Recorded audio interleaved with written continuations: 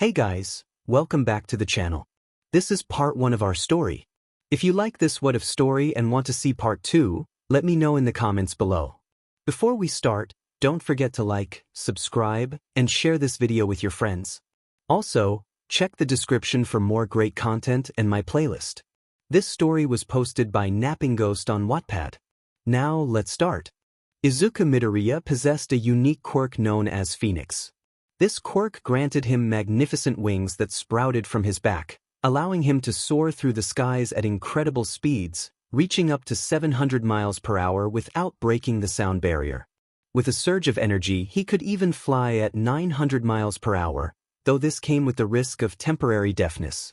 The wings were not just for show. They were adorned with flames that burned a brilliant blue, radiating intense heat that could be felt from the tips of the feathers to their inner sides. Izuku was also immortal. When faced with death, he would turn to ashes and reform within a minute. His quirk included various abilities, such as Phoenix Mode, which raised the temperature in a 50-mile radius and allowed him to unleash a powerful screech that could temporarily deafen those nearby. He could create heat gusts and had a special charm that could compel someone to obey his commands for a brief period, leaving them with no memory of their actions during that time. Additionally, he could control each feather individually and possessed telekinesis, a gift derived from the combination of his parents' quirks. However, there was a downside. Izuku struggled to control the heat of his wings, which were perpetually scalding. If he dispelled all his feathers, it would take 1 to 2 days for them to regrow. Izuku was living with his cousin, Keigo Takami, in a small house. One day, glass shattered on the wooden floor as the tension in the household escalated. The two children, aged 4 and 10, huddled close together, their fear palpable. Keigo's father, consumed by anger, blamed the children for his financial troubles, shouting at them in frustration. Izuku had been moved into this family against his will. After his 𝐒𝐮𝐬𝐃𝐞𝐭𝐚𝐢𝐥𝐬 parents, both pro-heroes, had abandoned him to protect their reputation, leaving him in the care of relatives. In a fit of rage, Keigo's father charged at Izuku, who instinctively shielded himself with his fiery wings. The man attempted to grab him, only to be burned and forced to drop Izuku. Keigo, desperate to protect his friend, pleaded for his father to stop, but instead he turned his wrath on his own son, slamming him against the wall. Izuku's heart raced as he witnessed the scene unfold. In a moment of bravery, he jumped to his feet, tears evaporating from his cheeks as he shouted for the violence to cease. His small hands pressed against his uncle's leg, causing him to recoil in pain. The chaos continued, with Keigo's mother urging her husband to calm down.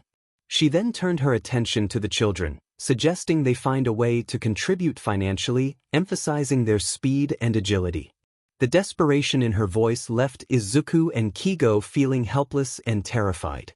That night, as Izuku lay in bed, he trembled from the day's events.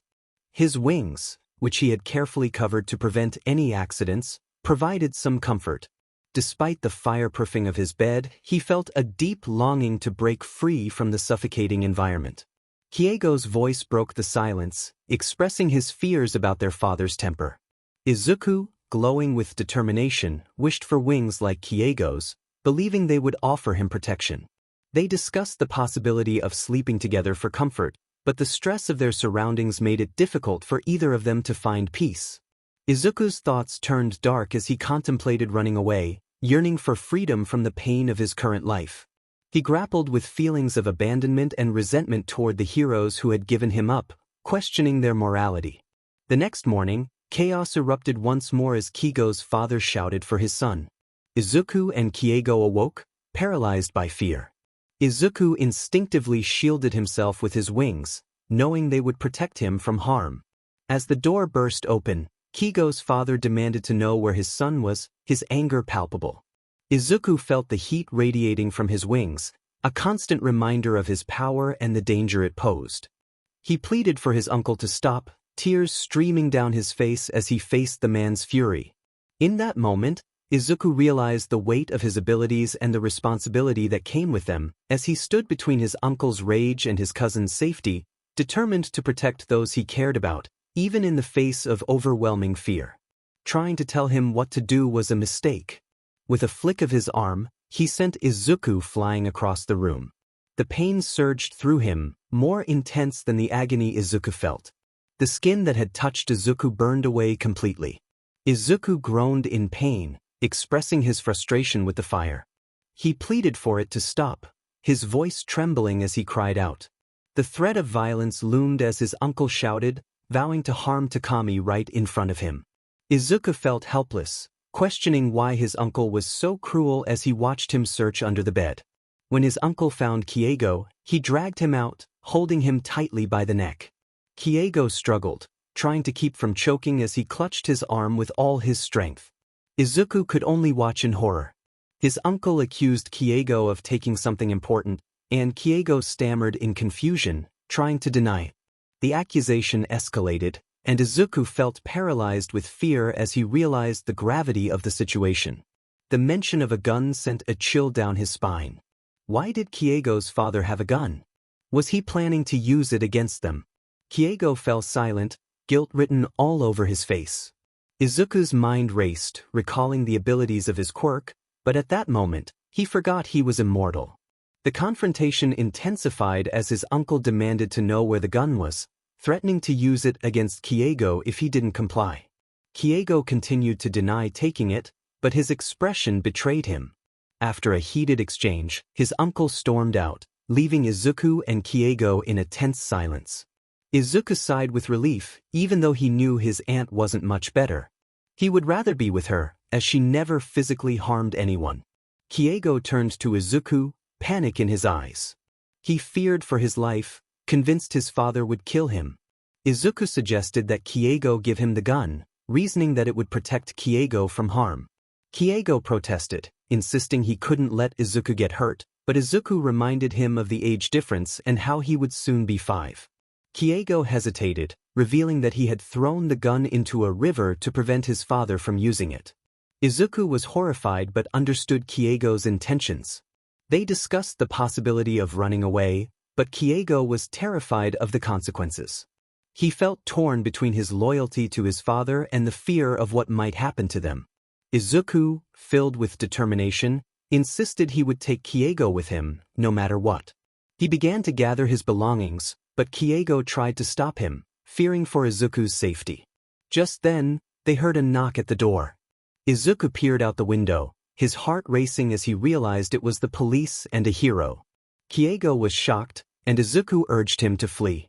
They understood the danger that heroes could pose, recalling the trauma they had experienced. The urgency of the moment pressed upon them as they prepared to escape. Keigo rushed to his room, gathering everything he could find along with some spare feathers. He hurried back to Izuku, who had opened a window that was hidden from those at the door. Keigo felt a surge of urgency as he prepared to leap into the unknown. As the police forcefully entered the small, run-down house, the two boys jumped out of the window, soaring into the sky with all their might. Izuku had been teaching Keigo to exercise his telekinesis, and Keigo had quickly grasped the skill. With adrenaline coursing through him, Keigo's eyes sparkled with excitement as they flew higher and faster than he had ever imagined. Izuku's face lit up with joy, tears of happiness streaming down his cheeks. They were free, and Keigo's exhilaration was palpable as he stretched his arms wide in the air. Izuku chuckled, feeling a sense of elation he had never experienced before.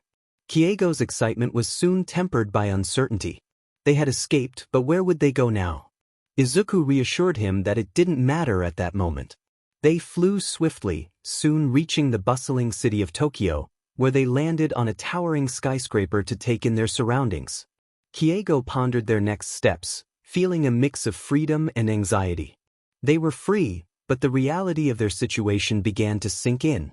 Izuku suggested they could live on the streets, asking for food and finding water from streams. Keigo hesitated, concerned about the cleanliness of the water and how they would stay warm in the winter. Izuku promised to keep him warm with one of his feathers and assured him they could boil water using his fire. Keigo's worries grew as he considered their lack of a plan. They were just two kids alone on a skyscraper, and it wouldn't be long before they were noticed. Izuku remained determined, insisting that they would find a way to survive. They could live in alleyways, where no one would bother them. As they descended and wandered the streets, Izuku had bundled their belongings into a large bag he found in an alleyway. 𝐾𝐮𝐬𝐽 helped carry it, but doubts lingered in his mind about their future. They were just trying to blend in and appear normal. Passing a store selling televisions, they caught a glimpse of the news. The infamous criminal known as Dagger had been captured, a man labeled a high threat for his past as both a serial killer and robber. The image of the criminal was all too familiar to 𝐾𝐮𝐬𝐽. It was his father. The realization weighed heavily on them as they continued down the street. 𝐾𝐮𝐬𝐽 suggested they seek out his parents, who were pro-heroes and could help them. But Izuku's voice turned somber as he recounted how 𝐾𝐮𝐬𝐽's parents had abandoned him, leaving him with his uncle without any explanation. The pain of that rejection hung in the air, and 𝐾𝐮𝐬𝐽 understood that this option was not viable. Izuku encouraged 𝐾𝐮𝐬𝐽 to focus on the present, reminding him that they had only just begun their journey. They should enjoy their newfound freedom for now. They turned into an alleyway, their legs weary from flying and the morning still young. They had eaten nothing and were feeling the strain of their escape. Izuku sat on the ground, careful with his wings to avoid causing any accidents. 𝐾𝐮𝐬𝐽 joined him, both of them exhausted. They discussed their options, but the reality of their situation was daunting. Finding jobs was impossible since they were underage, and the concept of child LBR was a barrier they couldn't overcome. 𝐾𝐮𝐬𝐽's stomach growled, a reminder of their hunger. Izuku stood up with determination, vowing to find food for both of them. He proposed they establish a base in a hidden alleyway, a place they could always return to. 𝐾𝐮𝐬𝐽 agreed, recognizing the wisdom in Izuku's plan. As they searched for a suitable alley, they finally settled on one that needed some tidying up. Izuku decided to go find food while 𝐾𝐮𝐬𝐽 set up their new space. Before leaving, Izuku placed one of his feathers in the alley to help him find his way back. With a promise to return safely, Izuku flew off to the main roads to beg for food. He approached a woman, using his telekinesis to gently tug at her shirt. When she turned to him, he pleaded for food, explaining his dire situation. Although she didn't have any food to give, she handed him 500 yen, a small fortune for a boy in need. His eyes lit up with gratitude as he accepted the coin, feeling a glimmer of hope in their challenging circumstances. Izuku reflected on the act of kindness he had just received. He felt a mix of gratitude and frustration as he considered the suggestion to seek help from the heroes. The thought of heroes only deepened his internal conflict, and he felt a grim determination. He nodded, though he didn't truly want to continue the conversation. The woman walked away, leaving him with a single coin in his pocket.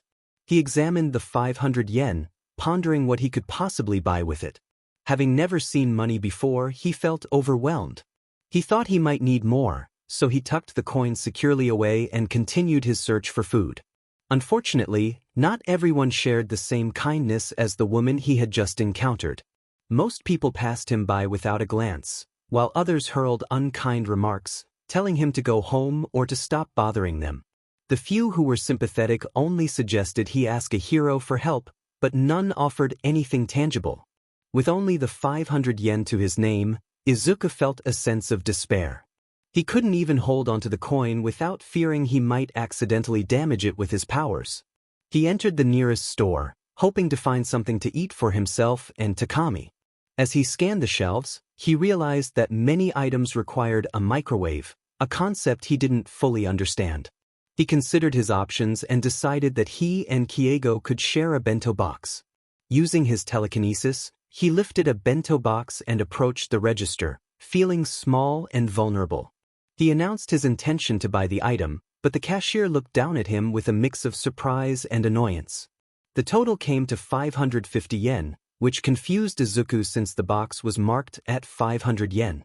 The cashier explained the concept of taxes, which only added to Izuku's confusion. He pleaded with the cashier to sell him the bento box for the amount he had, but the response was dismissive.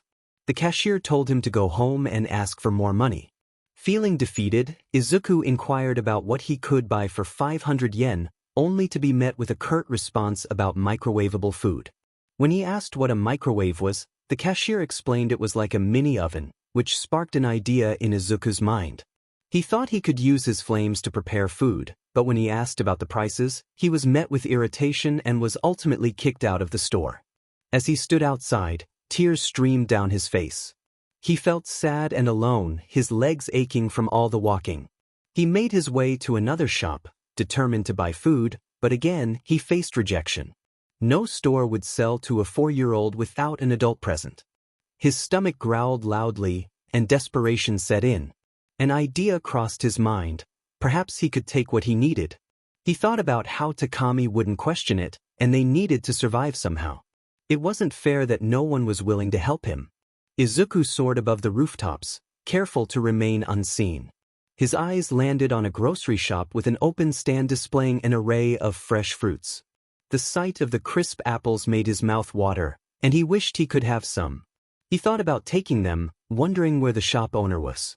Spotting the owner engaged with a customer by the vegetable section, Izuku quickly grabbed a plastic bag and used his telekinesis to fill it with as many apples as he could.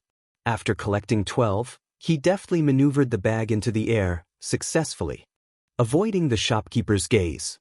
With a sense of triumph, he flew away, pleased to have secured some food. As he navigated through the alleyway system, he reflected on his journey back to the alley where Takami was waiting.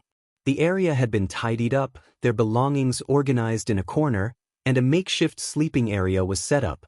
Upon arriving, Izuku announced his return with a grin, holding up the bag of apples.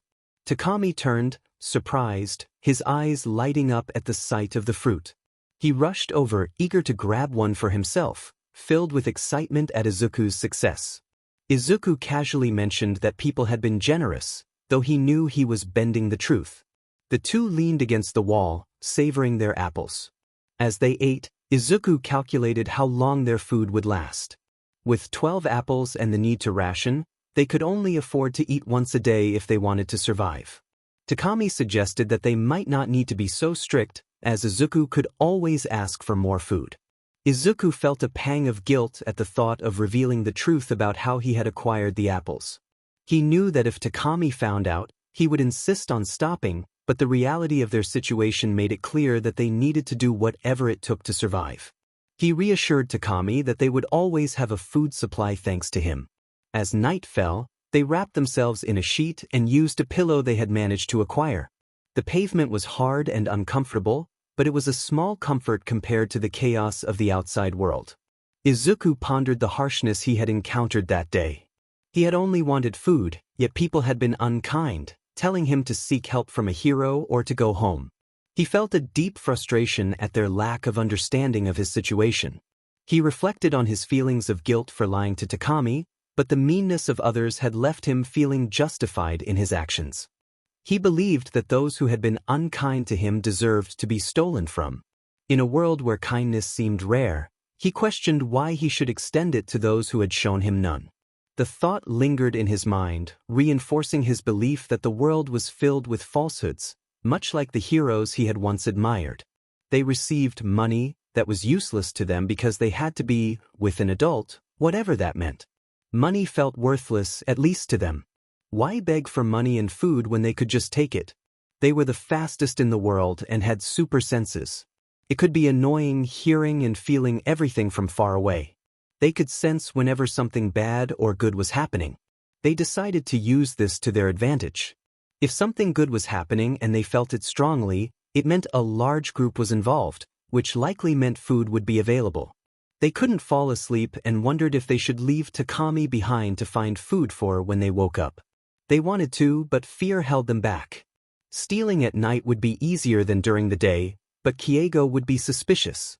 They wished 𝐾𝐮𝐬𝐽 would stop asking questions and just let them do what needed to be done. One of them had to take action. They shut their eyes and drifted off to sleep. When they awoke the next morning, they found themselves alone. A feather had been left in Takami's place, a sign that he had gone out. They thought about how they couldn't leave to get food without Takami around, fearing someone would steal their belongings. They groaned as they got up, their legs sore from sleeping on the pavement. It was the first time they had slept without worrying about dying the next morning. Even though they were outside in an alleyway, it felt safer than being at their old rundown home. They wondered how long Takami had been gone and why he left. Cleaning up seemed like a good way to pass the time. As they tidied up, they realized it was late in the morning. When they finished, Takami returned with 4 small snacks.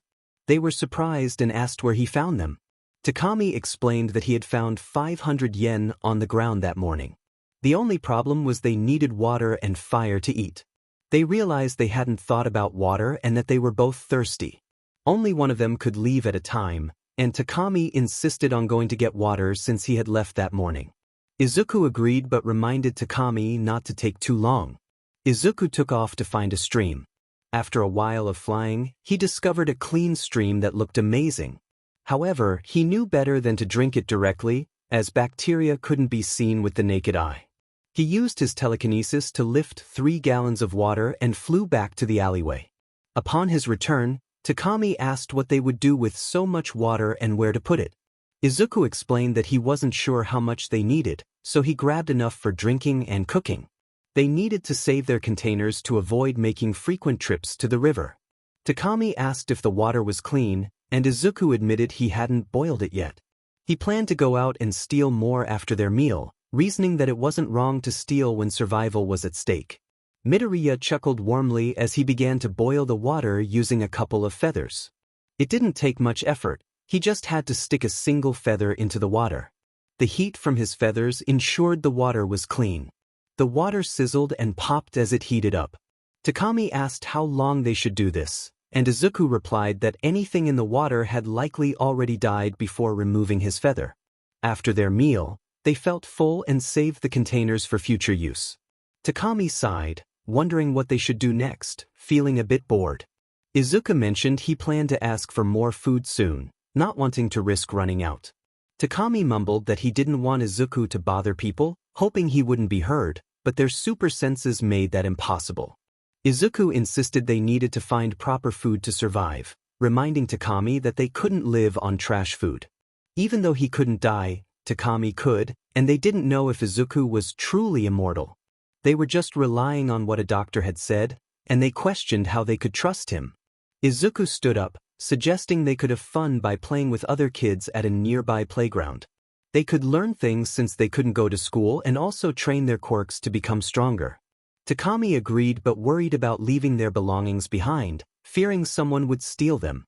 Izuku thought for a moment and decided that if he left at least 3 of his feathers behind, he could protect their things from a distance. Takami was hesitant about hurting anyone, but Izuku explained that they had to survive by any means necessary. Reluctantly, Takami agreed, and Izuku placed 3 of his feathers on guard.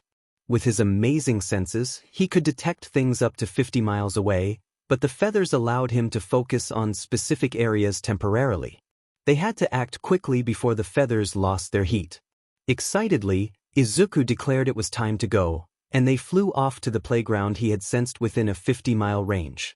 After a quick flight, they arrived at a small playground filled with kids playing and enjoying themselves.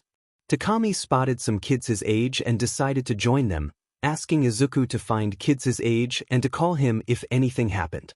Izuku nodded and began to look around, noticing a group of kids who appeared to be around 5 or 6 years old. That was his age range. They must live around here, not a single parent was with them. Izuku Midoriya ran up to the group, smiling as his wings flared up.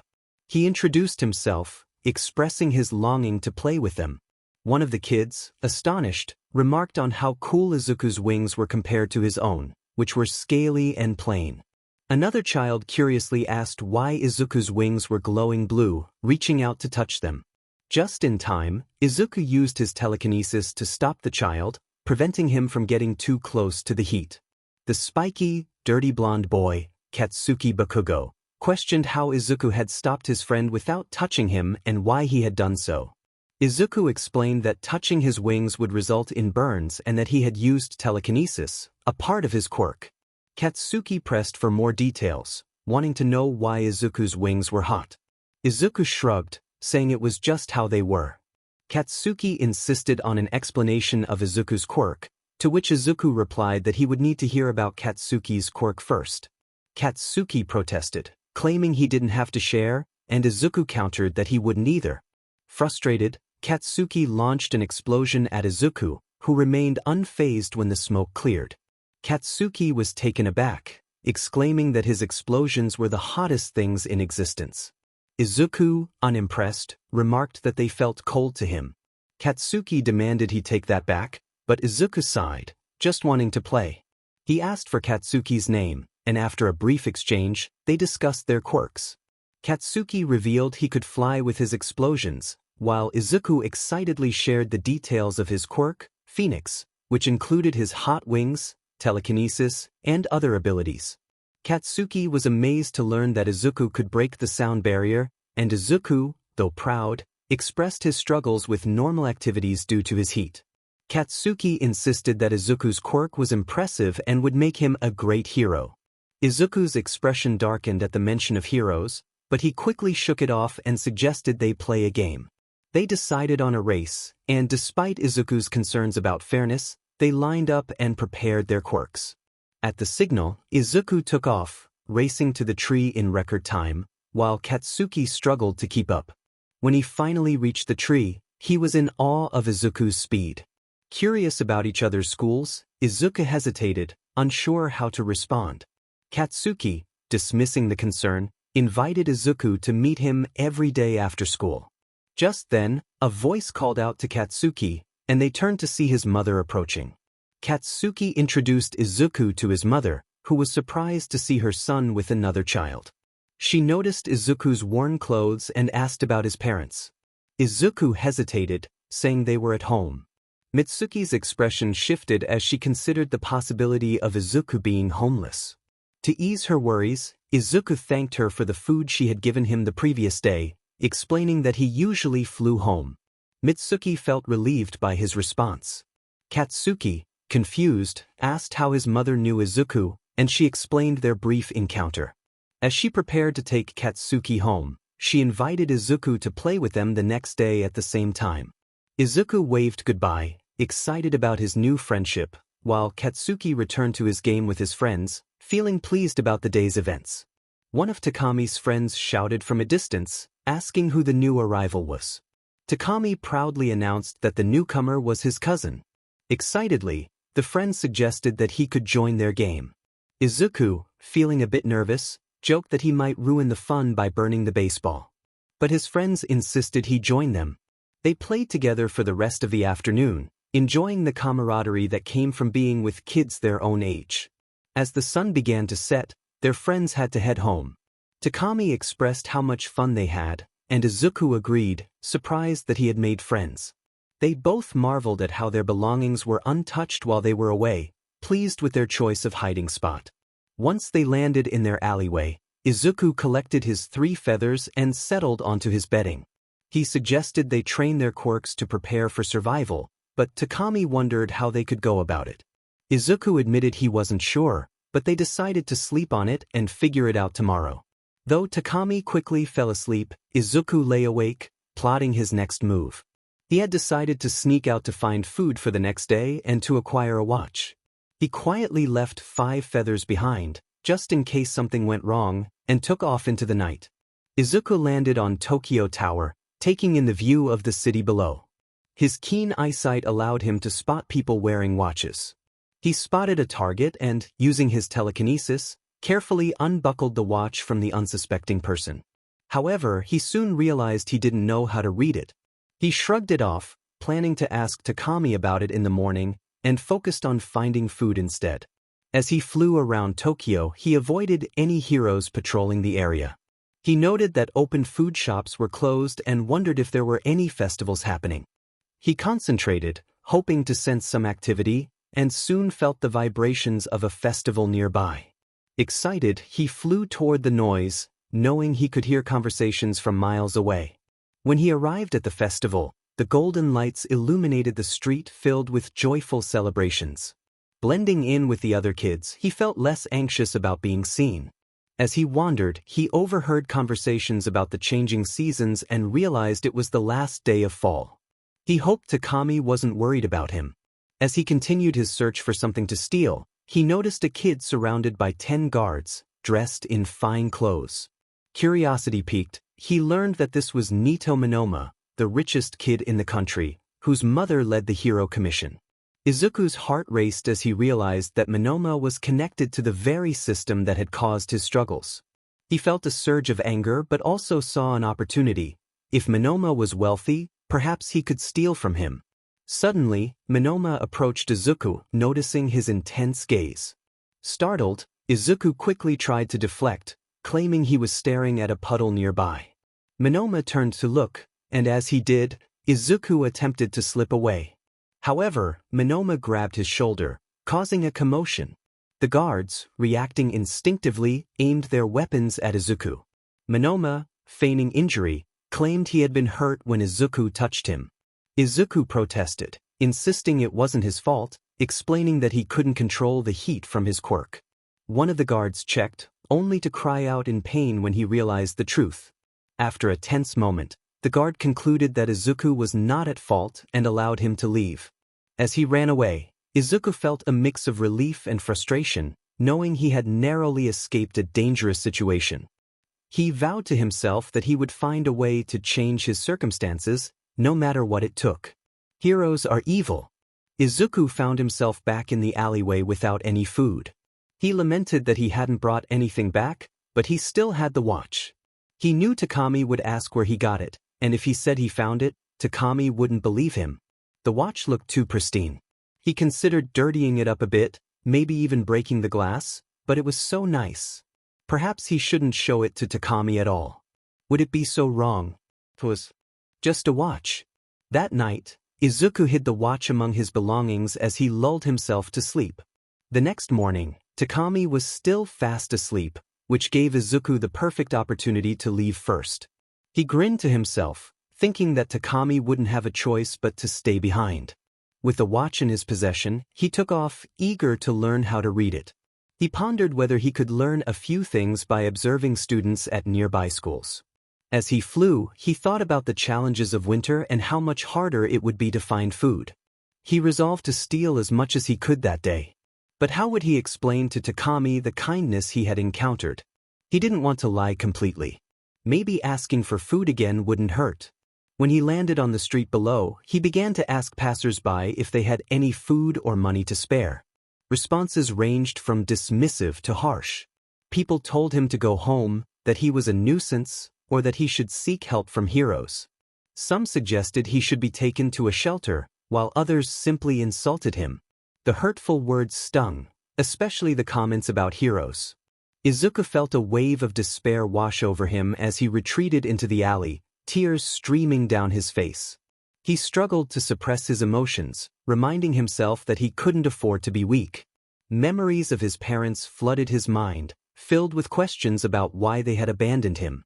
Just as he was lost in thought, a shout interrupted him. 3 older teens approached, their demeanor suggesting they were not in a good state of mind. The smell of smoke and alcohol was overwhelming. They taunted him, and before he could react, one of them punched him in the face, sending him to the ground. Pain shot through him as he scraped his elbows. He realized that one of them had a regeneration quirk, making him feel even more hopeless. The teens continued to advance, and Izuku felt cornered. They mocked him, calling him names and telling him he deserved the beating. In a moment of panic, Izuku flapped his wings hard, accidentally unleashing a burst of heat. The intensity of his quirk surprised him, and he watched in horror as the 3 teens were engulfed in flames. The acrid smell filled the air, and Izuku sat there in shock, his heart racing. He had never intended for this to happen. As he processed what had occurred, he felt a mix of fear and confusion. He had never wanted to hurt anyone, yet here he was, grappling with the reality of what he had done. The adrenaline coursed through him, and he knew he had to leave the scene. He stood up, his legs shaky, and flew away, desperate to escape the chaos of his thoughts. Once on the streets again, he caught a glimpse of his reflection in a shop window. His lip was swollen, and there was a gash on his forehead. He couldn't bruise easily due to his quirk, but the visible wounds reminded him of the encounter. He realized he needed to wash off the BLD and figure out how to move forward from this moment. He decided to fly to the lake. After a quick flight, he arrived and attempted to wash off the BLD stains on his body. Unable to cup the water with his hands, he dunked his face in to clean himself off. He thought about how he could hide the cut with his hair and tell Takami that he had accidentally bitten his lip if he noticed. Izuku shook his head as he dragged his hair over the wound before flying back. He still needed to gather food. He flew around Tokyo, spotting numerous food vendors. Discreetly, he took food when no one was watching.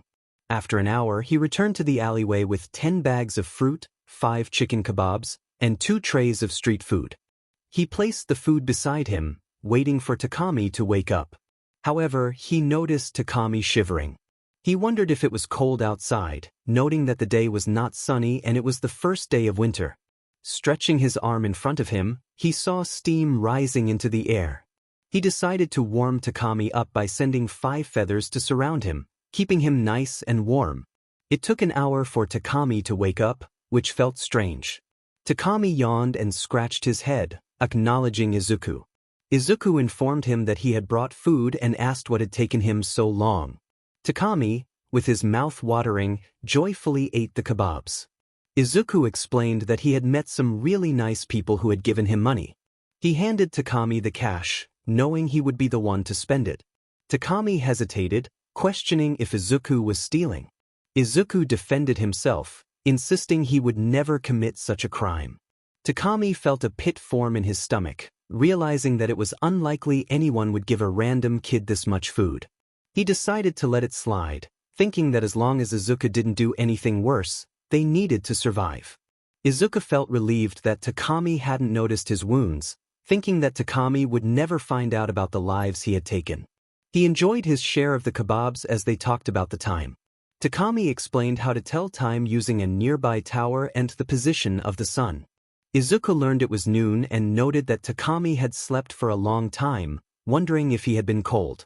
Takami confirmed that he had been freezing, and Izuku promised to keep him warm. As the afternoon approached, Takami showed Izuku the large clock they could use to tell time, and they flew to the park. Upon arrival, Izuku spotted 𝐒𝐿𝐬 waiting by the swings and greeted him. 𝐒𝐿𝐬 remarked on how long it took Izuku to arrive, and they joked about it. 𝐒𝐿𝐬 noticed Izuku wasn't wearing a winter coat, and they decided to race again, agreeing to run without using their quirks.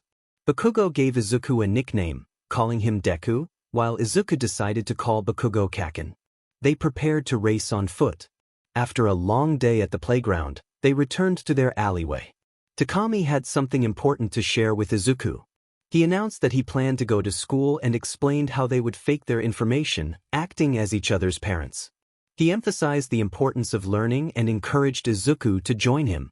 Izuku was confused about how they would manage to fake their parental information, but Takami assured him they could use a random address and a fake phone number. They discussed the logistics of applying to school and how they would obtain the necessary materials. Eventually, they applied and were accepted. Winter proved to be harsh on the streets, with food becoming scarce. Izuku resorted to taking from vending machines as the cold began to take its toll on him. He had unintentionally found himself in numerous street fights, and most of those encounters ended with someone seriously hurt. However, Takami remained unaware of the extent of Izuku's involvement, as Izuku kept everything under wraps. Through these fights, he taught himself hand-to-hand combat. Growing up, he had only 2 friends, Takami and 𝐒𝐿𝐬. With little emotional support, he learned to suppress his feelings when times got tough. To defend himself, Izuku began training his body and mastering every aspect of his quirk. By the age of 8, he had already faced 30 opponents, could utilize all his quirk's abilities, had developed a decent physique, and was quite intelligent. Living on the streets made it difficult for him to express his emotions, often resulting in outbursts of anger during fights. Despite being so young, he was also quite stealthy, learning to steal from shops rather than just outside them. It was a challenging endeavor, but he managed. His deep-seated resentment toward heroes only grew over the years, leading him to steal directly from them. He would take anything he could easily grab: wallets, jewelry, gloves, whatever he could find. Takami noticed this behavior but chose to ignore it, as he felt indebted to Izuku for their survival. Takami was more focused on his studies, driven by a goal that he didn't realize would hurt Izuku personally. The time had come to apply for high schools, and Takami had his sights set on one that could potentially change their lives. He excitedly approached Izuku with his plan. Izuku paused his training, turning to Takami with a dull expression as Takami shared his aspirations of applying to UA High School. He believed that if he could secure a spot in the hero course, he could become a successful hero and provide a stable home for both of them before Izuku even started high school.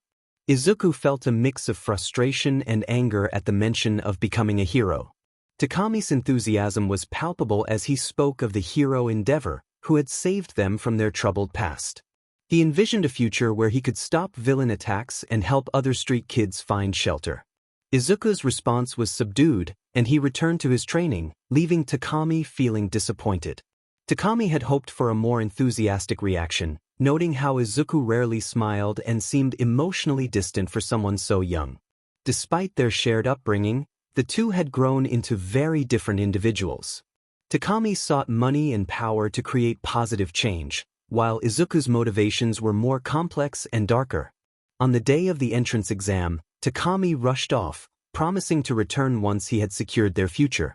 Izuku, left alone, resumed practicing his quirk, feeling conflicted about his cousin's aspirations. As he flew through the air, he reflected on his own path. He had been the one to survive through trouble, and now Takami wanted to become a hero, the very thing Izuku despised. He thought about the implications of his actions and what would happen if Takami discovered the truth about him. Landing in an alleyway, he encountered a small gang that demanded money from him.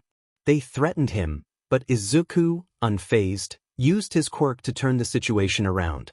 He confronted them, reminding them of their low tactics, and prepared to defend himself. "You stole from us 𝐼-blah-blah."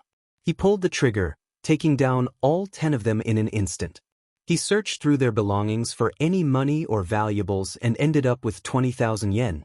40 people now. I've managed to take down 40 over the years. And even with their deaths, I still can't escape the streets.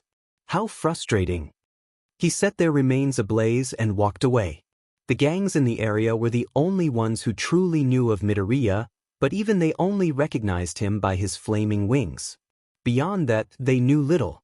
They understood that silence was key to survival. Snitching would only lead to their own demise. The ashes Izuku left behind usually blew away before anyone could notice, leaving no evidence of his actions. 2 weeks later, Keigo stood before Izuku, excitement radiating from him. "Izuku, my results are finally here." "Open it then," Izuku replied, his tone flat. Keigo's wings fluttered nervously as he opened the letter, his heart racing. This moment could determine whether they continued living on the streets or not. "Hello Takami Keigo, after careful evaluation of your entrance exam results, including physical ability and mental aptitude, we are pleased to inform you that you have been accepted into the hero course at UA High School. You are in Class 1A. Press this button again for your uniform. Classes will start next week, so be prepared." Izuku's eyes widened, disappointment creeping into his heart, but he couldn't help but feel a flicker of happiness for his cousin's reaction. "I did it. I did it. Izuku, we won't have to live on the streets anymore. We'll finally have a home. I did it." Keigo cheered, tears streaming down his face. "Yay. Come on, smile. We won't have to resort to stealing anymore. We can help other kids in need. Izuku, don't you realize how amazing this is?" "I do. Sorry, I just don't know how to react. I can't even hug you. Can you at least cheer? I'm doing this for both of us." Izuku sighed, forcing a smile. "Hey, you got in. Congrats." Keigo chuckled. "That's enough. Well then, Izuku. In 5 years, we'll be living in a house. And you'll also be going to high school in 5 years. This is amazing. We'll both be successful. I guess. Alright, stop being a party pooper." He chuckled as he pressed the button again, watching his uniform materialize. "How much do you think the button sells for?" "We're not selling this. It'll be a keepsake for the future." "Alright, while you make memories, I'll worry about how to eat for another day." "Don't phrase it like that. Now I feel guilty." "Yeah, anyway, here." He handed Keigo a cardboard box, avoiding eye contact. "Did you get me a gift?" His eyes lit up as he opened the box carefully.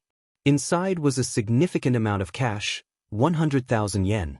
Izuku, this is a lot of money. Why are you giving me all of it? You need to buy more uniforms, supplies, a better backpack, and other things. You'll get made fun of if you don't. You don't exactly have thick skin. You also need some celebration food, don't you? Stores won't let me buy anything yet.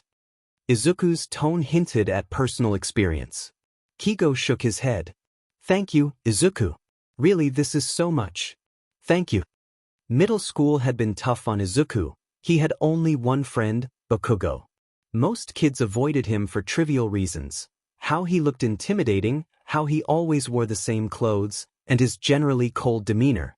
Izuku didn't bother stealing clothes. Most of them weren't fireproof anyway. However, whenever he found fireproof clothes at specialty stores, he would take a few. The problem was that those stores were rare, making it difficult for him to wear different outfits daily. For some reason, he was judged for that. Hello class. Today marks the beginning of your application process for high school. The teacher cheered, energizing the room. Now, who really needs these papers? You're all applying to UA, aren't you? He tossed the application papers into the air. The class cheered, showcasing their quirks, while Izuku remained indifferent. 𝐶𝐮𝐲𝐸, don't lump me in with these losers. They'd be lucky to end up as a sidekick to some low-tier hero. Everyone knows I'm the real deal. Bakugo scoffed. The class groaned at his response, hurling insults back at him. You arrogant 𝐿. Who's to say you won't end up that way? Idiot. Oh, Midoriya, you're also applying to UA, the teacher read off. Izuku wasn't applying by choice. He actually wanted to drop out. However, Keigo and Bakugo wouldn't allow it. Huh? Good luck getting in with me in the competition, Bakugo teased. The class fell silent as the teacher continued discussing high school applications. Keigo had already graduated and was now a full-time hero, gaining money and popularity rapidly as he climbed the ranks. Within 5 months, he had become the number 3 hero, just behind 𝐒𝐮𝐷 and All Might. He and Izuku had bought a home, finally leaving the streets behind. But even with a home, Izuku's darker tendencies hadn't vanished. They had become habits, ingrained over 9 years. A total of 200 people had fallen because of him, but no one knew. As Bakugo walked home with Izuku, he initiated a conversation. Oi, you know the number 3 hero. What about him? Izuku raised an eyebrow. You look a lot like him. And when we were kids at the playground, I saw another older kid who looked familiar. By any chance, is he your brother? Izuku sighed, worried about the implications of being related to a hero. You're lying to me, it's impossible. He's my cousin. We just grew up together, that's all. Huh, I knew you two were related. Wait a minute. Hey, no fair. That means you have a higher chance of getting into UA because of him. That's not my fault, Izuku yawned, subtly taking some fruit from a shop as they passed by. I'll still get in. I'm not challenging that. You aren't enthusiastic about this at all. Were you expecting me to be? 𝐶𝐮𝐲𝐸, this is where we part ways. See you tomorrow or something. Izuku waved as Bakugo took a different route. He flew into the air, preparing to commit his next act when his phone rang. He sighed as he answered, Hello, hey Izuku. I'm on shift and I see you. Look behind you. In the distance, Izuku sensed someone nearby. He had been trying to ignore them to avoid drawing attention to himself. When he turned around, he saw Keigo smiling and waving. Izuku waved back, but suddenly, Keigo flew toward him without hesitation and hugged him, despite being on fire. He had made sure to wear fire-resistant clothes for this very reason. Izuku warned him, concerned about the flames, but Keigo insisted he was fine. He explained that his hero outfit was insulated to protect him from intense temperatures, including heat. Izuku rolled his eyes, stating he was just headed home. Keigo questioned whether Izuku was truly done with his old habits, to which Izuku affirmed he had quit a while ago. Keigo expressed relief at this. Suddenly, the sounds of cameras snapping filled the air as Izuku stared, dazed by the bright flashes. Fans shouted excitedly, speculating about Izuku's identity. Keigo chuckled and introduced Izuku as his little cousin, who was applying to UA soon, encouraging everyone to support him. Izuku gritted his teeth, feeling frustrated that he would now be recognized on the streets. As Izuku brushed 𝐾𝐿 off his shoulders, he groaned about going home, annoyed by the attention. 𝐾𝐿 waved goodbye as Izuku dashed off, contemplating how difficult it would be to return to his old ways now that people knew about him. He entered his home, which was fully fireproof, a costly investment 𝐾𝐿 had made. Izuku thought to himself about heroes and their selfishness, vowing to rid the world of them. He planned to start with All Might and the Hero Commission, knowing 𝐾𝐿 worked under them. He felt the pressure of being recognized as 𝐾𝐿's cousin and realized he would have to be more discreet about his actions. He headed upstairs to do his homework. Night fell quickly, and 𝐾𝐿 finally returned home, announcing his arrival loudly as he placed 2 boxes of pizza on the kitchen counter. Izuku groaned at the noise, wishing for a quieter entrance. The smell of pizza wafted through the house as he came downstairs. 𝐾𝐿 joked about Izuku falling asleep, but Izuku pointed out that it was usually 𝐾𝐿 who struggled to stay awake. 𝐾𝐿 mentioned the upcoming entrance exam and suggested they train together. Izuku replied that he had already been training, but 𝐾𝐿 insisted he needed to build muscle and practice fighting techniques. Izuku defended his abilities, claiming he wasn't as weak as 𝐾𝐿 thought.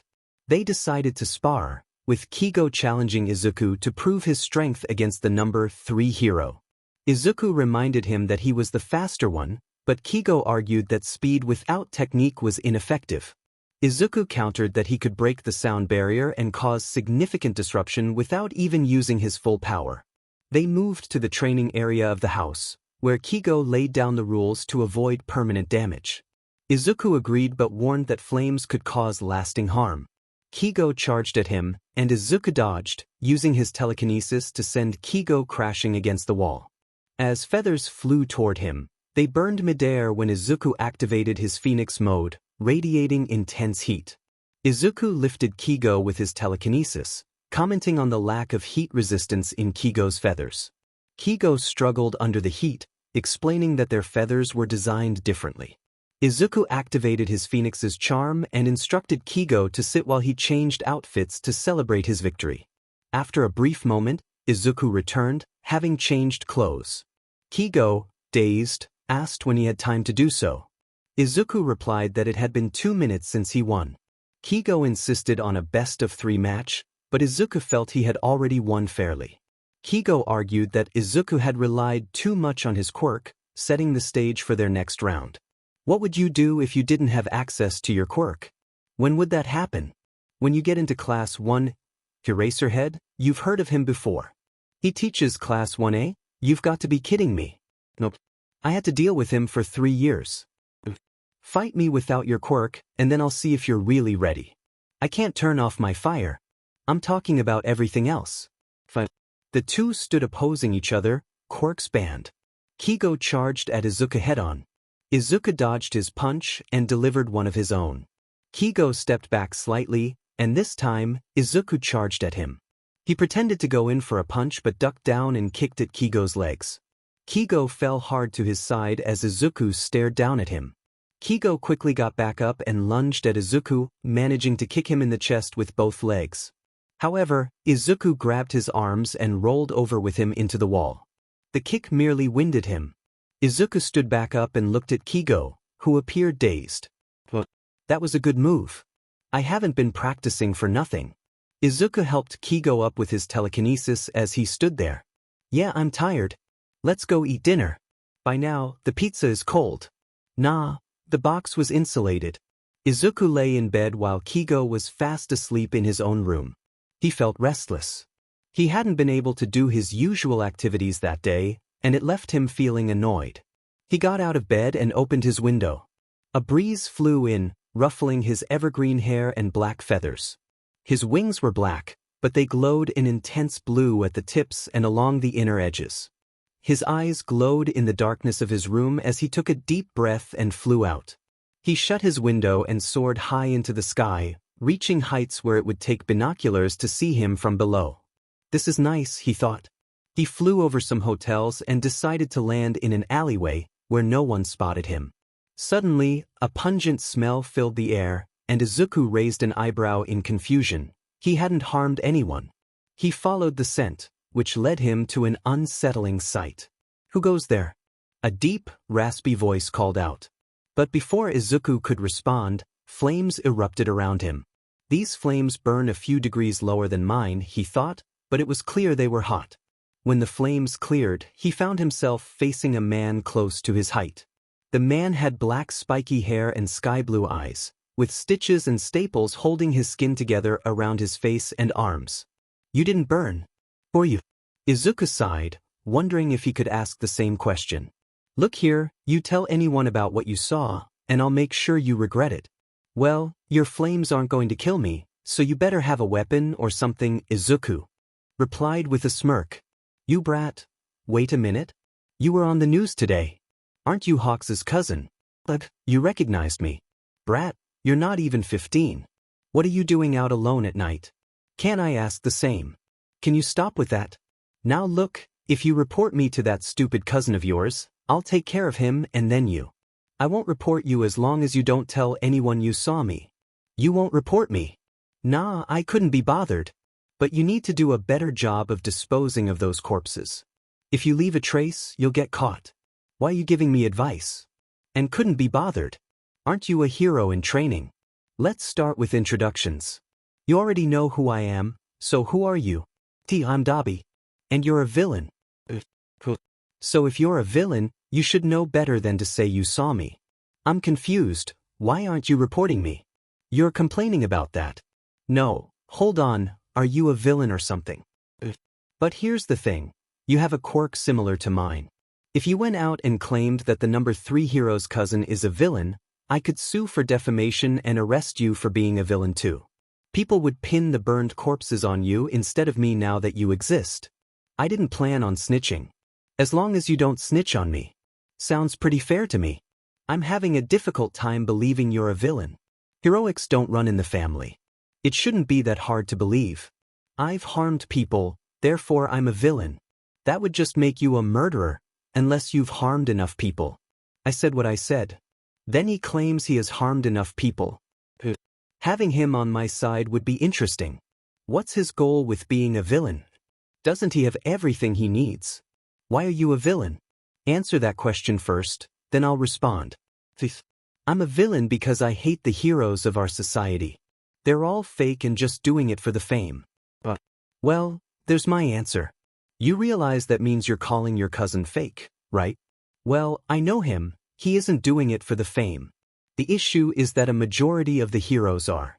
Once I rule, he won't have a reason to be a hero anymore, and therefore he won't have to die. You'd harm him? Of course not. He's like my brother. If I harmed him, it'd be like harming myself. So we're on the same page about heroes. So, why don't we work together? Work together? I've always worked alone. Well, having backup might help you in the future. Fine then. Let's exchange contact info. Got a phone? They exchanged numbers. You're saved as Kuro. If Hawks ever calls, you're a friend I met outside of school. All right. With questions being brought up, how old are you exactly? 21. I see. You'd be old enough to be Hawks' friend. Never in a million years. I've got to go. Keep my identity a secret if you don't want to face serious consequences. Izuku flew off. Interesting. He's like me in a few ways, aside from quirks, obviously. Working with him will be intriguing. He'll be useful to pin deaths on if it ever comes to that. How convenient. Izuku returned home, and Keigo never knew he had left. And he would never find out. It was a cold winter day when Izuku stood outside the gates of UA with Keigo. Well then, cousin. This is it. The day of the entrance exam arrived. If they were being honest, Izuku could probably get in on a recommendation alone. However, he was determined to earn his place fairly. He felt a mix of excitement and nerves as he prepared for the day ahead. Keigo laughed as he playfully nudged Izuku, encouraging him to get moving. As Izuku walked, he noticed a crowd forming around his cousin, feeling the weight of curious stares directed at him. Bakugo approached, a smirk on his face. He remarked that he thought Izuku had given up due to the competition. Izuku was puzzled, unsure of what competition Bakugo was referring to. Bakugo looked around, noting that hardly anyone seemed capable of fighting. He then questioned why everyone was staring at Izuku. Izuku explained that Hawks had pushed him away at the entrance, prompting Bakugo to express surprise that Hawks was present. Izuku glanced back to see Keigo waving goodbye, which made him groan in response. Bakugo scoffed at the attention Izuku was receiving, declaring that he would be the #1 hero once he graduated. Izuku, however, didn't plan on becoming a hero himself.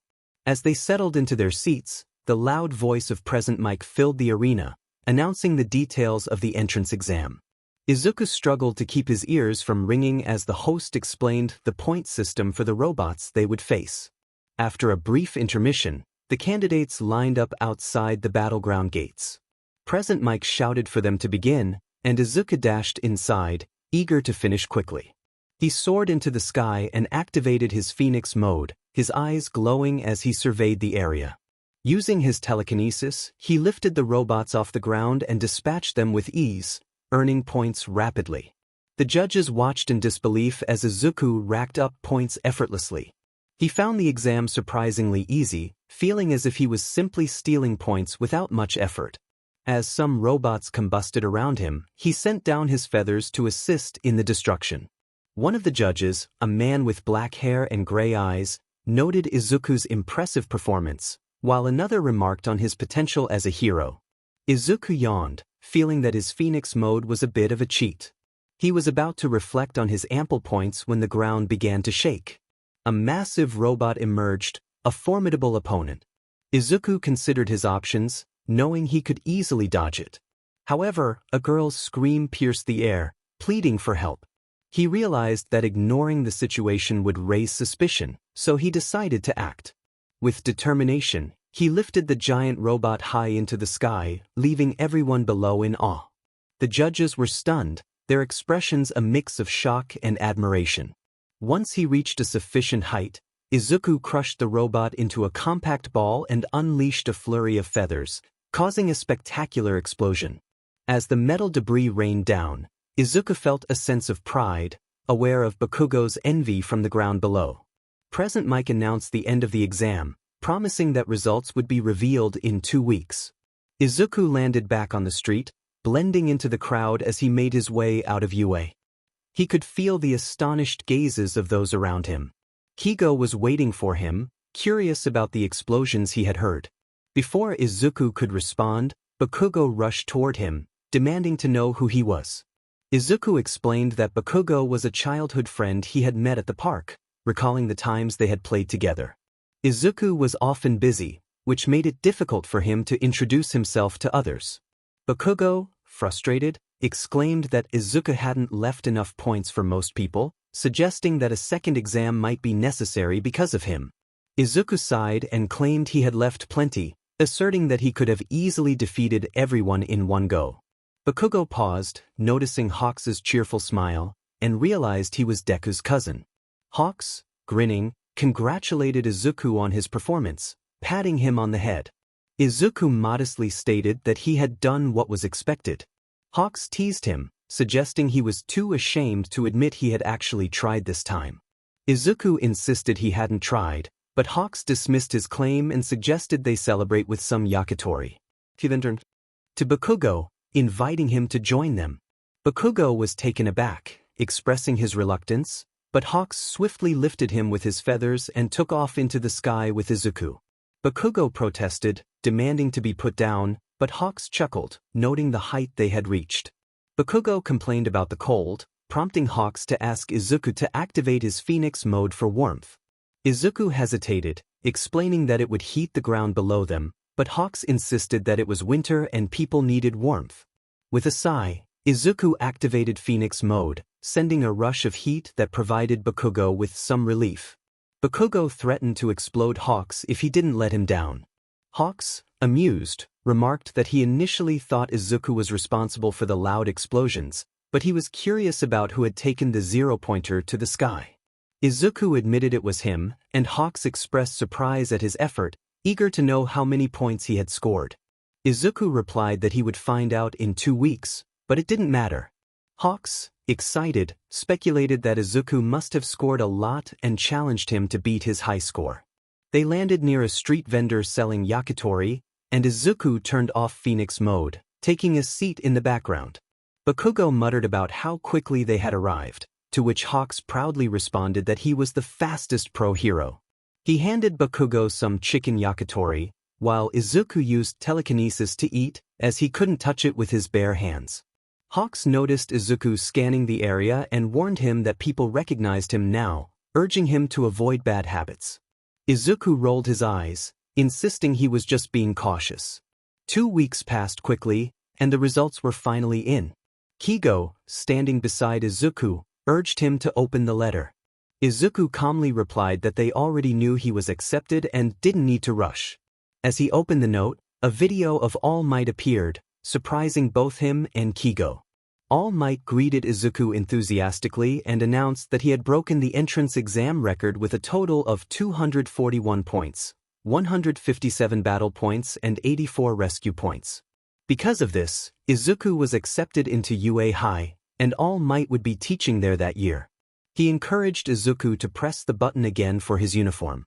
Excitedly, Keigo pressed the button, and the uniform popped out, perfectly tailored to Izuku. However, as soon as he touched it, it ignited into flames. Confused, Izuku questioned the logic behind the uniform being fire-resistant yet still catching fire. Keigo pointed out that Izuku's own flames must have intensified due to his excitement. Realizing he needed to control his emotions better, Izuku took a deep breath to calm himself. Keigo chuckled, suggesting that Izuku would make quite an impression without a uniform. He handed Izuku another shirt after he lost the sleeves of his current one, reminding him that emotions could cause his flames to flare up. Izuku acknowledged the need to keep his emotions in check, especially since he would see All Might frequently at UA.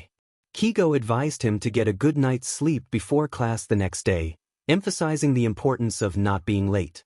Just as Izuku was about to head out, his phone rang. It was Bakugo, who immediately shouted that he had gotten in and asked if Izuku had as well. Izuku calmly confirmed his acceptance, but Bakugo, eager to celebrate, suggested they go to the arcade. Keigo, stepping in, answered for Izuku, insisting he should go celebrate with his friend. Reluctantly, Izuku sighed and walked out to join Bakugo, realizing that perhaps a little celebration was just what he needed. He grabbed his shoes and flew to the arcade. When he arrived, Bakugo was already waiting. Izuku asked if he had taken long, to which Bakugo replied that he had just gotten there. They walked into the arcade and played some games in celebration. Bakugo inquired about Izuku's score, and when Izuku revealed it was 251, Bakugo was shocked, exclaiming that his own score was only Izuku's, simply stated that he was better, prompting Bakugo to tell him to be quiet. Izuku mentioned he needed to get home before sunset, and Bakugo noted they still had 2 hours left. Izuku explained he was just giving a heads up, and they continued to play for the remaining time. As sunset approached, they left the arcade and strolled down the street, the sky painted in appealing golden hues.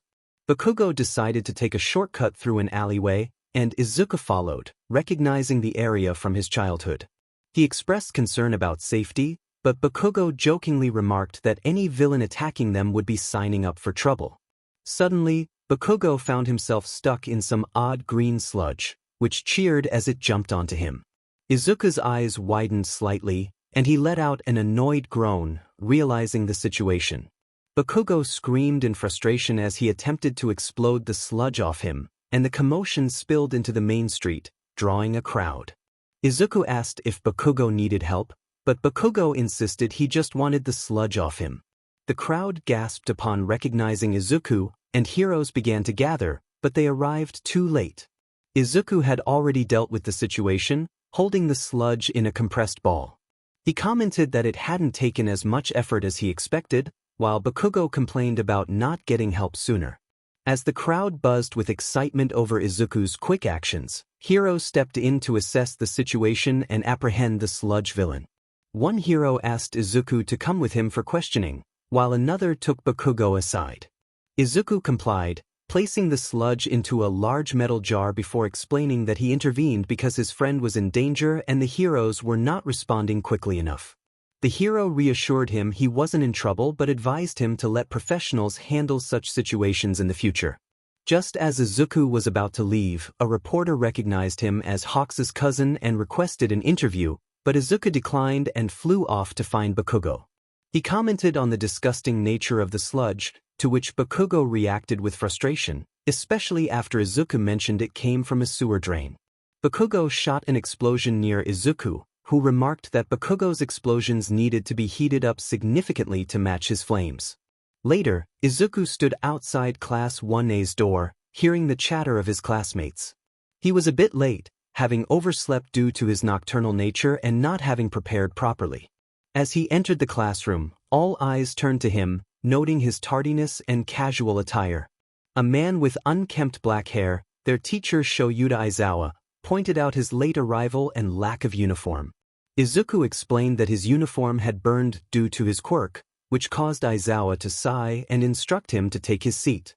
As Izuku walked to his desk behind 𝐒𝐿𝐬, the seat collapsed beneath him. 𝐼𝐻𝐬 asked about the temperature of Izuku's quirk, and Izuku replied it ranged from 3,000 to 5,000 degrees Fahrenheit. 𝐼𝐻𝐬 instructed him to stand for now, and the class began. He told the students to change into their gym uniforms and meet him outside, ignoring the protests about orientation. Izuku tried to grab his gym outfit, but it combusted upon contact.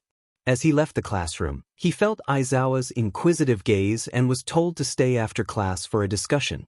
Izuku groaned internally but complied. Outside, 𝐒𝐿𝐬 laughed at his misfortunes, prompting Izuku to defend himself, confused about why the chairs during the entrance exam hadn't caught fire. He was interrupted by a stern navy-haired classmate with glasses, who criticized him for being out of uniform, late, and causing destruction.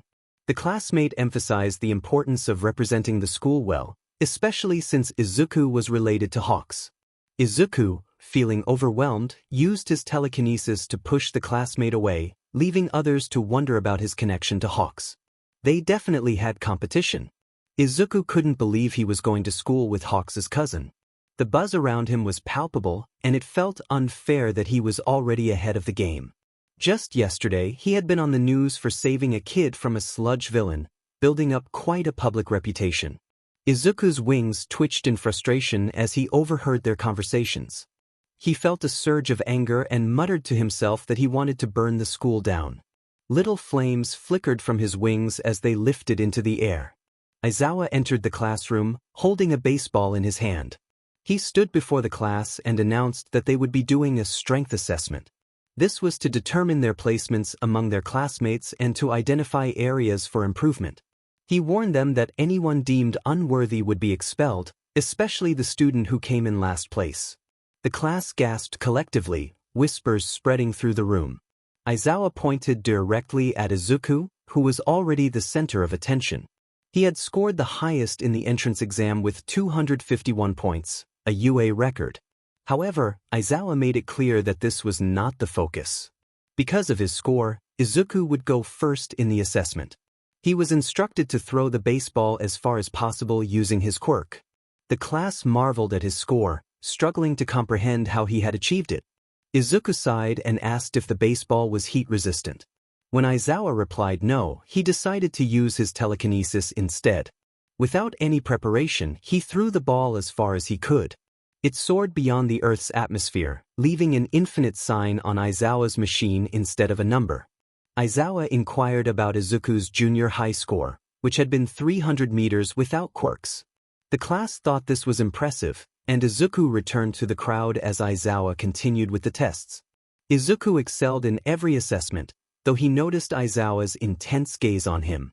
𝐼𝐻𝐬 recognized him from a few years back when he had asked for food and money on the streets. He contemplated discussing this with Izuku, especially considering Hawks was his cousin. The test concluded, and the results were posted. No one wanted to be in last place. Izuku noted his first-place score, significantly ahead of his classmates. A short purple-haired boy expressed his fear of expulsion, and 𝐼𝐻𝐬 clarified that his earlier warning was a tactic to motivate them. He dismissed the class for lunch, encouraging them to introduce themselves. Izuku attempted to leave but was immediately surrounded by classmates eager to know how he achieved his high score. He felt overwhelmed by their enthusiasm, especially when they commented on his flaming wings. Frustrated by the lack of personal space, he flared his wings upwards, using telekinesis to create some distance. As he flew up a bit, he heard apologies from the crowd below. Once he landed, he made his way to 𝐼𝐬𝐻𝐬's classroom, where 𝐼𝐬𝐻𝐬 was waiting. 𝐼𝐬𝐻𝐬 addressed a couple of matters, including Izuku's lateness and the delay in his uniform arrival. He requested a sample of Izuku's clothes to help with the uniform design. Izuku agreed. 𝐼𝐬𝐻𝐬 then brought up their past encounter on the streets, confirming that Izuku was no longer in that situation. Izuku affirmed that he now lived with Hawks. 𝐼𝐬𝐻𝐬 felt relieved and dismissed him, reminding him not to be late the following day. As Izuku entered the lunchroom, he noticed a large crowd gathered around a table. Curious, he listened in on their conversations, realizing it was someone well-known, likely a celebrity or hero. He flew up to get a better view and spotted 𝐒𝐮𝐲𝐻𝐬, asking him about the commotion. 𝐒𝐮𝐲𝐻𝐬 shrugged, uninterested. Izuku used his telekinesis to part the crowd, raising an eyebrow at the person everyone was surrounding. He didn't recognize them at all. Suddenly, the person noticed Izuku and seemed surprised, as if they recognized him. They introduced themselves as Hawks' cousin and mentioned their connection to Izuku. Izuku felt a surge of anger but tried to keep it in check. The person showed a burn scar on their hand, reminding Izuku of their past encounter. They claimed to have forgiven him for what had happened when they were younger, but Izuku felt the need to defend himself, insisting it wasn't his fault. Izuku felt the weight of his actions as he lifted everyone in the lunchroom to the ceiling, his anger unintentionally amplifying his strength. 𝐒𝐮𝐲𝐻𝐬, struggling to enjoy his lunch, shouted out to him. Izuku sighed, trying to calm the situation as he gently placed everyone back down. The crowd erupted in excitement, praising his strength and comparing him to Hawks. Feeling overwhelmed, Izuku flew off to his own table, hoping to escape the attention. 𝐒𝐮𝐲𝐻𝐬, sitting nearby, commented on Izuku's rocky first impressions. Izuku, still flustered, replied that he couldn't even sit down without causing chaos. Their banter continued, with 𝐒𝐮𝐲𝐻𝐬 teasing him about a previous incident involving a melted desk. Just then, a cheerful electric teen approached Izuku, introducing himself as Denki Kaminari and declaring their newfound friendship. Izuku was taken aback by the sudden bond, feeling uncertain about how to navigate these new relationships. As the day progressed, Izuku found himself surrounded by new acquaintances, including 𝐒𝐻𝐻𝐬 Kirishima and 𝐻𝐻𝐻𝐸, who welcomed him to their group. Despite their friendliness, Izuku felt awkward, unsure of how to engage in conversation. 𝐒𝐮𝐲𝐻𝐬 found amusement in Izuku's struggles, but the school day eventually came to an end. As they walked outside, 𝐒𝐮𝐲𝐻𝐬 asked if his cousin would pick him up again.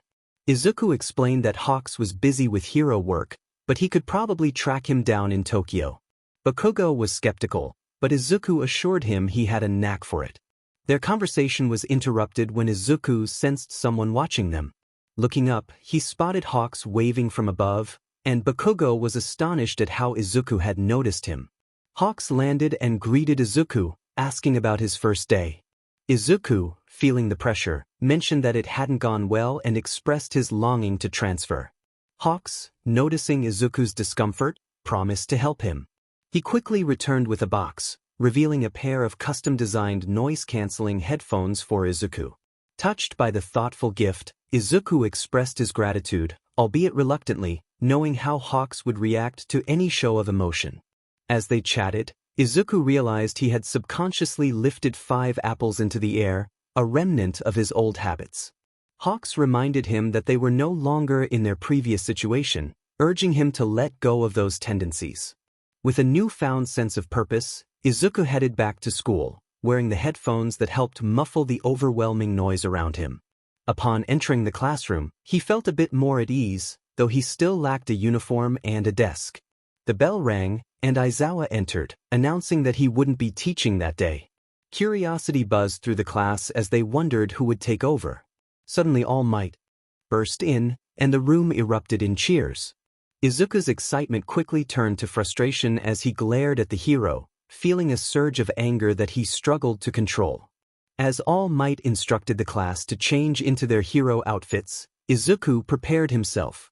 His outfit, designed by Hawks, was sleek and functional, featuring slots for his wings and vents to manage heat. He felt a mix of anticipation and anxiety as he joined his classmates, ready to face whatever challenges lay ahead. It was designed to prevent him from causing any fires. All Might cheered as everyone gathered around, admiring their outfits. He exclaimed how marvelous they looked and saw future heroes among them. Izuku felt a twitch in his eye as the air grew noticeably warmer. He commented on how it was unusually hot for late fall, and he sighed as he turned off his Phoenix mode. All Might began to explain the rules of the exercise. There would be 2 teams, villains and heroes. Each team would consist of pairs, with the villains tasked with protecting a weapon located in a designated building. The hero's objective was to secure the weapon. If the villain team managed to subdue the heroes or protect the weapon for 15 minutes, they would win. The heroes would win if they touched the weapon.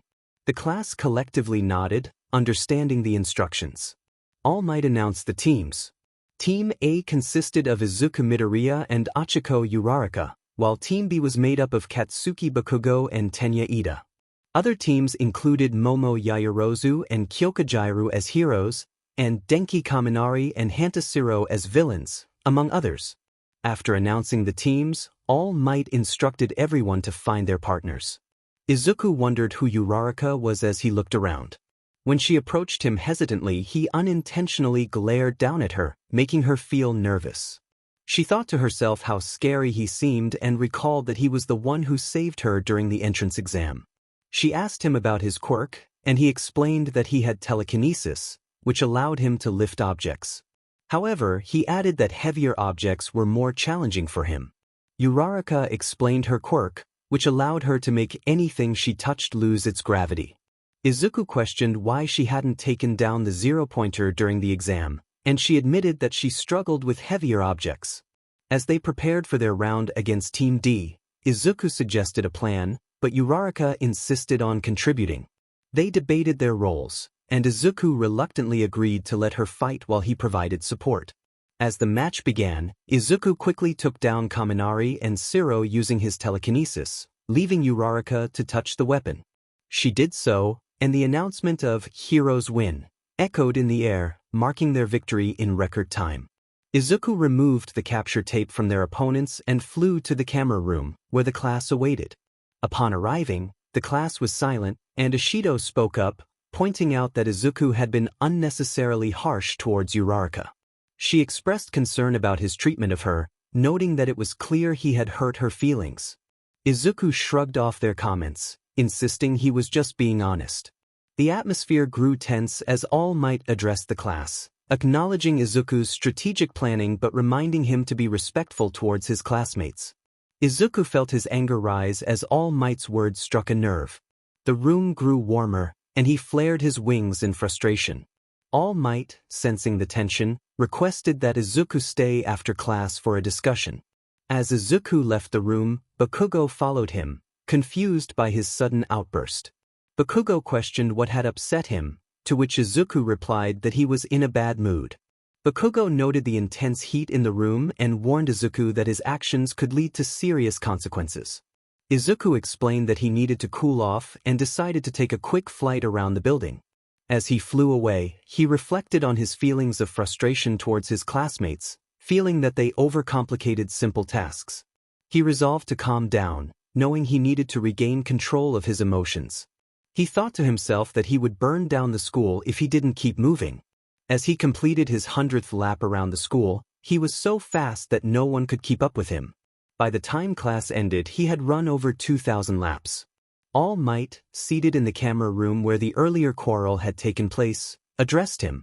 "Okay, young Midoriya. I assume you understand why we're having this discussion."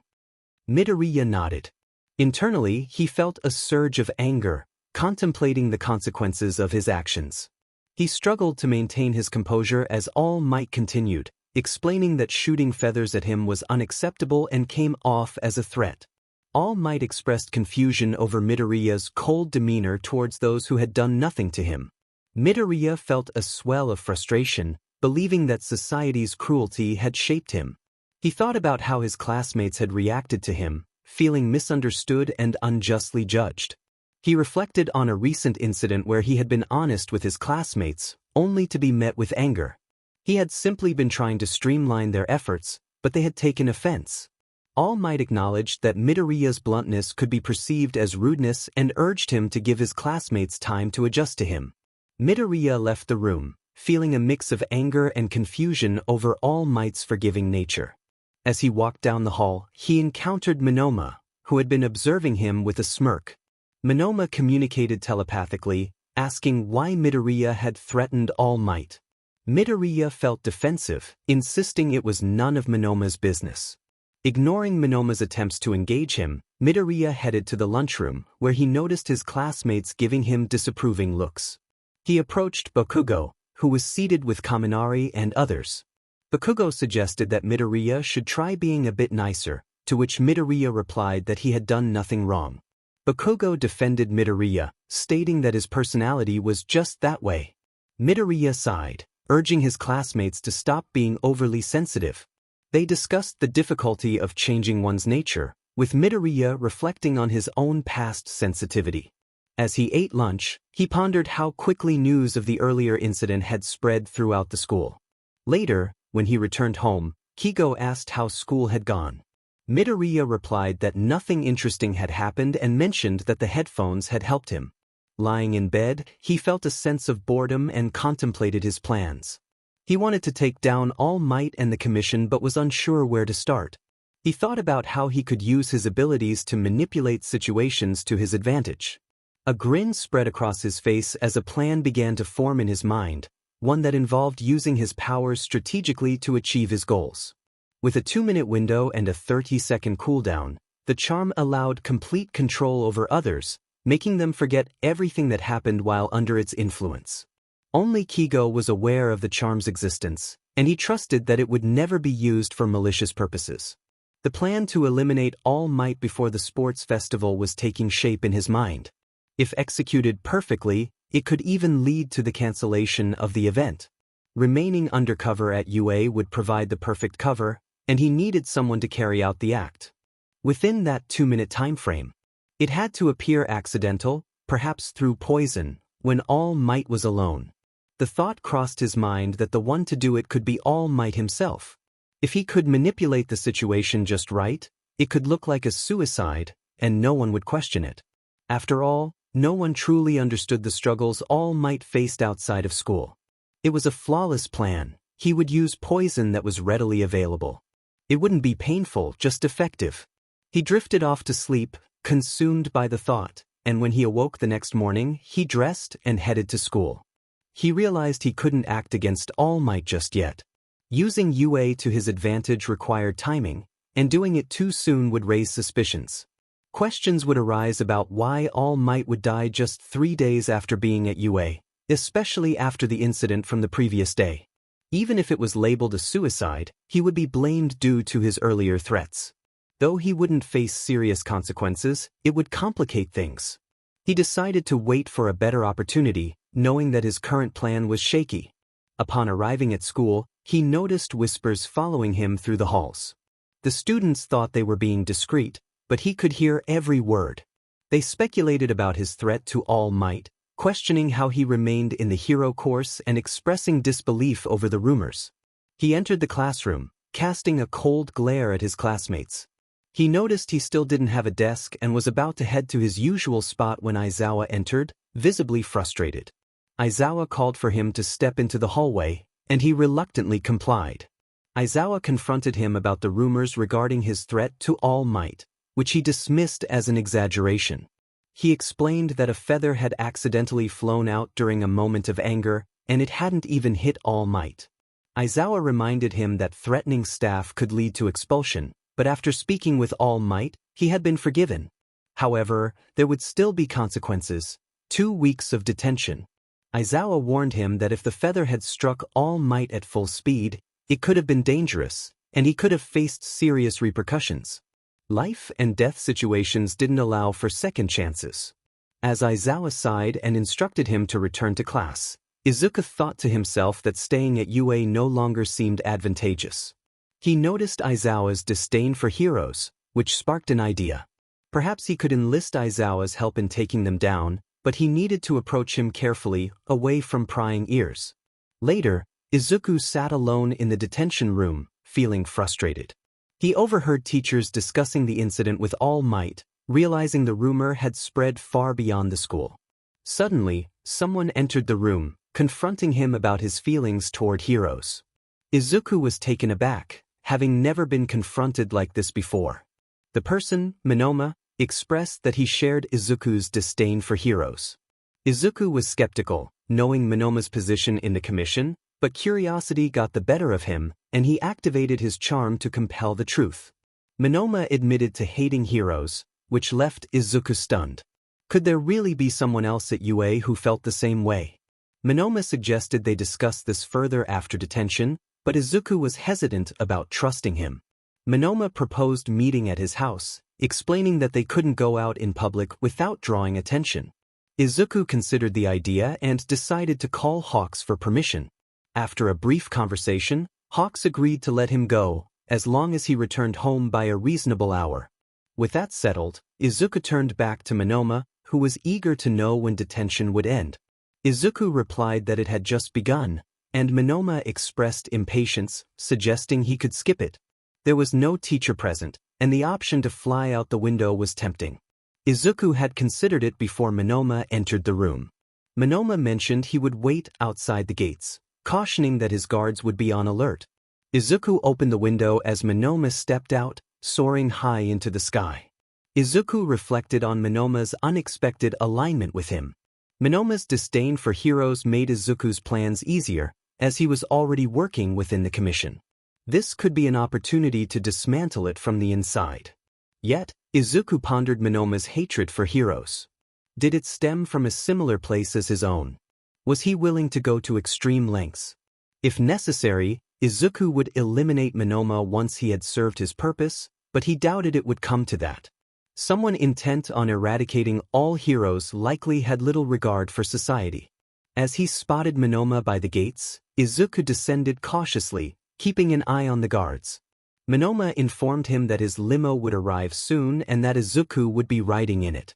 When Izuku jokingly suggested he might burn it down, Monoma assured him that the vehicle was nearly indestructible. Izuku relented, stating he wouldn't cover any damages. A limo soon pulled up, and Monoma entered, with Izuku following hesitantly. Monoma had been truthful. The limo was indeed flame-resistant. Izuku found it interesting but remained tense, unable to fully relax. He couldn't shake the discomfort of the situation. He thought about how Monoma had figured out his feelings toward heroes without any clear indication from him. The only potential clue was a feather he had sent, but that hardly constituted proof. It was puzzling. Upon arriving at the mansion, Monoma led Izuku to his room, mentioning they were waiting for one more person and that his mother was at work. Curious about this person, Izuku was taken aback when Monoma revealed he would arrive shortly. Suddenly, there was a knock at the window. Monoma opened it to reveal someone Izuku had not anticipated. 𝐼𝐵 crawled in and greeted them, prompting Monoma to return to his seat and observe Izuku's bewilderment. Izuku recognized 𝐼𝐵 from their previous encounter and was confused by his presence. 𝐼𝐵 casually acknowledged him, and Monoma sighed, preparing to explain their connection. Monoma introduced 𝐼𝐵, explaining they had known each other since childhood when 𝐼𝐵 was part of Monoma's mother's commission program. He recounted how he had met 𝐼𝐵 in the field and helped him escape from the inhumane treatment they endured. Monoma revealed a long scar on his arm, a reminder of the consequences of his actions. His hatred for heroes had developed from witnessing the commission's cruelty. Izuku was shocked to learn that Monoma had informed 𝐼𝐵 about him, feeling betrayed. Monoma defended his actions, stating it was for a good reason. 𝐼𝐵 added that Izuku should be grateful for the information. The conversation shifted to the topic of murder, with 𝐼𝐵 revealing that Izuku considered himself a villain rather than just a murderer. When asked how many he had killed, Izuku estimated around 200, to which 𝐼𝐵 responded that it was a small number compared to the casualties caused by the commission each year. Monoma pressed for Izuku's reasoning behind his hatred for heroes. Izuku shared that his parents had been heroes but had abandoned him, leaving him to struggle on the streets. He had sought help but was met with indifference, as people told him to rely on heroes, who had ultimately failed him. They never did anything to help. In fact, they made life harder. True assistance was never offered. The conversation turned serious, as Monoma revealed his past, mentioning that he had been homeless around the time they met at the festival. The others were shocked, questioning how he had survived. Monoma's response was blunt, hinting at a dark past filled with desperate choices. This revelation led to a discussion about their current situation. They were all on the same page, but the question remained: what was their plan moving forward? Monoma outlined their resources, explaining that there were around 20,000 kids enrolled in the Commission's hero training program. He described the harsh reality of their training, where only half of the students survived each year, leaving the rest traumatized and brainwashed. His plan was to rally these kids to their cause, believing that many of them already harbored resentment towards heroes and society. With their support, they could dismantle the Commission once and for all. Izuku considered this strategy but raised concerns about how it would eliminate the existing heroes. Monoma suggested that the trained kids could be a powerful force, capable of taking down the heroes in Japan. They discussed the need to instill public fear by targeting the strongest hero first, ensuring that their future plans would not be hindered. Izuku proposed gathering evidence of the Commission's inhumane methods to expose them, which could potentially lead to the organization's downfall. They also discussed the necessity of eliminating the adults in charge to maintain the loyalty of the children. Izuku shared his intention to use UA to his advantage, planning to infiltrate as an undercover villain to gain strength before revealing himself in a significant way. He expressed frustration about the timing of his plans, particularly regarding the annual sports festival and the challenges of remaining undetected. Monoma suggested reaching out to Hawks, but Izuku had already tried and found him too focused on saving people to join their cause. The conversation turned to their past, with Monoma realizing that both he and Hawks had resorted to stealing to survive on the streets.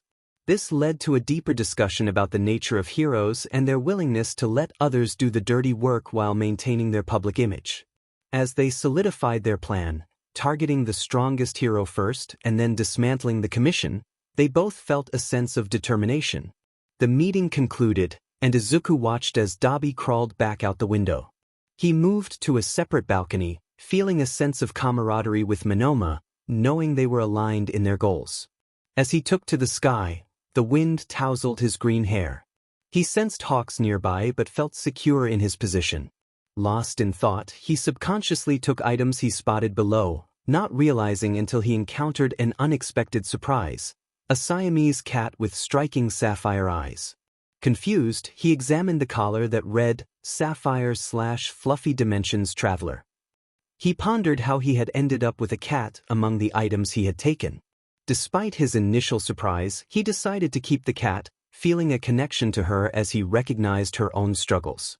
As he flew home, he reflected on her dirty fur, realizing she had likely been without a home for some time.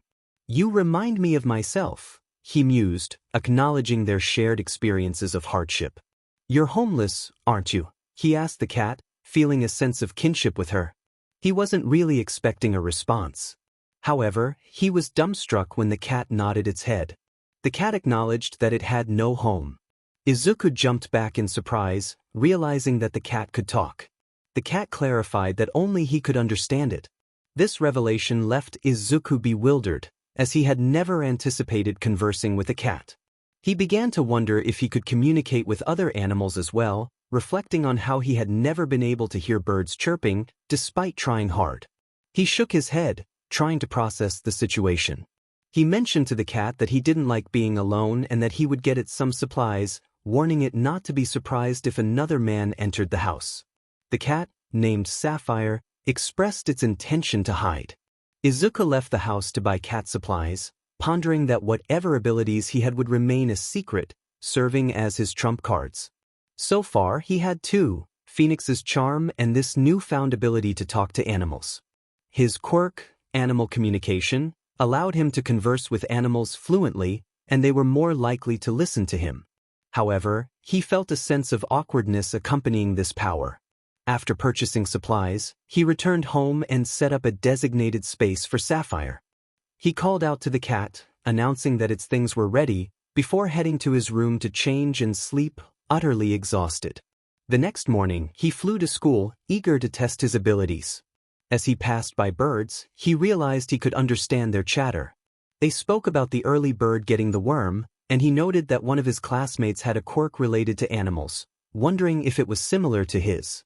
Arriving at school, he noticed an unusual tension in the classroom, but he chose to ignore it and settled into his desk.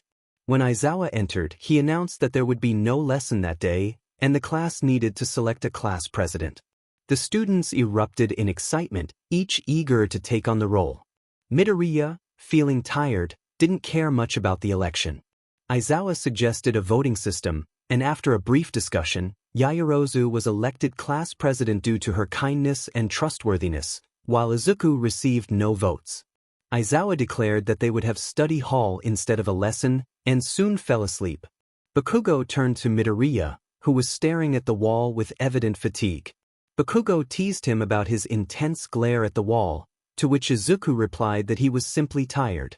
Bakugo inquired about what kept him awake, and Izuku mentioned his quirk, not entirely lying.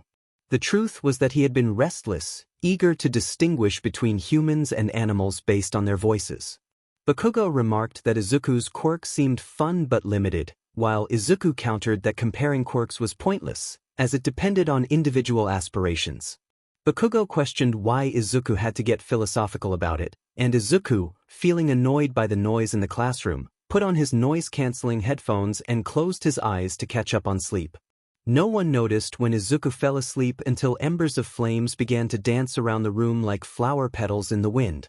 The flames left a trail of warmth, creating an appealing sight. Suddenly, 𝐒𝐬𝐬𝐬𝐬 woke up, startled by the flames that had landed on him. Izuku sprang up, his wings flaring as heat radiated through the room, his eyes wide with surprise. Bakugo yelped as he felt the heat, while 𝐒𝐬𝐬𝐬𝐬 rubbed his forehead, where a small burn had appeared.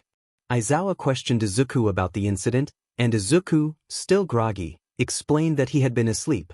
Yaoyorozu handed 𝐒𝐬𝐬𝐬𝐬 ointment for his burn, and as the bell rang, the class got up to head to lunch. Izuku remained tired, still recovering from the abrupt awakening. It wasn't enough. He replied as he settled onto a feathered seat he had crafted from his own feathers, a necessity due to the fragility of the lunch tables. Kaminari approached and took a seat at the table, his curiosity piqued. He asked about the impressive display of wings he had witnessed earlier. Izuku, still trying to comprehend what had happened, admitted he was unaware of his own abilities. Kaminari showed him a video he had captured, leaving Izuku momentarily speechless. He had no idea he could do that. Their conversation shifted to the nature of Izuku's feathers, with Kaminari expressing surprise that they could grow back. Izuku confirmed this, though he found it amusing that Kaminari had never considered it before. As Izuku leaned back, fatigue overtook him, and he dozed off, only to be stirred by a commotion at the front gates of UA. His curiosity got the better of him, and he decided to investigate. He flew out the window, feeling tired but compelled to find out what was happening. 𝐒𝐬𝐬𝐬𝐬 and Present Mike were already at the gates, expressing their frustration over the news reporters trying to get an interview with all might.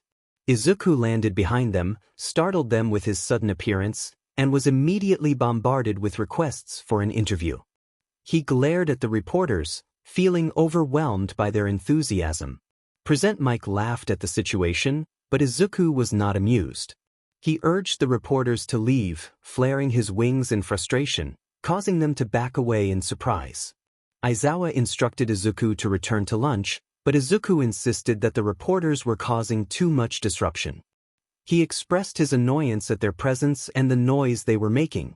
𝐒𝐬𝐬𝐬𝐬 explained that Izuku's sensitive hearing allowed him to pick up on the chaos from the cafeteria, which surprised Present Mike. Izuku's attention was drawn to a figure in the crowd that seemed out of place. With light blue hair and a black hoodie, the individual exuded an air of suspicion. Intrigued, Izuku decided to gather more information and enlisted the help of a ladybug he found on the rooftop. He communicated with the tiny creature, asking it to attach itself to the suspicious person and report back to him later. As Izuku waited, an unexpected alarm blared, causing him discomfort. He winced at the noise, feeling the effects of the sudden sound.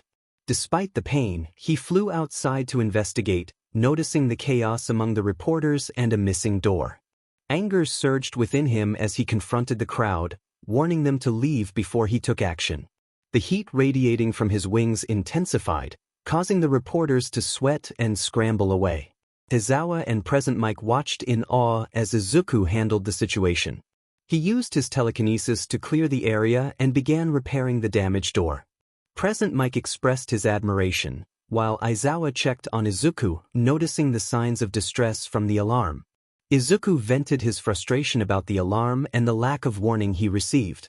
Izawa suggested he see 𝐒𝐿, but Izuku explained that her healing abilities could be dangerous for him. Acknowledging the pain was manageable, he decided to wait it out. Suddenly, the ladybug returned with news about the mysterious individual. It revealed that the person had caused the door's destruction and had somehow accessed the principal's office, raising alarms about their intentions. Izuku sighed, realizing the gravity of the situation. A new threat had emerged, and he would need to stay vigilant. Can he be of any use to me? The thought lingered in Izuku's mind, but he decided to let things unfold naturally. He would mention it to Monoma and see if he had any insights. Beyond that, it wasn't something he felt particularly concerned about. He entered the classroom, where most of his classmates were already gathered. Izawa was the only one absent. Midoriya was met with a flurry of compliments as he took his seat. His classmates praised him for his cool demeanor while handling the news reporters during the evacuation. They marveled at his ability to reconstruct a door and were surprised he managed to send the reporters away. The attention was overwhelming, and he let out a frustrated sigh as Bakugo chuckled quietly. He felt a sudden concern when someone pointed out that his ears were bleeding. Izuku gritted his teeth, attributing it to the loud alarm. The alarm had startled him, but he brushed off the worries of his classmates, assuring them he was fine. After class was dismissed early due to the incident, Izuku found himself lounging on the couch, boredom creeping in. Then a curious question struck him. Why did Sapphire say, "meow," when he first picked her up if she could talk? He decided to seek answers and headed to the cat room. Before he could ask, Sapphire interrupted him, questioning if her food bowl looked full. He noticed that while the center was empty, there was still food around the edges. He shook the bowl, confirming there was some left. He then broached the subject of her earlier behavior, but Sapphire simply explained that it was a reflex from being startled. Feeling unsatisfied with the response, Izuku left, realizing that animals might be more useful than he initially thought. The next day, his hearing returned to normal. With the week finally over, he decided to train his newfound ability. As he prepared to leave, Keigo, surprised to see him awake so early, asked where he was headed. Izuku mentioned he wanted to fly, and Keigo reminded him not to steal anything. He also inquired about the cat, which Izuku had adopted a few days prior. With a wave, Izuku took off into the sky, searching for a forest. He soon found one and landed amidst the trees. He contemplated the need for a hiding spot, realizing that staying hidden in the city was challenging compared to the forest. He thought about asking animals for help. Spotting a rabbit, he approached it and asked where the best hiding place would be. The rabbit suggested underground, explaining that wolves couldn't fit in its burrow. Izuku needed more information, so he inquired about where wolves typically lived. The rabbit pointed east, indicating the direction of the last sighting of the wolves. As he continued on his way, he encountered a raven that squawked about danger. Confused, Izuku asked for clarification, but the raven refused to explain. Suddenly, he found himself surrounded by a pack of wolves, who seemed just as surprised to see him. Izuku calmly explained that he needed their help. The wolves, intrigued, sat before him, ready to listen. He asked where someone could hide from danger, and they mentioned caves. They agreed to lead him to one nearby. Following the glowing wolves, Izuku arrived at a cave deep in the woods. The wolves explained that it was a safe place, rarely visited by others. He thanked them and explored the cave, noting its depth and the mini-tunnel system that could easily lead him astray if he wasn't careful. This cave seemed perfect. He realized he could use his ability to melt the rocks if he ever got lost. After placing a feather as a marker, he decided he would return at night to practice. Upon returning home, he found that 𝐒𝐻𝐬 was on shift. With no one around, he took the opportunity to prepare for his future plans. He gathered essential items, particularly fire insulation to prevent accidental burns, and stored them in his closet. Feeling restless, he laid in bed, knowing it was just a waiting game. Sleep came easily, and he hoped for a productive night ahead. Meanwhile, his classmates wondered where Izuku had gone, noting that he usually practiced outside unless he was with friends. But he would have told me. Now that I think about it, which friend's house did he go to a couple of days ago? Am I being too lenient? No, he deserves his freedom, and I'm just his older cousin, so who am I to dictate what he does? Besides, I'm too busy to worry about controlling him. Nightfall descended upon them all. Izuku was wide awake while Keigo was fast asleep. Izuku thought it was the perfect time to put his plan into action and see how many animals he could communicate with at once. He carefully flew out of his window, taking the bag he had packed along. It was a quick flight to his destination. He already knew where to go. Upon entering the cave, he quickly set everything up, creating the perfect spot to place a feather each day to ensure he could return and keep his belongings safe. It was a flawless plan. Stepping out of the cave, he looked around and thought, let's see how useful these animals can be.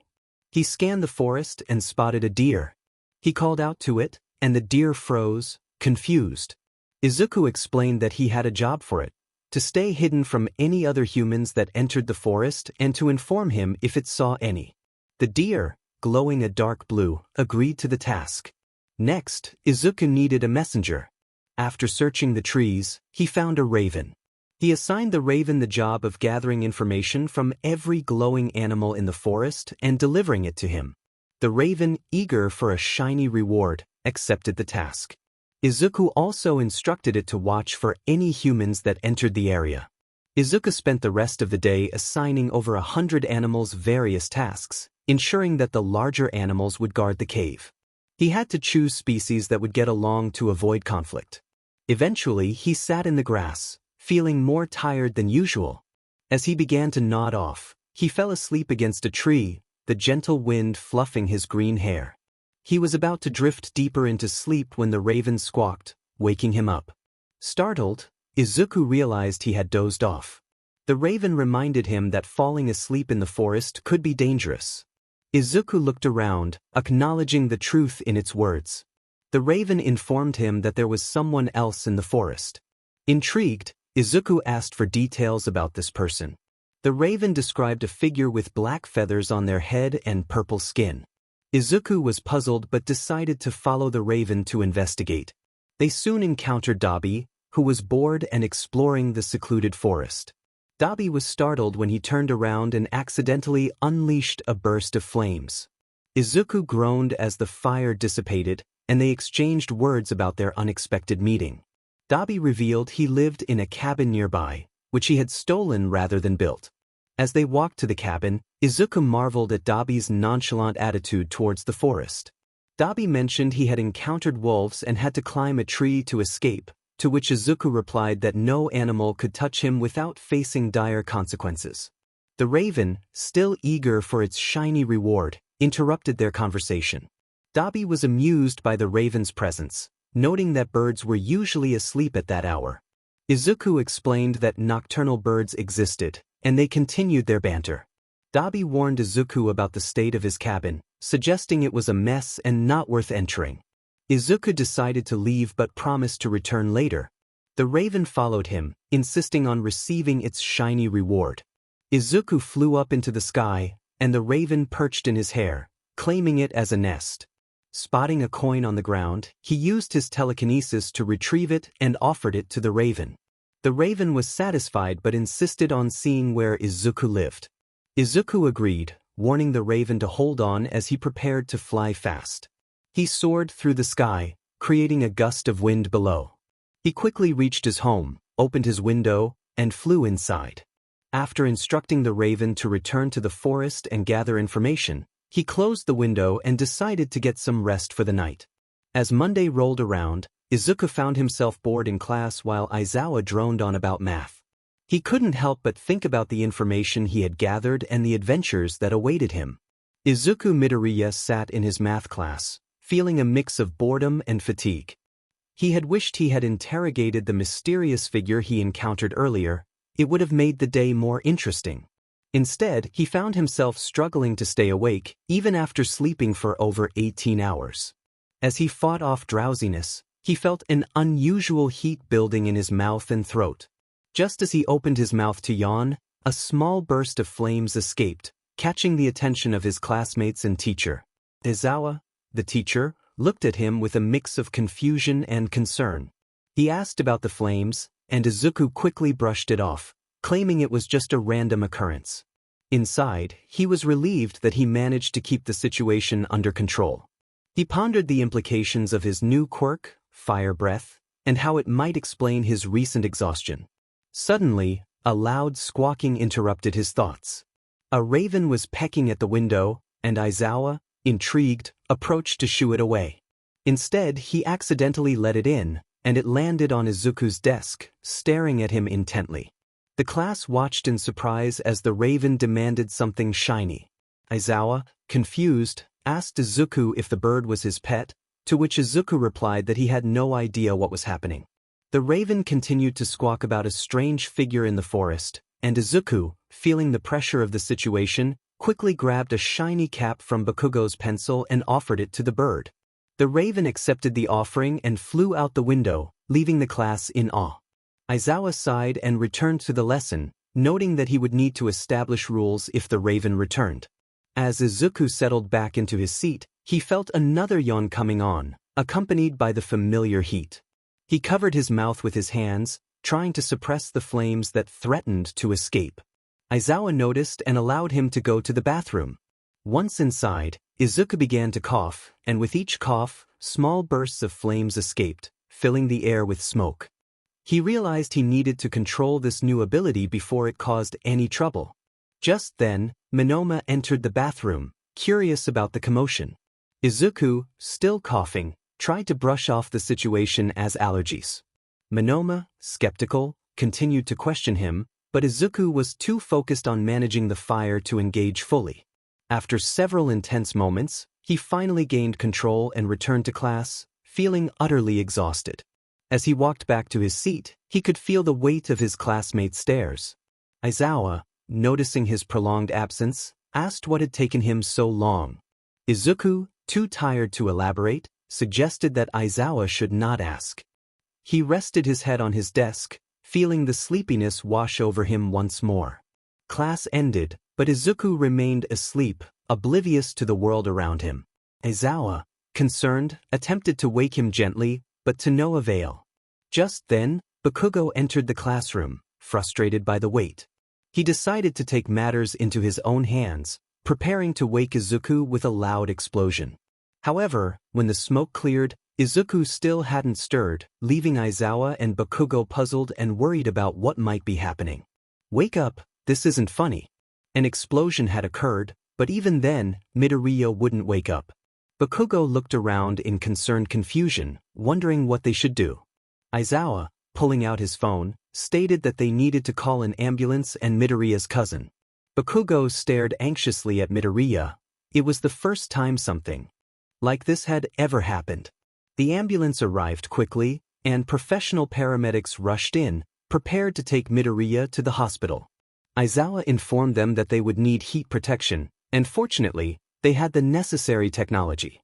Midoriya was loaded onto a stretcher and taken to the hospital, where everything was ready for him. News of the incident spread rapidly throughout the school, especially since many students had witnessed Midoriya being taken away. He lay unconscious in his hospital bed, while nurses with quirks capable of handling his condition checked on him.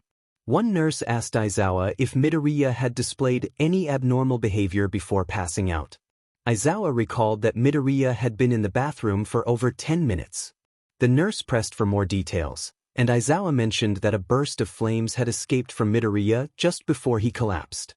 Suddenly, Hawks burst through the doors, rushing to his cousin's side.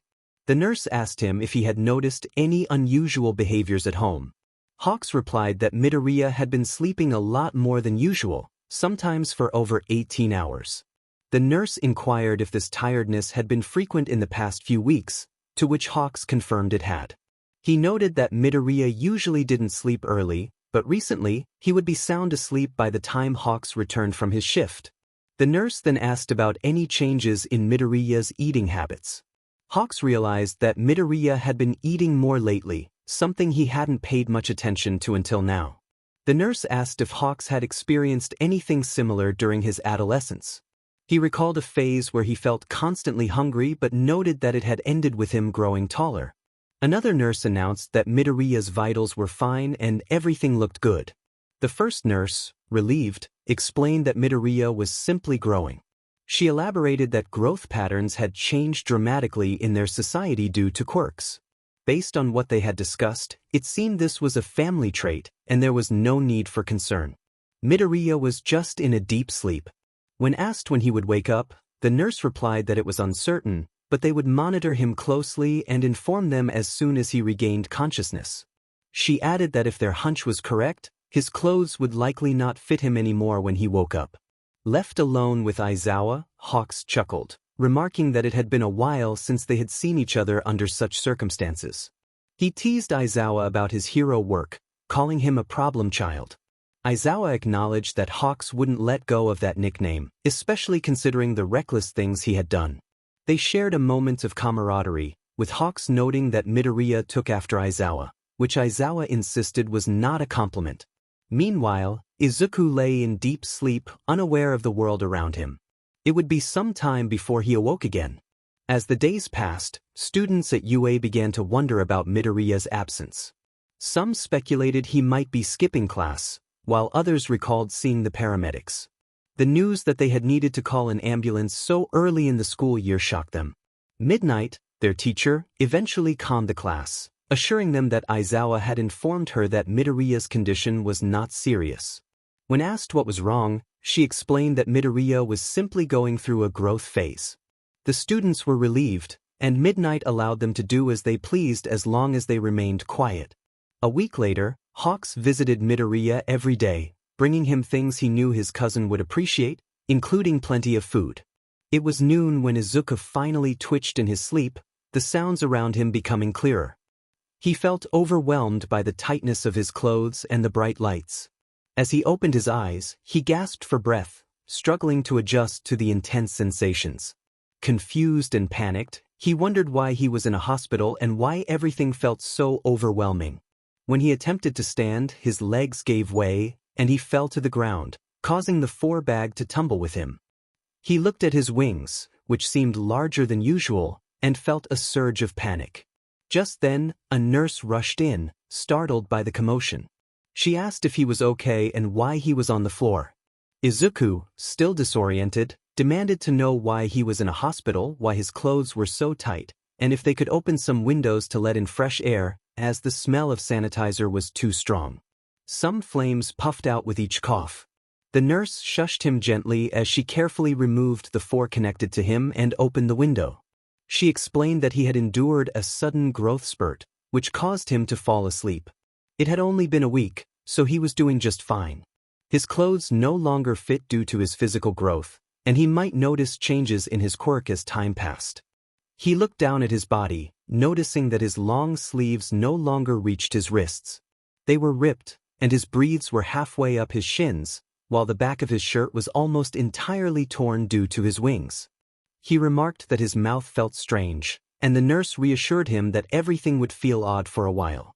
She asked about his original height, and he replied that he was 5 feet 5 inches. She informed him that he was now around 5 feet 9 inches to 5 feet 10 inches. Midoriya sighed, realizing that all his clothes were now too small. He noted that at least his wingspan made sense. The nurse mentioned that his canines had grown a bit too, becoming noticeable when he spoke. She then informed him that he was allowed to leave, but they didn't have a change of clothes for him. They had called his cousin to bring him some.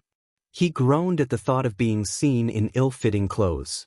Just then, 𝐻𝐬𝐬𝐬𝐬 burst through the door, exclaiming his surprise at Midoriya's new height. Midoriya couldn't help but smile at the difference, which was only a few inches but very noticeable. Hawks lamented the irony of the younger cousin being taller than the older one. He handed Midoriya a pair of his clothes, which Midoriya quickly realized would not fit him. Hawks reacted dramatically, expressing his frustration at not being able to pat Midoriya's hair anymore. The nurse chuckled as she handed Hawks some paperwork and left the room. Midoriya decided he needed to fly home quickly to avoid being seen in his current state. However, Hawks snapped a picture of him before he could react, prompting Midoriya to chase after him. Using his telekinesis, Midoriya caught up to Hawks and flew home before anyone below could see him. Once home, he demanded Hawks delete the image, threatening to burn his phone if he didn't comply. After deleting the picture, Midoriya sighed and entered his house, pondering what to do about his clothing situation. Hawks informed him that his school uniform had arrived and was designed to fit all sizes due to his recent changes. He suggested Midoriya put it on and fly to school while he got him some new clothes. Midoriya quickly changed into the new outfit, finding it much more comfortable than what he had been wearing. He flew off to school, but upon arrival, he discovered his class was missing. He asked the principal for their location and learned they were at the USJ. After receiving the location on his phone, he changed into his hero outfit and flew to the USJ. As he approached the doors, he found them locked and forcefully opened them, only to be met with chaos as villains attacked his classmates. He was suddenly engulfed by a warp gate and transported onto a ship with two other students, Azui and Mineta. They called out to him in alarm, explaining the situation. Midoriya realized he needed to act quickly to prevent the villains from revealing his identity. He flew up into the air and lifted the villains from the water, silencing them as he knocked them out. After dealing with them, he left them in a pile and flew off to find a safer area. He spotted Aizawa fighting a group of thugs and noticed a familiar blue-haired villain among them. Recognizing him as the one who had stolen information before, Midoriya felt a surge of determination. As he landed and joined the fight, Aizawa expressed his surprise at seeing Midoriya awake. Midoriya yawned and swiftly took down the remaining thugs. The blue-haired villain realized Midoriya's strength was comparable to that of Hawks and felt a sense of urgency to deal with him before he became a larger threat. Midoriya noticed the villain's frustration and wondered about the strange connection he felt, as if the villain could sense his thoughts. It was the only possible thing. Midoriya felt a sudden jolt of frustration as he sensed the man's thoughts invading his mind. The man shouted, demanding Midoriya to stop his telepathy. Confused, Midoriya tried to process what was happening. The man insisted that he wanted to kill All Might, and Midoriya, unfazed, responded that if that was his goal, he should avoid touching him. As the large beast known as Nomu charged at him, Midoriya instinctively used his telekinesis to blast it away. The creature let out a terrifying scream as it caught fire, yet it still attempted to charge at him. Midoriya was taken aback but quickly realized it was suspended in the air, unable to move. The man charged at him, but Midoriya intercepted him with his powers, holding him back. Midoriya noted the man's intentions, questioning why he wanted to kill All Might. The man demanded to be released, but Midoriya simply tossed him aside, returning his focus to the burning Nomu. With a determined expression, he expanded his telekinesis, causing the creature to explode in a burst of energy. Aizawa, witnessing the scene, looked on in shock as Midoriya explained that the Nomu was no longer human due to extensive experimentation. Aizawa questioned how Midoriya could make such a judgment, but Midoriya insisted that the creature had multiple quirks and was a clear threat. He then dragged Aizawa into the sky, stating that he was the help they needed, as the heroes were not yet in a position to assist. Midoriya pointed out the pile of thugs he had captured with his telekinesis, but Aizawa urged him to call for help. Midoriya mentioned that Ida had already left, and as they discussed their next steps, All Might made his grand entrance. Midoriya, feeling a mix of annoyance and surprise, noted that All Might seemed to be giving him advice, which was unexpected. Before they could strategize further, Midoriya was interrupted by gunfire from other pro-heroes arriving on the scene. 𝐒𝐮𝐲𝐿 quickly warped Midoriya away just as the situation escalated. All Might commended Midoriya for his efforts, acknowledging that he had saved them all. Midoriya, feeling a sense of accomplishment, tossed the captured thugs to the ground effortlessly. He instructed Aizawa to inform their classmates to catch the bus waiting outside. As Midoriya flew off to find his classmates, they were astonished by his sudden growth. They marveled at how much taller he had become, and Midoriya explained that he had undergone a growth spurt during his recovery. His classmates expressed disbelief at the rapid change, but Midoriya reassured them that it was a natural process. He noted that he was now significantly taller than before, and while they questioned how he had dealt with the thugs so easily, he simply shrugged it off. As he prepared to leave, he mentioned that he would fly back to school, as it was faster than taking the bus. With a sigh, he took off into the sky, reflecting on his newfound abilities and the recent encounter with the villain. Midoriya contemplated the implications of his telepathy and how it could be both a blessing and a challenge. He wondered about the other powers he might develop and how to control them effectively. As he settled into class, he anticipated the arrival of his classmates, eager to share his experiences and learn more about his evolving abilities. Upon returning home, he found a pile of clothes waiting for him, and Keigo jumped out with excitement, ready to surprise him. Midoriya chuckled at the unexpected greeting, realizing that his life was about to become even more interesting. Midoriya traveled across Japan to find clothes that could withstand flames while still looking nice. It wasn't too much trouble, and he hoped his friend would enjoy them. However, Keigo pointed out that most of Midoriya's time would be spent in a school uniform. Midoriya admitted that he didn't go out often, implying that the amount of clothes he now had was excessive. Keigo urged him to just enjoy the gifts, dismissing Midoriya's concerns about wastefulness. On a more serious note, Midoriya asked Keigo for help. Keigo was surprised that Midoriya needed his assistance, but Midoriya confirmed it. He explained that due to his growth, his speed had increased, and he needed to measure it but didn't know how. Keigo suggested they travel far from mainland Japan since Midoriya could break the sound barrier. A quick flight to the middle of the ocean would work, where Keigo had gear to measure Midoriya's top speed. He warned that a sonic boom could hurt Midoriya's ears, so he might want to wear protective headphones. Midoriya decided that today would be a good day to figure out his speed. After a swift flight to the ocean, they prepared for the test. Midoriya secured noise-canceling earbuds and headphones with his telekinesis to ensure they wouldn't fly off during his flight. Keigo counted down, and Midoriya launched into the air at incredible speed, quickly breaking the sound barrier within 5 seconds. He reached a top speed of 1,700 miles per hour, which astonished Keigo. Midoriya realized that his earlier flight back to school had felt much slower in comparison. Later, Midoriya flew over a remote island in Japan, where only animals lived. Keigo took the opportunity to practice his fire abilities, confident that there were no people nearby. He inhaled deeply, feeling the heat build in his throat before releasing a torrent of blue flames that engulfed a large area of the forest.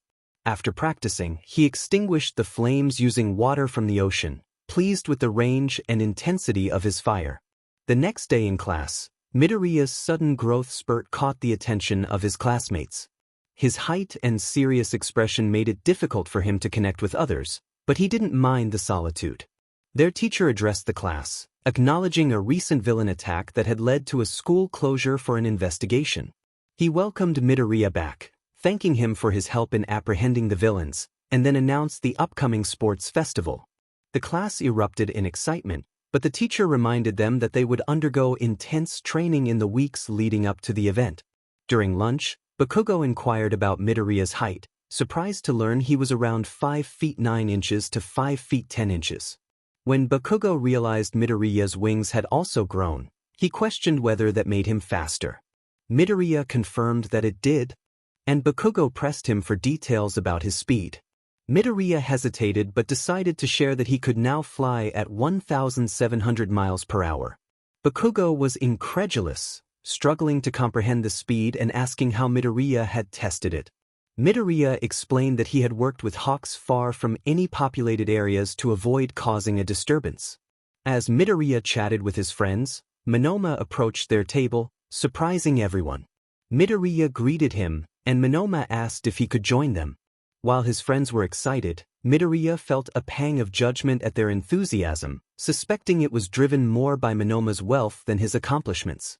He wondered if people only valued him for his connection to hawks, reflecting on the nature of their friendships. Midoriya observed the group at the table, noting their superficiality.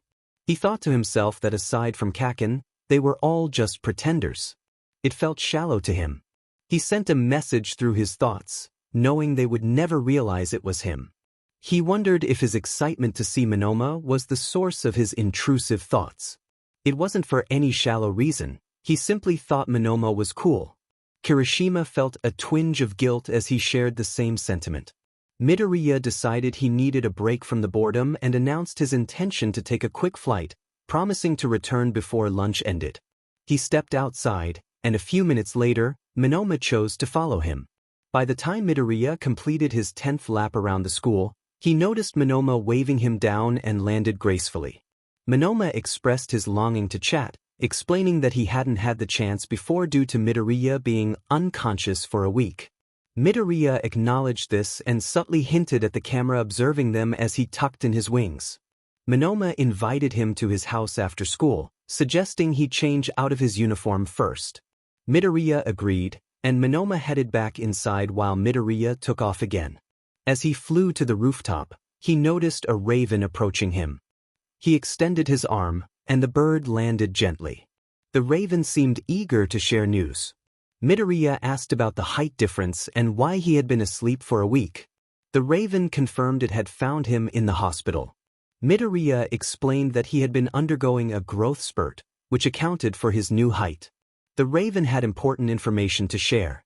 It recounted how a raccoon had overheard a strange conversation in an alleyway involving a faceless man and another individual with light blue hair, who was called Tamura. They were discussing plans to attack their location. Midoriya was intrigued and asked if the raccoon remembered the exact location. The raven assured him that the raccoon had a good memory. Midoriya realized he now knew where their base was, which could be advantageous. Although he had no intention of working with them, he acknowledged that Tamura could be a nuisance in the future. The raven mentioned that the group had a goal to eliminate someone named All Might, which was why they planned the attack. Midoriya realized that the attack had already occurred the previous day, but the building had remained unscathed, indicating a poorly executed plan. As Midoriya returned to UA, he reflected on the boring class with Aizawa. His mind wandered to devising a better plan to eliminate All Might before anyone else could take the glory. He considered using animals to gather information about All Might's weaknesses and when to strike. He contemplated the idea of letting Tamura take the credit for All Might's downfall while he remained undercover at UA, manipulating events from the shadows. The day passed quickly, and Midoriya walked home with Bakugo. Bakugo complained about Aizawa's lesson, expressing his frustration at not understanding anything. Midoriya pointed out that Bakugo's quirk made it impossible not to hear the lesson, but Bakugo insisted he chose not to focus on it. Midoriya suggested asking someone else for help, mentioning Yaoyorozu's quick grasp of information. Bakugo, annoyed, shot an explosion in Midoriya's direction, but Midoriya remained unfazed. As they reached the point where their paths diverged, Midoriya prepared to search for the concepts he needed to study. Bakugo groaned as he walked away, saying he would see Midoriya tomorrow. Midoriya waved goodbye and flew off toward his home. As he looked over Tokyo, a thought struck him. He remembered how, as a child, he had roamed all over the city and even ventured into neighboring areas, yet he had never once encountered his parents, both of whom were pro-heroes. It seemed strange that he had never crossed paths with them. He decided he would ask Monoma about it. Once home, Midoriya changed into a plain t-shirt and jeans before flying off to Monoma's house. He soared thousands of feet up, beyond the reach of the security around Monoma's place. He swooped down and landed on the balcony, noticing Monoma engaged in conversation with 𝐿𝐼𝐵, who had somehow arrived before him.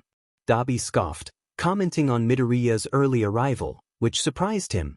Midoriya asked why Monoma was there so early, to which Monoma admitted he had mixed up the meeting times. Monoma then announced the purpose of their gathering, a new villain group in town called the League of Villains, whose goal was to eliminate All Might. He paused, glancing at both of them, and noted that it sounded familiar. Midoriya agreed, acknowledging that it aligned with their own objectives. Monoma suggested they consider working with the League, but Midoriya quickly dismissed the idea, explaining that he had faced their leader directly and found him impossible to work with. However, Midoriya revealed he had a plan related to the League. He proposed that they needed to shut down UA and eliminate All Might. While killing All Might had to be done directly, they couldn't do it without being exposed as traitors. Instead, they could send the League clues about how to accomplish the task, guiding them into action while remaining in the shadows. Midoriya explained that he could manipulate All Might's movements, making them seem slower without the public noticing, giving the villains an advantage. Monoma raised concerns about how they would send information to the League, given their secretive nature. Midoriya assured him that he had connections with many of Tokyo's street dwellers, which allowed him to gather information. Monoma was skeptical about how they would send hints to the League about when to strike. Midoriya suggested that the upcoming sports festival, which would be broadcasted, would be the perfect opportunity for the villains to attack All Might while they hid in the crowd. 𝐼𝐸 interjected, feeling like an unnecessary side character in their plotting.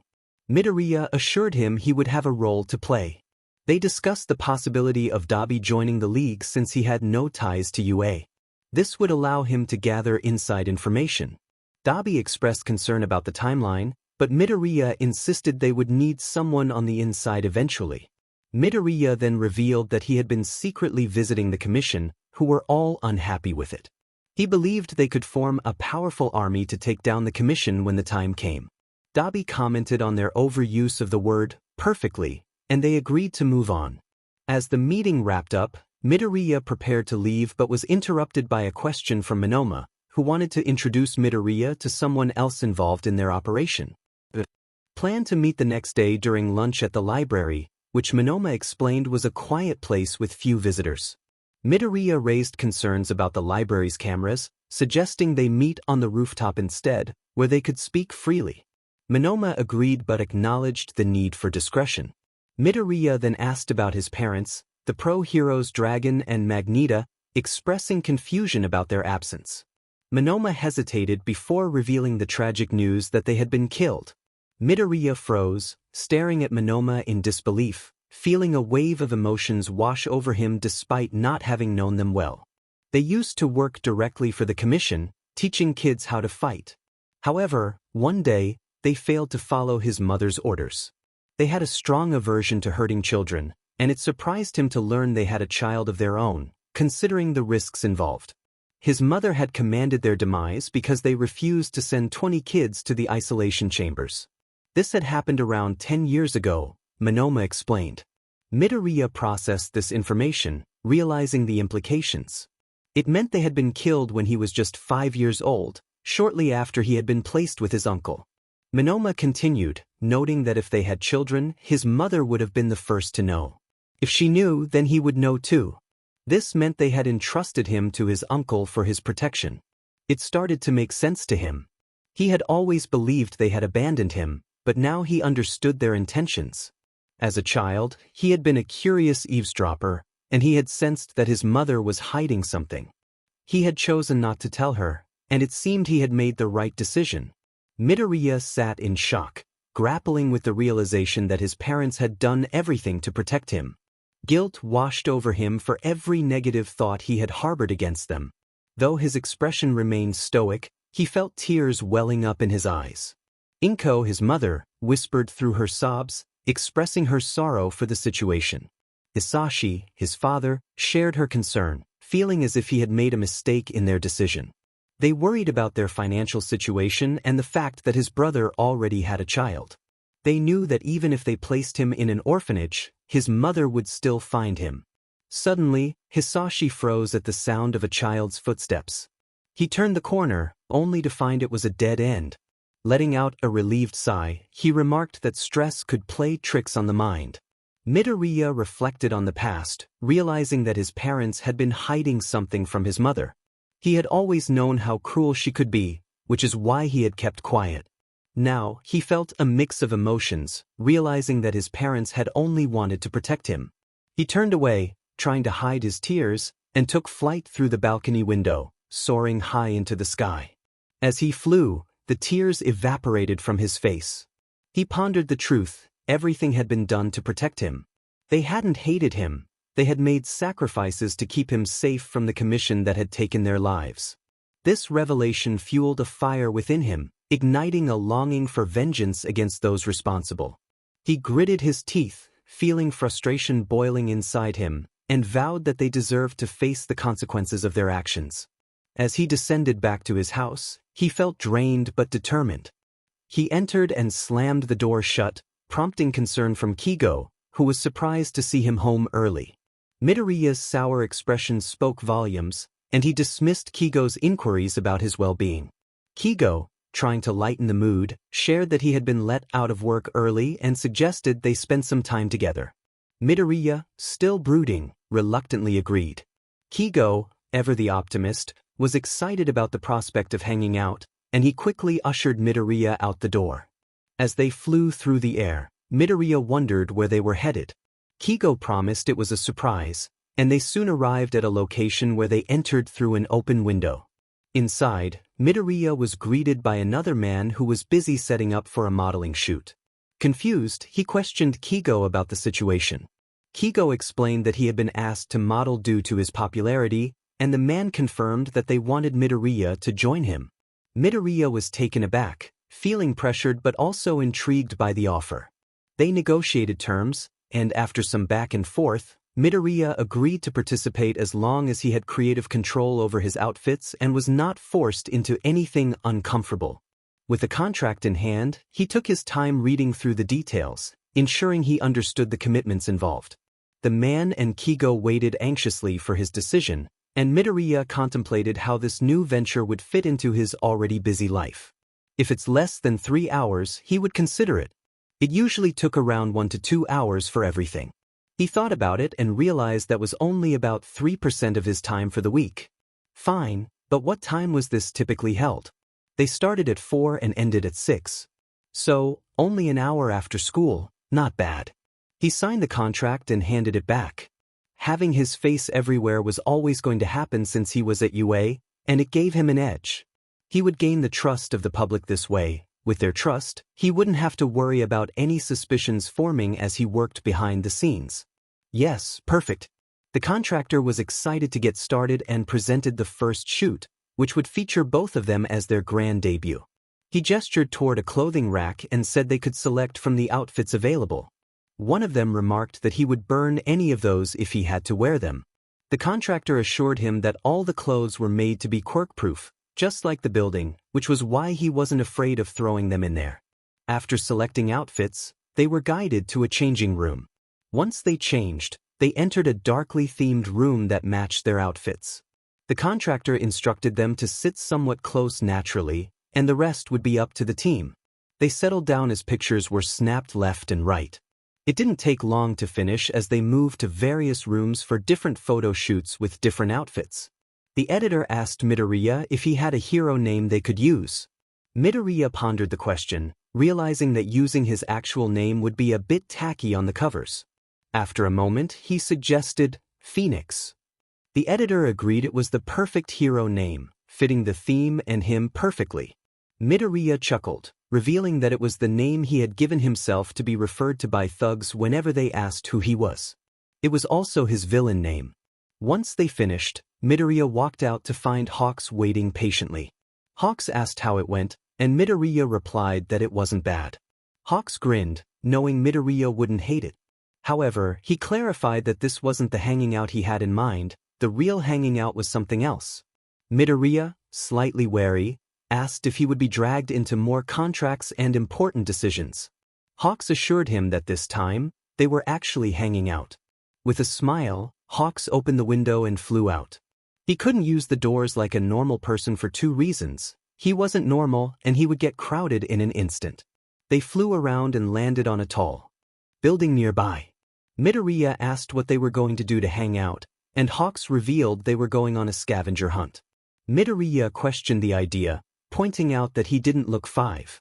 Hawks, noticing the height difference, conceded that he might have a point. Hawks handed Midoriya a list, explaining that neither of them knew the locations of the items on it, so whoever found them first would win. Midoriya pointed out that this put Hawks at a disadvantage, But Hawks challenged him, igniting a spark of competition between them as they flew off as fast as they could without breaking the sound barrier. They spent the rest of the afternoon racing around, and Midoriya, surprisingly, found himself having fun. It allowed him to forget his anger towards the commission and society for a while. He couldn't help but smile, though it came off more as a devious smirk than a cheeky grin. Hawks snapped a picture of Midoriya, declaring it fun. Midoriya agreed, chuckling as he flew alongside him. However, amidst the fun, he felt a twinge of sadness. A poignant reminder that his happiness was only temporary in the society he lived in washed over him. He realized he would miss these light-hearted moments with his cousin because they wouldn't last much longer. Nightfall came quickly. While Keigo was fast asleep, Midoriya found himself in the forest talking to a raccoon. He shared information about a guy from last week, revealing he knew the exact location because he had learned to read. The raccoon mentioned that humans were loud and that it was in an alleyway nearby. Midoriya acknowledged he knew where that was. The raccoon recounted how he had almost been caught, but he managed to escape. Midoriya took this information seriously, planning to report anything else to the Raven so he could stay informed. He flew back home and pulled out a sheet of paper, writing his first note. He intended to help discreetly, sending information bit by bit to convince them to attack during the festival. He envisioned a plan to take down All Might on national TV, ensuring all the blame would fall on the League while he escaped unscathed. He felt a surge of anger towards the Commission, believing they were responsible for his parents' fate and the suffering of many others. As he reflected on the day, he realized that aside from the modeling, the scavenger hunt had been enjoyable. He acknowledged that his only regret after everything would be that his relationship with Keigo would never be the same again, but that thought wasn't enough to deter him. He finished the note and sent it with his telekinesis. Midoriya crashed into bed, staring at the ceiling as his mind raced restlessly. He contemplated assigning a bug to monitor their responses, realizing he hadn't provided a way for them to reply without risking exposure. Monoma had mentioned he had someone to meet tomorrow, someone who already attended their school. He wondered how that meeting would go as he stood up, feeling annoyed with himself. He opened the window and scanned the ground outside, spotting a moth hovering around, which he drew inside with his telekinesis. What was this guy's problem? It wondered as it stared at Midoriya, who looked back with curiosity. The figure had a job for him. Midoriya was taken aback, questioning if the figure was indeed speaking to him. The figure confirmed it, stating that Midoriya was good at camouflage. It instructed him to go to a specific location, promising to use telekinesis to transport him there. His task was to spy on certain individuals and report back on their actions and conversations at the same time every day. Midoriya, eager for a feather as a reward, agreed to the task, glowing a light blue as he was sent to the location. He then shut his window and flopped back onto his bed, feeling satisfied and ready to sleep, knowing that once Keigo was asleep, nothing would disturb him. When the bell rang for lunch, Midoriya was the first to leave. He navigated the halls, searching for Monoma, even taking a longer route to ensure he would encounter him. And he did. Midoriya greeted Monoma with a wave, noticing someone else beside him, whom he assumed was the person he needed to meet. Monoma smiled and introduced his friend, presenting him as if he were a new product. Midoriya observed the newcomer, who had dirty violet hair that stood up on its own, purple eyes with noticeable bags beneath them, and a lanky figure. The newcomer introduced himself as Hitoshi Shinso, mentioning his quirk was mind control. Midoriya introduced himself as well, stating that his quirk was quite obvious. Monoma chimed in, confirming he had already shared the details, which meant no further explanation was necessary. They all understood the implications of their conversation, though it appeared to an outsider as just a friendly chat. Monoma suggested they hang out since it was lunch, and the longer they delayed, the less likely they were to get food. At the lunch table, Kirishima asked Shinso for his name, curious about the new addition Midoriya had brought along. Bakugo added his own blunt inquiry, expressing confusion over Shinso's presence. Shinso sighed, introducing himself again and clarifying that he was friends with both Monoma and Midoriya. Bakugo questioned when Midoriya had made a new friend, noting it was his first time seeing them together. Shinso explained that he had just been introduced that day. Bakugo commented on Midoriya's social skills, while Kaminari asked about Shinso's quirk. Shinso downplayed it as nothing special, which prompted a teasing response from Kaminari. When Shinso finally revealed his quirk was mind control, the table erupted in excitement. They marveled at the potential of his ability, imagining how it could be used to take down villains. A shared thought crossed the minds of the three UA students, but they kept their grins hidden as they considered the implications of Shinso's power. Meanwhile, Shigaraki mumbled to himself as he picked up a note that had been slid under the door. Kurojiiri asked what it was, and Shigaraki read the note aloud, revealing it was from an anonymous source offering assistance in taking down All Might. The note promised to provide detailed information about All Might's weaknesses and strategies for an effective strike. Kurojiiri noted that the sender did not seem to have ill intentions, but Shigaraki had many questions about their identity and motives. Kurojiiri reassured him that they could verify the information and potentially benefit from it, even if it turned out to be false. Back in class, Aizawa announced that they would be training in the gym, emphasizing the importance of honing their physical abilities before the festival. He instructed everyone to change into their uniforms and meet him in the gym. Midoriya quickly changed and made his way to the gym, reflecting on the note he had sent to the league. He anticipated their questions but felt confident that once they saw his legitimacy, they would have no choice but to trust him. As his classmates entered the gym, Aizawa explained the training structure. They would be divided into groups of 4, with 2 students from each class, and would engage in combat as a warm-up activity. The ultimate goal was to subdue their opponents completely, setting the stage for the upcoming Capture the Flag game. The announcement of the pairs for the training exercise began, with the aim of keeping casualties to a minimum. The matches were carefully selected by Izuku Midoriya and Vlad King. The first match featured Izuku Midoriya and Shoto Todoroki from Class 1A against Nito Monoma and Tetsu from Class 1B. The second match included Katsuki Bakugo and Hantashiro from Class 1A, facing off against Itsuka Kendo and Setsuna Tokage from Class 1B. The third match saw Momo Yaoyorozu and Achiko Uraraka from Class 1A take on Pony Tsunatori and Manga Fukudashi from Class 1B.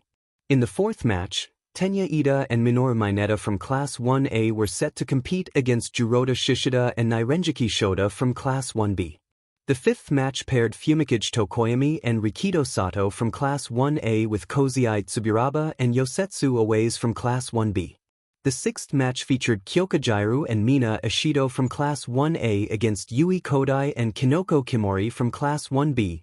Denki Kaminari and Edo Kirishima from Class 1A were matched up with Sen Kaibara and Taguru Kamakiri from Class 1B in the seventh match. The eighth match included Toru Hagakure and Mashiro Ajuru from Class 1A facing Shirhai Kuwaro and Hiryu Rin from Class 1B. The ninth match saw Rikido Sato and Yuga Oyama from Class 1A compete against Reiko Yanagi and Ibara Shiozaki.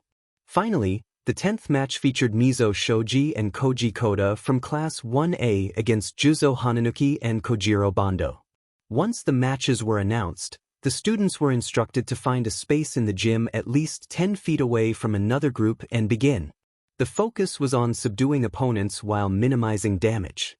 Monoma sneered as he faced Midoriya, who stood alongside Todoroki. He boasted about how easy it would be for him to subdue Midoriya, claiming he could take down everyone in the gym with a simple gesture. Midoriya sighed, demonstrating his telekinesis by lifting Monoma into the air, leaving Tetsu astonished. Aizawa approached the group, pointing out Midoriya's advantage and instructing him to refrain from using his telekinesis during the exercise. Midoriya expressed his frustration, arguing that not using his quirk wouldn't help him prepare for real situations. Aizawa insisted that the exercise needed to be fair, leaving Midoriya feeling annoyed. Monoma, feeling confident, claimed he had copied Tetsu's quirk, giving him an advantage against Midoriya's heat. Midoriya questioned how Monoma could withstand such extreme temperatures, while Tetsu expressed disbelief at the idea of surviving 5,000 degrees Fahrenheit. Just then, a bag was thrown at them, containing a note explaining that Midoriya's heat was too dangerous for the match. Inside the bag was a heat-resistant suit that allowed for agility.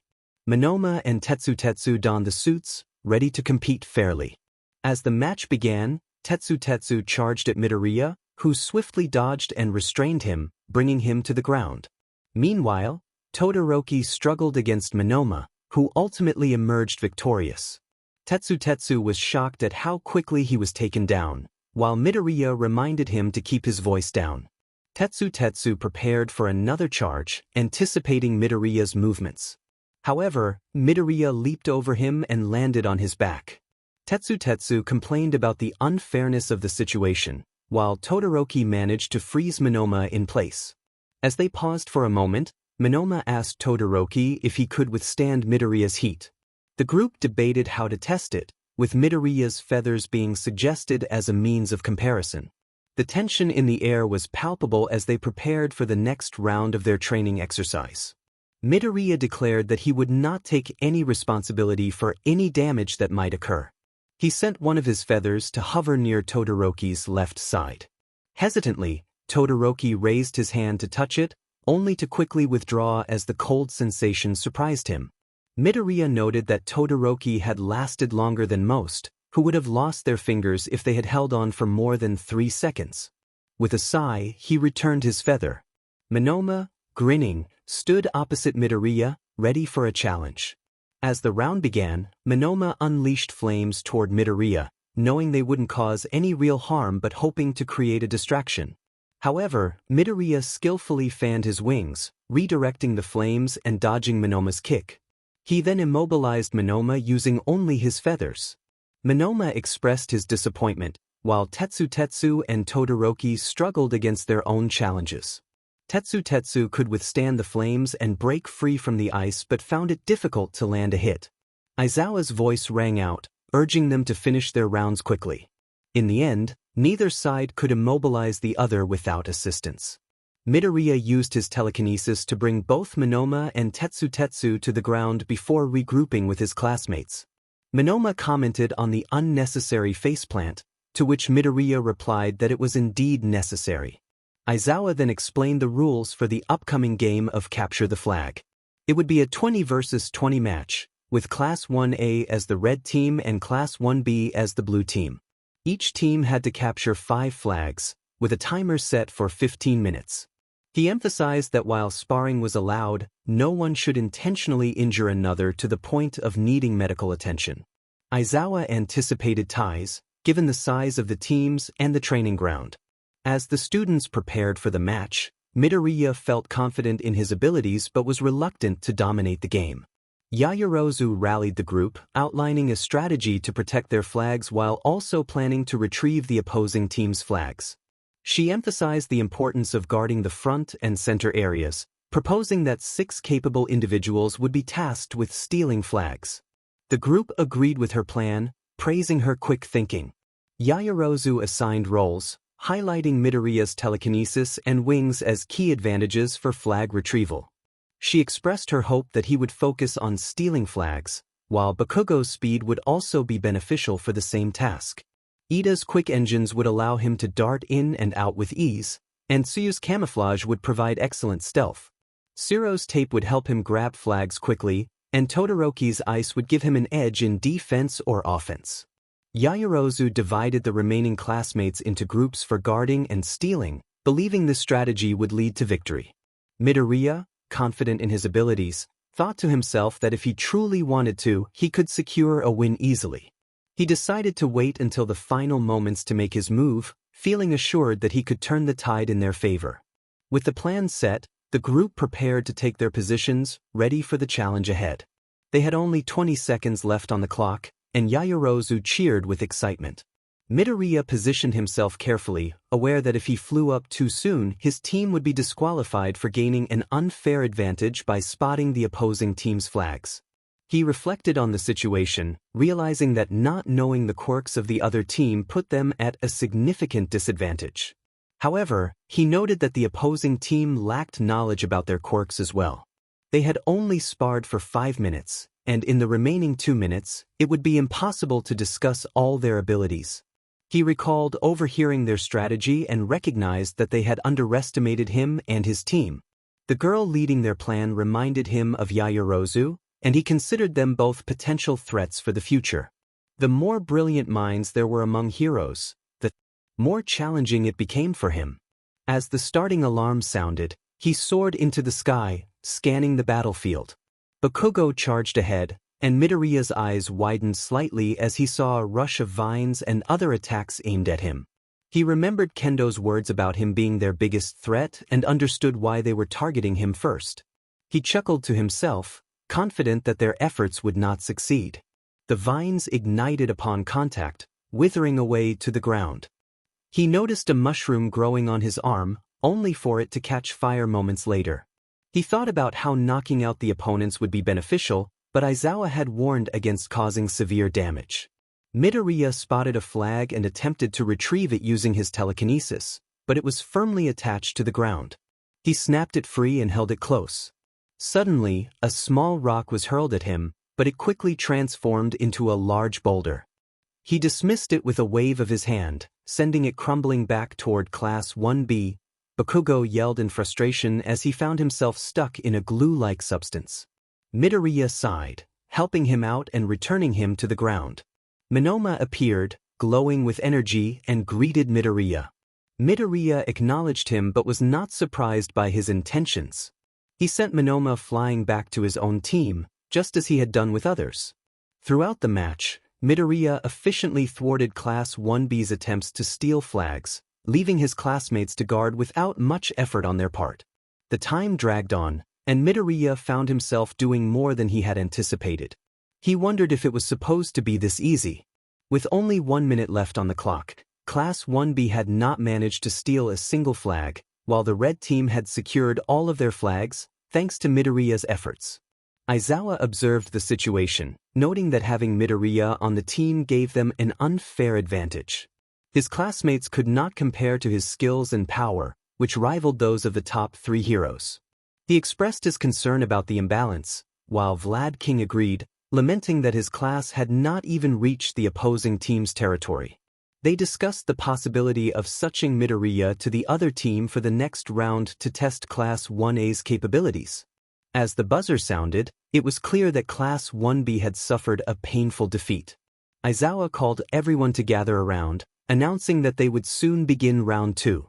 Groans echoed from both classes, as neither had truly participated in the match. It had all been Midoriya's doing.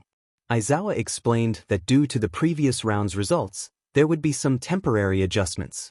Midoriya would establish each teams, and in his place, Monoma would join Class 1A. The news astonished everyone, as it was a compliment to Midoriya's abilities.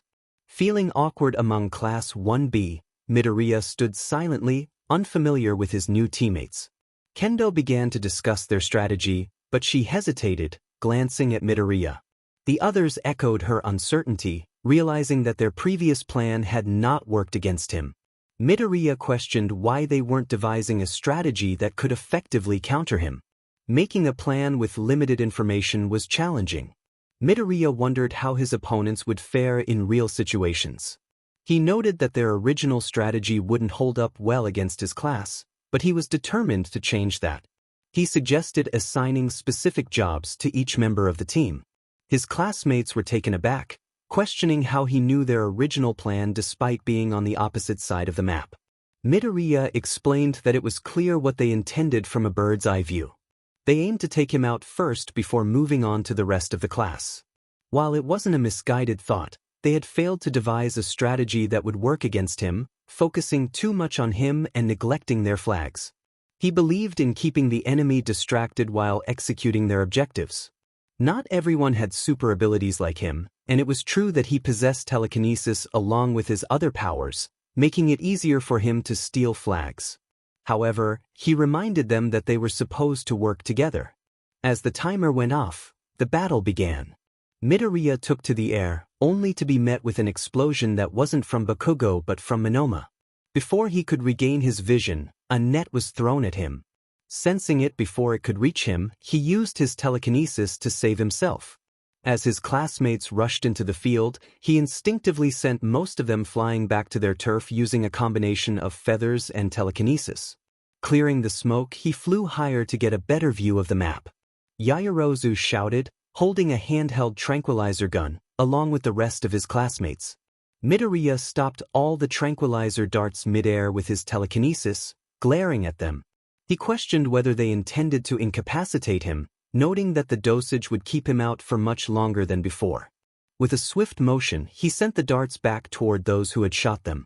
As the tranquilizers chased his classmates, he seized the opportunity to steal their flags. Uraraka shouted for a release, but the cement clumps Yaoyorozu had levitated remained suspended in the air. Midoriya had already grasped them with his telekinesis, launching them like projectiles at his classmates, who struggled against him like Class 1B had in the previous round. Class 1B stood back, unable to intervene. Due to the tranquilizers, most of Class 1A had already succumbed, and though it wouldn't last long, it was enough for the round to end prematurely.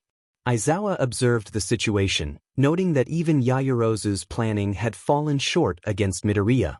He pointed out that her failure to recognize Midoriya's heightened senses, speed, and strength contributed to their defeat. He pondered whether Class 1B and Class 1A teaming up could take him down. As Class 1A began to wake, Yaoyorozu admitted she hadn't used much tranquilizer fluid, aware that too much could be dangerous. Vlad King questioned the wisdom of such a plan, but Aizawa felt it wouldn't hurt to try. Even with both classes working together, they failed miserably. Midoriya effortlessly protected all his flags using just a few feathers and his telekinesis, hardly needing to move against the combined forces of 39 opponents. Kaminari lamented their poor performance, while Midoriya simply yawned. Kirishima expressed disbelief at how little effort Midoriya had to exert. Aizawa took the opportunity to motivate them, emphasizing that while Midoriya had extraordinary abilities, he had trained hard to hone them. He explained that without a proper grip on his powers, much of what he accomplished wouldn't be possible. He encouraged them to remember that growth comes from hard work, regardless of natural talent. As the class absorbed Aizawa's words, Midoriya dismissed himself for lunch. He contemplated the need to assign a bug to keep track of All Might, realizing he couldn't send information to the League without it. Soaring through the sky on his way home, he noticed more people staring and cheering than usual. Upon arriving home, he received a text from Hawks that explained the situation simply. The pictures they had taken had been released. Reading the message caused everything to click into place, but it also brought a wave of stress crashing over him. He realized he would have to go to school the next day, feeling overwhelmed by the sudden surge in popularity. He couldn't help but wonder how quickly the editors had worked and what company he had contracted with. It was clear that they were famous, and Midoriya felt the urge to skip school. However, he knew he couldn't do that for the rest of the year, especially not without revealing himself as the traitor. It was still too early for such a move. With this thought in mind, he decided to assign some tasks to the animals he had gathered. He opened his window and looked outside, spotting a small flock of birds flying by. He brought them inside, feeling a sense of satisfaction. Next, he noticed a ladybug and caught it with a smirk. Finally, he saw a plump street cat, which added a touch of charm to his gathering. To complete the scene, he prepared some lunch for them. He began by addressing the animals, sharing his intentions. The cat, while munching on its food, questioned how and why he was able to communicate with them. Midoriya explained that he needed their help with a simple favor. He mentioned the pro-hero known as All Might, who had inadvertently caused him trouble. The animals expressed their disdain for All Might, and Midoriya seized the opportunity to ask them to spy on him and gather information. In return, he promised they would never have to see All Might again.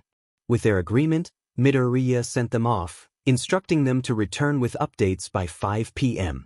As he lay on his bed, he felt a mix of anticipation and determination. He believed he could gather enough information within 2 weeks, and he had a plan to take down All Might. He envisioned a perfect reveal that would allow him to manipulate events to his advantage while the League took the blame for the incident. He felt confident that no one could stop him, not even the government officials. The next day at school was overwhelming for Midoriya.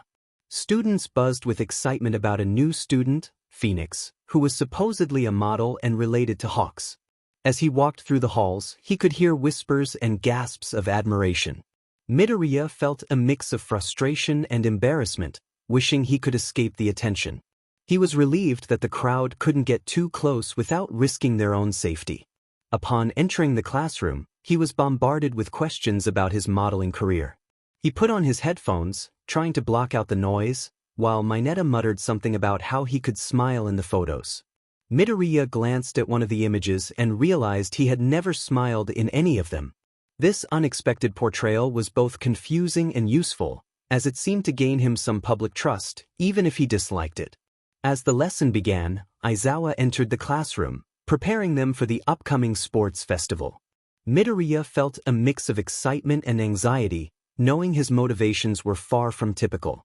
Later that evening, he sat in his room, ready to receive updates from the animals. He heard a gentle pecking at the window and opened it to let the birds in. They shared their findings about All Might, revealing that his real name was Toshinori Yagi and that he wasn't always in his muscular form. Midoriya's eyes widened at this valuable information. After thanking the birds and giving them some food, he welcomed the cat, which had miraculously climbed to his window. The cat reported that it had discovered All Might's address and the extent of his security. Midoriya listened intently, pleased with the details. Finally, the ladybug arrived, sharing its own findings about All Might's injuries. It described a significant wound that had been stitched up, which limited All Might's ability to maintain his powerful form. Midoriya felt a surge of excitement. This information was perfect for his plans. As he began to write down the new information, a raven landed on his desk, interrupting his thoughts. The bird expressed its boredom and inquired about what he was doing. Midoriya explained that he was writing a letter to the League, and the raven acknowledged its understanding, albeit with a hint of playful sarcasm. With the raven's presence, Midoriya felt a renewed sense of purpose as he continued to plot his next moves. Midoriya had come to see what was happening. Nothing interesting occurred in the forest. He often followed the wolves, watching them run, hunt, eat, and sleep. He asked if there was anything in particular he wanted, and the response was a request for one of his feathers. Midoriya explained that they glowed brightly, but the glow faded after a day. He then handed over a bracelet he had unintentionally taken while walking home. The recipient admired its shine and quickly flew off, completing the transaction. Midoriya signed it anonymously and sent it off using his telekinesis, everything proceeding as planned. Later, a note arrived containing valuable information about All Might, revealing his true identity as Toshinori Yagi, his address, and details about an injury that limited his strength. Shigaraki read the note aloud, astonished by the depth of information. He speculated about the source, wondering how they had managed to gather such details without being detected. AFO considered the implications of the information and the potential of the anonymous informant, expressing hope that they would reveal themselves to join the League. As days passed, Midoriya continued to send information while gaining public favor through a side modeling gig. Despite his cold demeanor and criminal activities, he was adored by many who only knew the surface of his persona. AFO marveled at the intricacy of the plan outlined in the notes, realizing that not pursuing it would be a missed opportunity. Shigaraki echoed this sentiment, wishing for a way to contact the mysterious informant. They discussed the potential chaos that could ensue during the upcoming festival, contemplating how the informant might assist from the sidelines. AFO expressed curiosity about how the informant would maintain their anonymity, while Shigaraki lamented not having a quirk that could trace the letters back to their source. Finally, Friday arrived, and Midoriya sat in class, satisfied with the information he had received throughout the week. Aizawa concluded the lesson, emphasizing the importance of the upcoming festival and the stakes involved. If at least one student from their class secured a top 3 finish, they would enjoy a break from work. However, if they failed, the consequences would be severe. The class's excitement quickly deflated upon hearing the catch. As they prepared to leave, they were blocked by a large crowd. Midoriya and Bakugo approached the door, annoyed by the obstruction. Bakugo scowled, declaring his intent to win first place and prove his superiority. Midoriya attempted to reason with the crowd, but Shinso stepped forward, warning Bakugo not to be overly confident. Midoriya, irritated by the interruption, urged everyone to let them leave. As tensions rose, he threatened the crowd, asserting that he would not hesitate to unleash his powers if they did not move aside. He flared his wings as his eyes glowed a deep blue. The crowd refused to budge. Midoriya, running out of patience, had people to meet after school. He opened a window and picked up the first person standing by the door among the crowd, holding them near the edge. He warned them that he would throw them out if they didn't let him pass through. Kirishima, nervously sweating, urged Midoriya to calm down, reminding him that it wasn't very heroic. Midoriya clarified that he didn't intend to harm the person but thought they would serve as a good example for the crowd if he were to drop them. Kirishima pointed out the contradiction in his statement, but Deku explained that he would catch the person at the last second. He shouted at the crowd to move, and most of them scattered, while a few bold ones remained, still blocking the exit. Midoriya placed the person down and shoved his way through the crowd, stretching out his wings completely. The people around him cried out as he forced his way through, tired of wasting time. It didn't take long for his classmates to exit the classroom. Once outside, Midoriya found Monoma and Shinso waiting for him. They had an important matter to discuss. Midoriya had already informed Bakugo that they wouldn't be able to walk home together after school, which was a first. Monoma suggested they leave as a limo pulled up to SCRT the three of them. After a quick drive, they arrived at Monoma's house and headed to his room, where they found a black-haired man waiting by the window. Midoriya opened the window and sat down on a bunch of feathers. 𝐼𝐸 pointed at Shinso, asking who he was, and Shinso, confused, asked the same. Monoma introduced them, explaining that they both shared the same goal. With introductions out of the way, 𝐼𝐸 asked Midoriya about the progress regarding the league situation.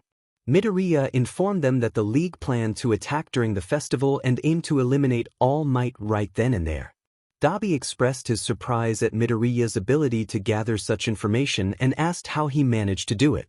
Midoriya vaguely explained that a little bird had informed him of their location, and the league had listened of their own accord. He added that information travels quickly. 𝐼𝐸 acknowledged the need to prepare for the attack on Monday to ensure All Might's defeat without getting caught. Midoriya assured them that he could slow down All Might's movements within the crowd, claiming it would be easy. Monoma inquired whether it would be possible to copy Midoriya's quirk. Midoriya was uncertain and asked how long Monoma needed to tap someone for the copying to work. Monoma replied that it took less than a second. Midoriya considered that it might be possible, but warned that copying his quirk could be dangerous due to the extreme heat. Monoma acknowledged the risk and suggested finding other ways to assist during the attack, noting that having two people using telekinesis on All Might would be too noticeable. Midoriya agreed and outlined their plan. When Monday arrived, the sports festival had finally come.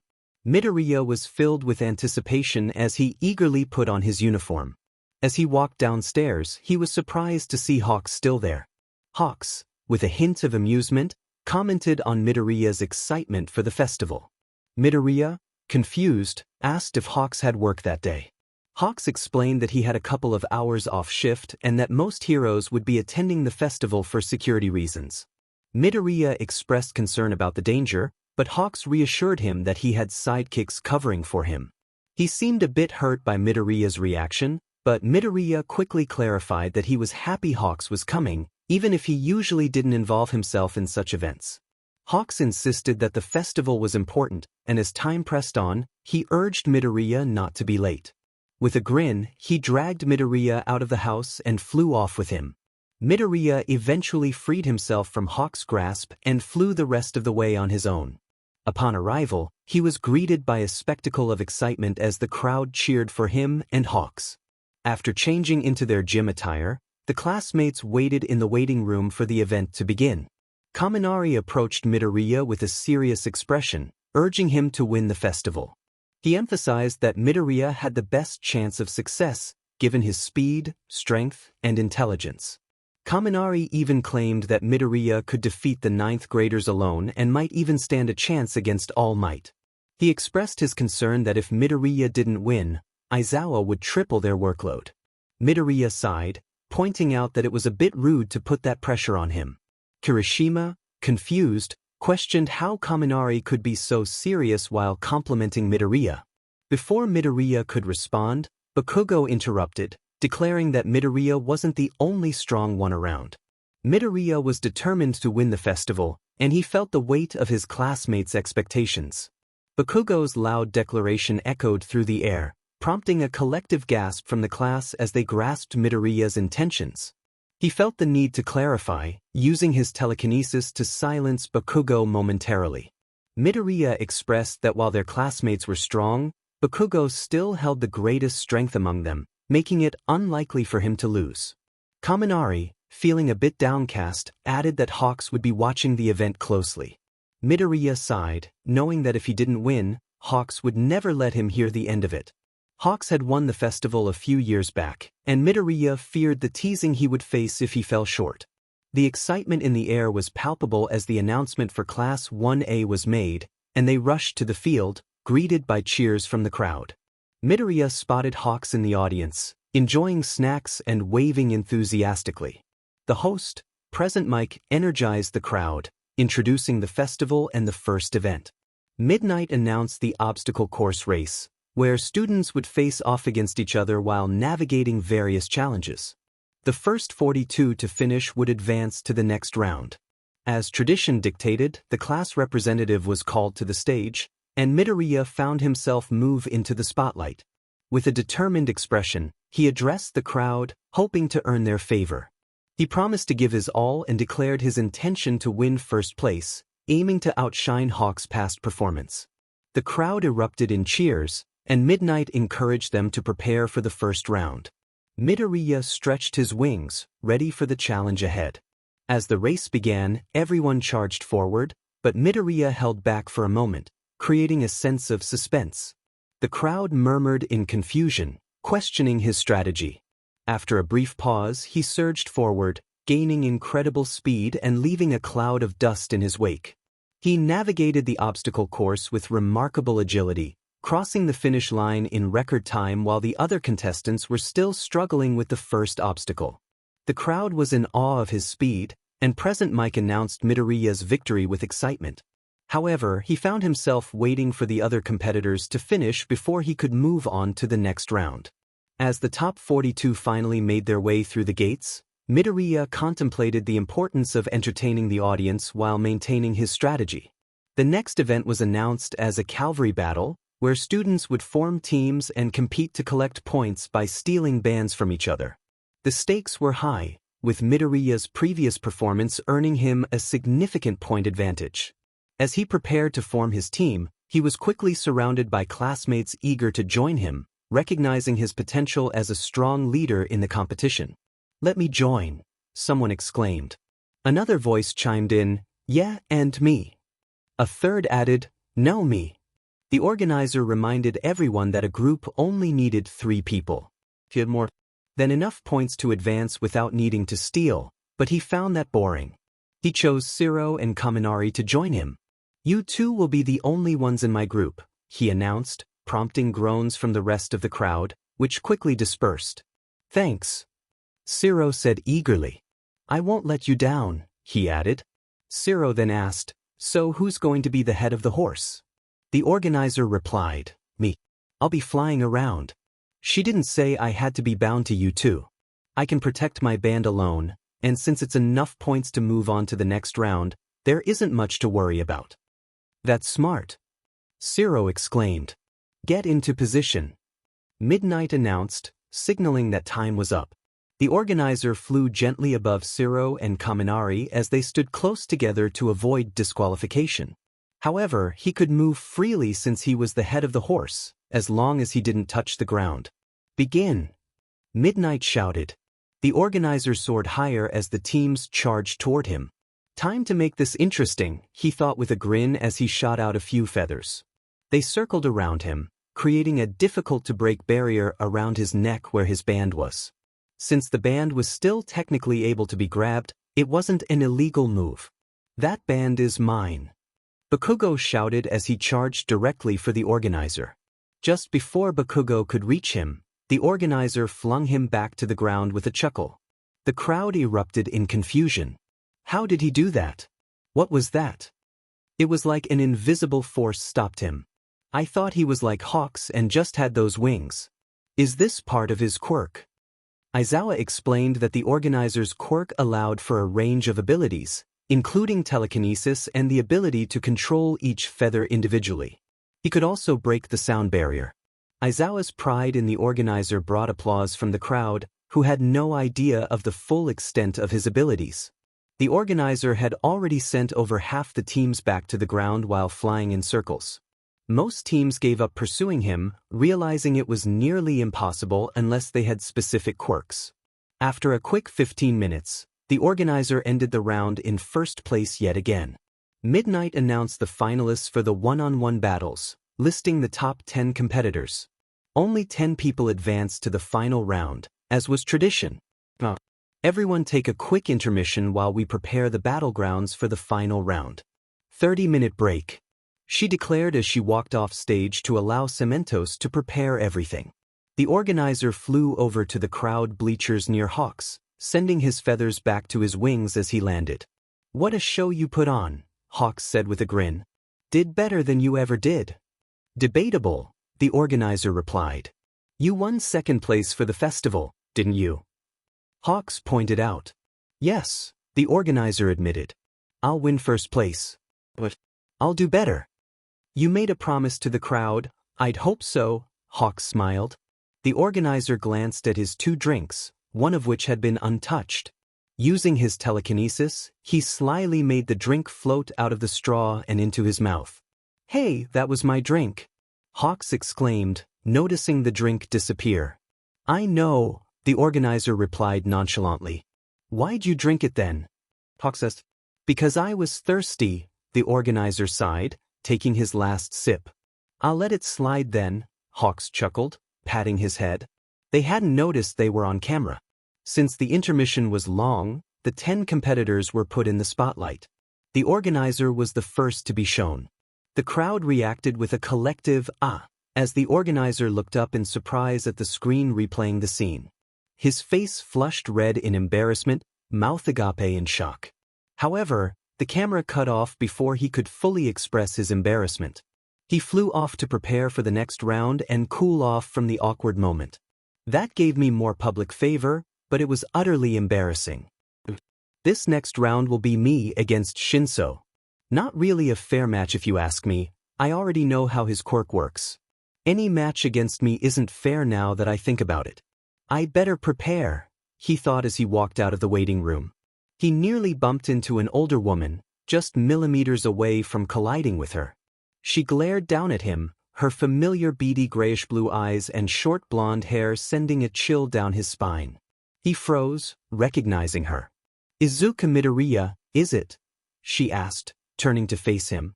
"Yes," he replied cautiously. "I've seen you come over to my house with my son and his other friend before.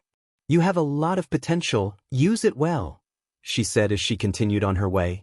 Midoriya felt a surge of anger as he realized she was Nito Monoma's mother, the commission boss, and his enemy. He glared at her down the hall, struggling to hold back his emotions.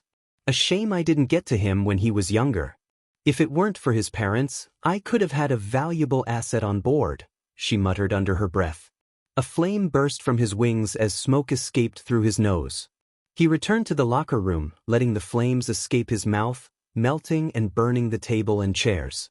"Not my problem," he thought angrily as he took a deep breath to calm himself. "Focus on the goal, Izuku. You'll be able to confront her in the end, so being patient now will be worth it." Come. Eventually, the 30 minutes were up, and the first round began. Midoriya stood opposite Shinso as the crowd cheered. "Sorry, Shinso, no hard feelings," he said with a chuckle as he stretched his arms. "I wouldn't be so cocky," Shinso replied. "Let's be real, Shinso. You have no chance." "Begin." "I do," Shinso protested. Midoriya yawned, flicking his wrist to send Shinso out of bounds effortlessly. "Didn't even give him a chance," someone commented. "Quickest match in history," another added. Izuku Midoriya progresses to the next round. Present Mike cheered as the crowd slowly clapped. Midoriya flew over to Shinso, helping him up with his telekinesis. "Told you, no hard feelings," he said. "Yeah, I kind of knew going up against you would be impossible," Shinso chuckled as he dusted himself off. "Amazing sportsmanship." Present Mike exclaimed, rallying the crowd to clap again with more enthusiasm. Midoriya flew back to the stands as the next round began. After a while of waiting, he noticed his next match would be against Todoroki. After facing Todoroki, he would have to fight either Tokoyami or Bakugo to see who would officially win the sports festival. It was officially time to start the second round. Midoriya stood at the door, aware that he had a few minutes before he would be called out to face Todoroki. However, he was approached early by Todoroki himself in the same hall. Todoroki acknowledged Midoriya, stating that out of everyone in their class, Midoriya had the best chance of surpassing All Might. Midoriya responded, curious about the connection. Todoroki explained that if he were to defeat Midoriya in this round, it would mean he had surpassed All Might as well. The tension between them was palpable, each aware of the stakes involved in their upcoming battle. Todoroki and Midoriya stood at the starting line, the tension palpable in the air. Present Mic announced the beginning of the match, and Todoroki unleashed a massive ice blast that filled the stadium. However, Midoriya emerged from the thick wall of ice, unfazed. The crowd gasped as Todoroki's eyes widened in disbelief. Midoriya laughed, declaring that Todoroki had brought this upon himself. With a flourish, he summoned hundreds of feathers that surged toward Todoroki. Despite Todoroki's attempts to block them with ice, the feathers maneuvered around him, causing him to feel the heat. Midoriya kept the contact brief, aware of the importance of public perception. In the midst of the distraction, he used his telekinesis to fling Todoroki out of bounds. Present Mic announced Midoriya's victory, and he flew back to the stands to watch the next match between Tokoyami and Bakugo. Midoriya thought to himself about the upcoming final round, envisioning his victory and the chaos that would follow. As the final match began, fire blared into the sky, and the crowd watched with bated breath. Bakugo charged at Midoriya, creating a cloud of smoke to obscure their vision. However, in the confusion, Bakugo found himself trapped in a cage of scalding feathers. He struggled to escape, but every movement brought more discomfort. Midnight asked Bakugo if he could move, and he defiantly insisted that he could. With determination, he unleashed a powerful explosion, breaking free from the feathers. Bakugo charged at Midoriya, but Midoriya skillfully dodged his attacks and countered with a swift kick that sent Bakugo reeling. As Bakugo stumbled back, Midoriya followed up with a punch that propelled him close to the boundary line. Dazed and struggling to regain his footing, Bakugo accidentally stepped over the line, conceding the match. Midoriya chuckled, claiming his victory as the crowd erupted in cheers. Present Mic announced Midoriya as the winner of the sports festival, and the podium rose to celebrate the top competitors. Midoriya glanced at All Might, who appeared exhausted but proud. Meanwhile, chaos unfolded on the streets of Japan as All Might faced numerous thugs. He felt his strength waning but pushed through to finish the fight. As he looked up at the screen, he saw Midoriya and Bakugo battling for the championship. Determined to present the medals, he flew to the stadium, knowing he had to make his appearance before his limit was reached. As the crowd cheered for Midoriya, All Might prepared to hand out the medals. He congratulated Tokoyami and Todoroki, then quickly awarded Bakugo. Finally, he presented Midoriya with his medal, feeling a sense of pride despite his own struggles. All Might stepped down, anxiously awaiting the moment he could leave the stage. Midoriya focused intently, holding his form for just a few more moments. Suddenly, a scream pierced through the crowd, and the atmosphere shifted dramatically. All Might glanced at the audience, noting the dust that settled where people had once been. A significant portion of the crowd had been caught off guard. All Might was taken aback as 10 Nomu charged toward him, emerging from warp gates that opened around the arena. Shigaraki stepped out of one of the gates, a sinister grin spreading across his face as he surveyed the chaos. The situation was dire. All Might felt a wave of exhaustion wash over him. He knew the other heroes would come to help, but when he looked back, he saw that half of them had been incapacitated, while the others were preoccupied with their own battles against the Nomu. In an instant, he was overwhelmed by the 10 Nomu, who restrained him with ease. Midoriya glanced to his side and noticed Bakugo and Tokoyami had also been hit with tranquilizer darts. Just then, Todoroki was struck as well, and a bullet sped toward Midoriya. He allowed the bullet to pierce his skin, but he skillfully prevented the tranquilizer from entering his system, slumping down as if he had passed out. Hawks felt a surge of panic as he struggled against the Nomu, thinking of Midoriya's safety. Shigaraki's laughter echoed through the chaos, relishing in the unfolding plan. All Might was completely restrained, and from another warp gate, a bald, faceless man in a pristine black suit emerged. AFO had arrived. As AFO approached, the crowd attempted to flee, but many were caught in the fray, unable to escape. Hawks quickly flew to Midoriya, who had cleverly discarded the tranquilizer fluid, making it appear as if he was still under its effects. Hawks managed to free Todoroki, Tokoyami, and Bakugo as well, but the Nomu continued to pursue them. He dropped his classmates atop the stadium for safety. FO loomed over All Might, a grin that could chill anyone's heart plastered on his face. All Might felt defeated, his arms broken and pinned to the ground. He knew any attempt to move would result in further injury. AFO reveled in the moment, declaring that all of Japan would witness All Might's demise. All Might struggled to speak, but his body betrayed him, and he felt a sharp pain as he tried to move. FO prepared a powerful air blast, and All Might sat there, paralyzed with fear, a tear rolling down his cheek as he looked at the camera capturing the moment. AFO taunted him, asking for any last words. All Might managed to utter a farewell to Japan before AFO unleashed the blast. The impact was devastating, and the crowd fell silent, the gravity of the moment sinking in despite the ongoing chaos. As AFO and the Nomu began to retreat through warp gates, the silence was shattered by the cries of the audience, many rushing to the scene. Hawks shook Midoriya, desperate for him to wake up. Midoriya had merely fallen asleep after the overwhelming events. Tears welled in Hawks's eyes, but he held them back, knowing his cousin was alive. He looked back at the field, his heart sinking at the sight of the aftermath. Heroes rushed to control the crowd, trying to shield All Might's fallen form from view.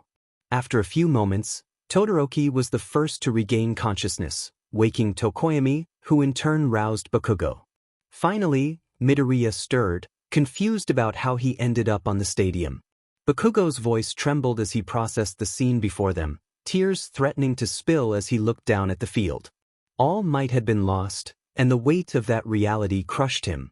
Midoriya's expression shifted to one of shock, his heart heavy with despair. Bakugo's fury ignited as he shouted, vowing to take revenge on those responsible. Explosions erupted from his hands, fueled by his anger and grief. Midoriya felt a surge of determination as he searched for Shinso and Monoma, locking eyes with Monoma, who also feigned sorrow. Midoriya descended to Hawks, who embraced him tightly, relief flooding his expression. They both understood the gravity of the situation. Midoriya pointed toward the chaos, asking what had happened. Hawks explained that the League had attacked, and the fight for justice was far from over. Hawks looked away as he shared the news of All Might's demise. Midoriya feigned anger, turning to the crowd with determination. He vowed to find the League and bring them to justice, igniting a spark of hope among the onlookers. They believed All Might would be avenged, or so they thought. Midoriya sighed as he turned back to Hawks, reflecting on the situation. His classmates had also awakened, albeit from a state of unconsciousness. It seemed the League had not used a strong enough sedative. Meanwhile, All for One reviewed a note that outlined a sinister plan. It detailed how the upcoming festival would be the perfect opportunity to eliminate All Might. The note explained that many heroes would be gathered, making it difficult for reinforcements to arrive in time. It noted All Might's limitations, stating he could only maintain his muscle form for about an hour. The plan involved exhausting him with thugs, allowing him to tire himself out before the festival began. As the event approached, the number of thugs would decrease, forcing All Might to focus on the festival. The note also suggested sedating key heroes to ensure the plan's success. As the chaos unfolded, many were rushed to the hospital due to injuries inflicted by the Nomu. Midoriya returned home alone while Hawks assisted with the ambulances. Once inside, Midoriya celebrated, finally able to laugh freely. He reveled in his success, feeling a weight lift off his shoulders. All Might was gone, and he felt liberated from the hero's shadow. He hung his medal on the wall, a symbol of his triumph. In the aftermath, schools were closed for the week as the nation mourned the loss of its #1 hero. When classes resumed, Midoriya flew to school, reminding himself to act as if he were grieving too. Upon entering his classroom, he noticed an unusual silence. His classmates, typically loud, were now subdued, their expressions somber. Aizawa entered, looking more disheveled than usual, his exhaustion evident. Aizawa addressed the class directly, acknowledging their grief over All Might's death. He urged them not to dwell on the past but to channel their sorrow into motivation for the future. He emphasized the importance of moving forward and protecting Japan, reminding them that their tears would not bring All Might back. His words resonated with the students, igniting a renewed sense of purpose within them. Midoriya, listening intently, found himself inspired by Aizawa's speech. He realized the importance of rising above their loss and focusing on the fight against villainy. The class, once filled with despair, now felt a flicker of ambition reignite within them. Aizawa addressed the class, assuring them they would not disappoint him. He reminded them of his promise: if one of them won the festival, they would all receive a 3-day break. If the top 3 spots were claimed by the same individuals, they would enjoy a week off. The class felt a mix of tension and relief at this announcement. Aizawa explained that the festival was an opportunity to showcase their abilities and that, as tradition dictated, they would intern with a hero for a week afterward. The heroes would send invitations, and the students were tasked with selecting one by the end of the week. As Aizawa clicked a button on the remote, a screen displayed their names alongside the number of invitations received. The class gasped when they saw that Midoriya had received an astonishing 5,258 invitations. He was equally surprised, noting that he hadn't realized so many heroes existed. Midoriya expressed his concern about the overwhelming number of invitations, particularly from the top 10 heroes, including 𝐒𝐮𝐬𝐃. Midoriya reflected on his complicated feelings regarding 𝐒𝐮𝐬𝐃, especially since he had previously clashed with his son. He acknowledged that while he could learn from 𝐒𝐮𝐬𝐃, he also viewed him as a significant obstacle in his path. He contemplated how defeating 𝐒𝐮𝐬𝐃 would help him advance his plans, as he believed it would lead to Hawk's downfall as well. Midoriya resolved to approach this situation strategically, deciding that interning with 𝐒𝐮𝐬𝐃 would allow him to train effectively. Aizawa reminded the class to choose a hero by the end of the week before settling into his sleeping bag. Bakugo, who had been visibly upset, turned to Midoriya and asked who he intended to pick. Midoriya mentioned 𝐒𝐮𝐬𝐃, citing the potential for training with someone who could help him harness his flame abilities. Bakugo, however, suggested that he should consider Hawks, given their familial connection. The day dragged on, filled with a heavy atmosphere as the class struggled with their emotions. Later, during dinner, Hawks inquired if Midoriya had anything on his mind. Midoriya, caught off guard, initially denied it but eventually admitted that he was considering his options for the internship. Hawks playfully expressed his disappointment at the thought of Midoriya choosing 𝐒𝐮𝐬𝐃 over him, insisting he was the better choice. Midoriya explained that working with 𝐒𝐮𝐬𝐃 could provide him with valuable insights into controlling his flames. Hawks, concerned about the implications of Midoriya's choice, reminded him that the internship would require him to live elsewhere for a week. Midoriya reassured Hawks that he had not made a final decision yet and emphasized the potential benefits of interning with the top hero. After dinner, Midoriya returned to his room, contemplating his choice. He resolved to select 𝐒𝐮𝐬𝐃, believing it would offer him the most growth. The following morning, he discovered a note suggesting that picking Hawks would be the better option. Confused, he noticed a red feather nearby, realizing it was likely from Hawks. As the week progressed, Midoriya found more notes urging him to choose Hawks, which became increasingly frustrating. During a conversation with his classmates about their internship choices, Midoriya felt overwhelmed and decided to escape to the roof for some peace. However, he found yet another note there, leaving him exasperated. He couldn't understand how Hawks had managed to place notes everywhere, but he knew he had to make a decision soon. But Midoriya was certain Hawks hadn't noticed him. Frustrated, he burned the note and took off. Hawks had been a constant source of annoyance throughout the week, and by Friday, Midoriya was eager for it to end. He had made his decision clear: he would in turn with 𝐿𝐴𝐷𝐿, not 𝐻𝐼𝐬. 𝐻𝐼𝐬, however, seemed unfazed. He asked Midoriya who he would choose, and Midoriya replied that he was picking 𝐿𝐴𝐷𝐿 based solely on personal benefit. 𝐻𝐼𝐬 looked a bit hurt but shrugged it off, insisting that it was just a week and they would still see each other. Midoriya rolled his eyes, knowing 𝐻𝐼𝐬 was just teasing him. As Midoriya arrived at school, Aizawa announced that it was time for everyone to make their hero selections. Midoriya filled in 𝐿𝐴𝐷𝐿's name and handed the paper back, feeling a sense of calm wash over him. Standing before the building door, Midoriya mentally prepared himself for the week ahead. He knew 𝐿𝐴𝐷𝐿 was known for being loud, and he hoped for the best. After knocking, a familiar voice responded from behind the door, confirming his suspicions. When he entered, he found 𝐻𝐼𝐬 trying to play it cool, having been the one behind the door. Midoriya sighed, realizing 𝐻𝐼𝐬 had intended to surprise him.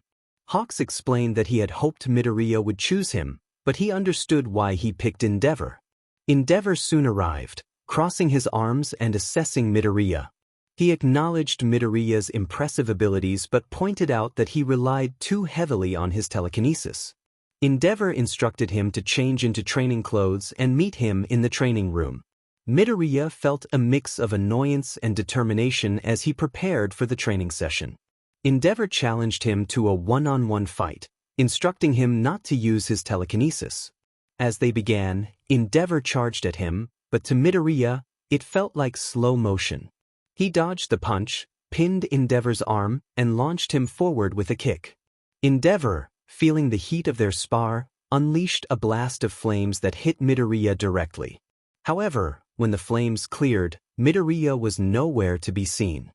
He quickly retaliated with a gust of flames, catching 𝐿𝐴𝐷𝐿 off guard and sending him crashing into the wall. 𝐿𝐴𝐷𝐿 gasped for breath, realizing he was struggling against Midoriya's overwhelming power. The combination of Midoriya's speed, agility, and combat intelligence made him a formidable opponent. 𝐿𝐴𝐷𝐿 recognized that Midoriya was a perfect successor to become the #1 hero, someone who could achieve what he could not. After the intense spar, Midoriya asked if he had won. 𝐿𝐴𝐷𝐿 reluctantly admitted that he had. Midoriya retracted his feathers, curious about the extent of his telekinetic abilities. He explained that he could lift significant weights, having once lifted a zero-pointer robot during the entrance exam. 𝐿𝐴𝐷𝐿 was taken aback by Midoriya's strength, realizing he was standing before a true powerhouse. Midoriya chuckled to himself, knowing that despite 𝐿𝐴𝐷𝐿's reputation, he had much to learn from him. 𝐿𝐴𝐷𝐿 acknowledged that Midoriya's fighting skills were already beyond what he could teach, setting the stage for an exciting and challenging internship ahead. Anything I teach you will be something you already know how to do. The likelihood of your telekinesis just disappearing is 0, and with how strong that is alone, it could earn you the #1 spot in hero rankings. So, the only thing I can really provide is working experience outside. Midoriya observed the situation with a smirk, realizing that the #1 hero was intimidated by his abilities. It was surprising to see such a hard-headed and hot-headed individual retreat so easily. He must have sensed the power gap between them. 𝐿𝐴𝐷𝐿 dismissed him, clearly annoyed with himself, and Midoriya left the room. Breakfast awaited him on the table, with the news playing in the background. The mention of a new villain, the hero killer 𝐒𝐮𝐷𝐿, caught his attention. Recently, he had sensed the panic that had spread among the people, but he couldn't fully grasp it. The news reported a pro-hero found dead in an alleyway, and the hero killer 𝐒𝐮𝐷𝐿 was identified as the murderer. This dangerous individual had been on a streak, taking down heroes with an unknown quirk that immobilized them. The police and heroes struggled to capture him. Midoriya noted that one of the victims resembled Iida, wondering if it was his older brother, 𝐒𝐮𝐻𝐬. As he finished his meal, he was quickly dressed in his hero outfit and ushered outside by other apprentices, 𝐻𝐼𝐬, and 𝐿𝐴𝐷𝐿.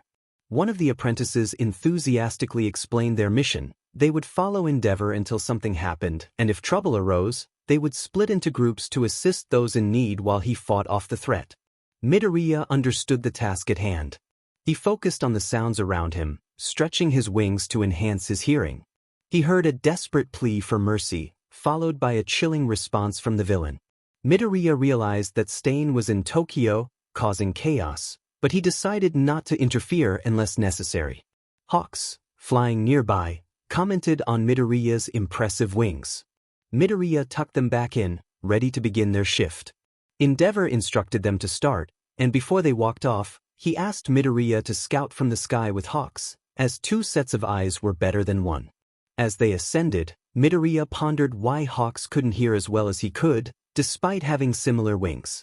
Hawks explained that Midoriya's wings were more sensitive due to his Phoenix mode, which allowed him to sense things from great distances. Midoriya felt a bit embarrassed for not remembering this detail. Their conversation was interrupted by an alarm blaring in the background. A villain, having just robbed a bank, taunted them from a getaway airplane. Midoriya remained unfazed while 𝐿𝐸𝐷 pursued the aircraft. Hawks encouraged Midoriya to show off and go after the airplane. Midoriya took off, flying faster than 𝐿𝐸𝐷, leaving a gust of wind in his wake. He accidentally outpaced the airplane itself, stunning 𝐿𝐸𝐷. Realizing he had flown too fast, Midoriya landed on the nose of the airplane, startling those inside. As the criminals panicked, Midoriya calculated his next move. He couldn't harm them, but he needed to stop their escape. He jumped off the nose and flew to the side of the plane, using his telekinesis to open the door. They were already flying over the ocean, and he had to think quickly to prevent their escape without causing harm. Meanwhile, one of 𝐿𝐸𝐷's sidekicks questioned Hawks about why he hadn't pursued the villains. Hawks confidently replied that Midoriya was more than capable of handling the situation. At this rate, they were already flying over the ocean. The speed was incredible, and the strength of the hero was well known. Hawks chuckled, reassuring everyone that they didn't need to worry about Izuku. Instead, he suggested they should be more concerned about the criminals. As the criminals pulled out their guns and attempted to shoot Midoriya, he effortlessly stopped the bullets midair, glancing around the spacious airplane. He realized it would be engulfed in flames soon if he didn't act quickly. Grabbing the briefcases filled with money, he prepared for action as the bullets continued to rain down. One of the criminals recognized him, exclaiming that Midoriya was Hawks' cousin, Phoenix, the one who had won first place in the festival without even trying. The disbelief among the criminals grew as they realized a teenager was giving them such a hard time. Midoriya, unfazed by their panic, simply sighed and disarmed them with a flick of his wrist, sending their guns and bullets flying out of the airplane and into the ocean below. Spotting some ropes, a mischievous grin spread across his face as he decided to make the situation more entertaining. With a snap of his fingers, he knocked them out and tied them up securely. He then jumped out of the airplane, flying back toward Japan while dragging the aircraft behind him, having already shut off its engines. As he landed on a building in mere seconds, the onlookers were astonished to see him holding the airplane beside him. The heroes shouted his name in unison, filled with surprise and curiosity about how he managed to handle the situation. Midoriya explained that he used a method involving telekinesis on their organs, ensuring they were only temporarily incapacitated without any actual harm. This way, he wouldn't face trouble with law enforcement for acting independently. As they gathered the criminals and loaded them into a police car, the media was already capturing the scene. Midoriya paid little attention to the flashing cameras, focusing instead on the criminals being taken away. 𝐿𝐸𝐷 watched in awe, realizing that Midoriya was even faster than he had anticipated, having caught up to an airplane flying at 400 miles per hour in mere seconds. That week had been eventful for Midoriya, as he had effortlessly saved hostages, stopped drag imports, and returned stolen jewels, gaining more fame than ever before. However, nothing could have prepared him for the chaos that Friday would bring, the last day of their internships. 𝐿𝐸𝐷 announced that their shift would be similar to Wednesdays, around sunset. Midoriya quickly got ready, wondering why they hadn't started their shift yet. As they took to the streets, he sensed something was off, a feeling that made him uneasy. Hawks noticed his tension and urged him to be careful, suggesting that perhaps he was just uncomfortable with the extra attention. Suddenly, screams echoed throughout Tokyo as fires erupted and Nomu began attacking. Hawks called for Midoriya to stick close as they prepared to confront the threat. Overwhelmed by the chaos, Midoriya struggled with the noise and smells, feeling his head throb. Amidst the chaos, he heard maniacal laughter approaching, and that's when 𝐮 appeared, targeting 𝐻𝐽𝐬. Midoriya reacted instinctively, pushing 𝐻𝐽𝐬 out of harm's way and taking the hit himself. In a swift, shocking moment, 𝐮 struck, and Midoriya fell, a warm smile on his face as he mouthed a farewell to 𝐻𝐽𝐬. 𝐻𝐽𝐬 rushed to his side, devastated by the scene unfolding before him.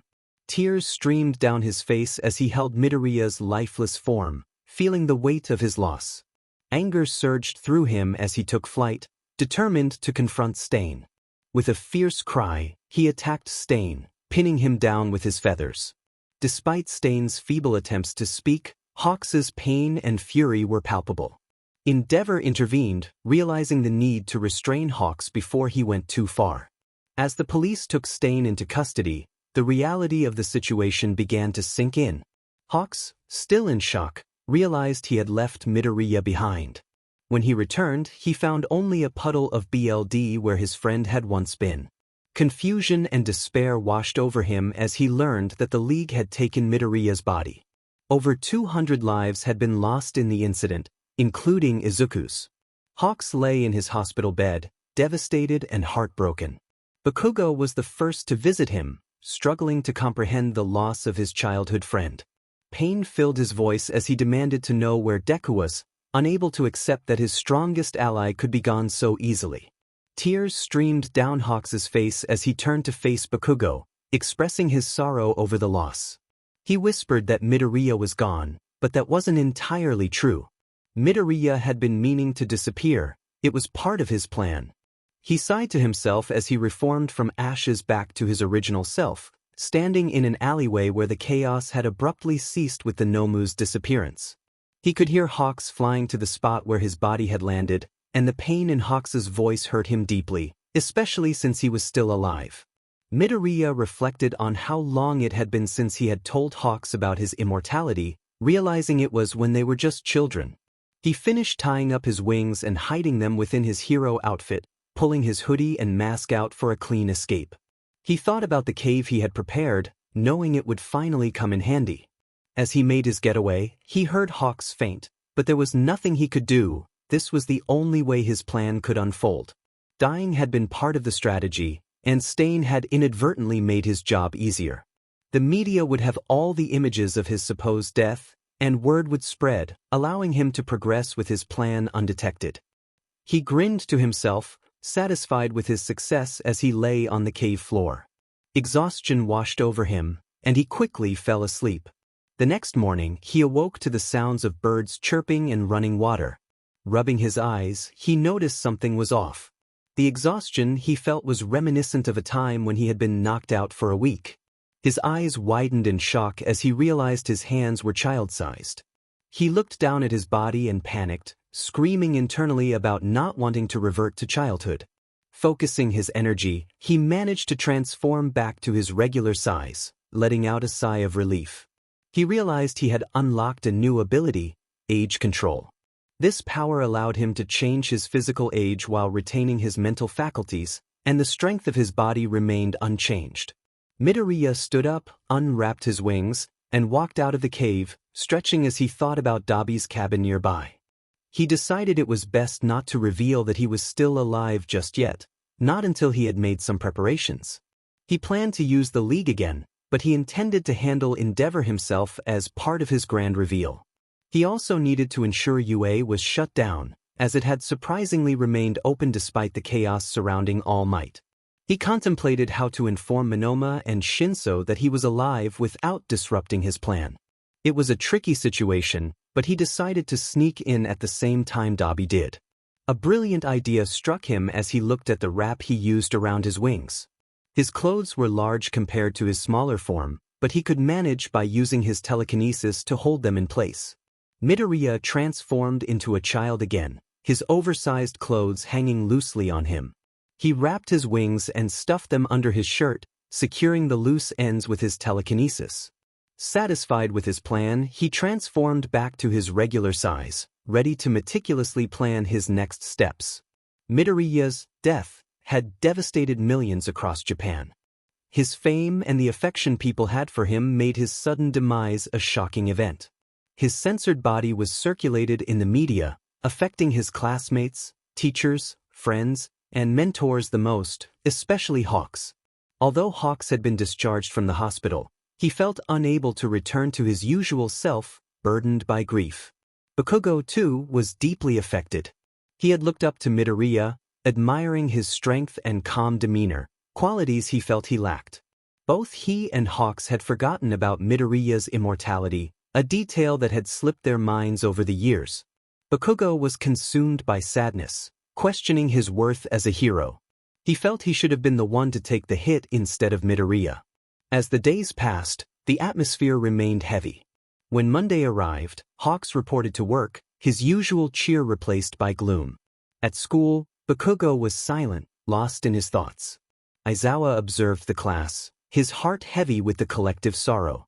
He understood that they needed to express their feelings about the tragedy they had faced.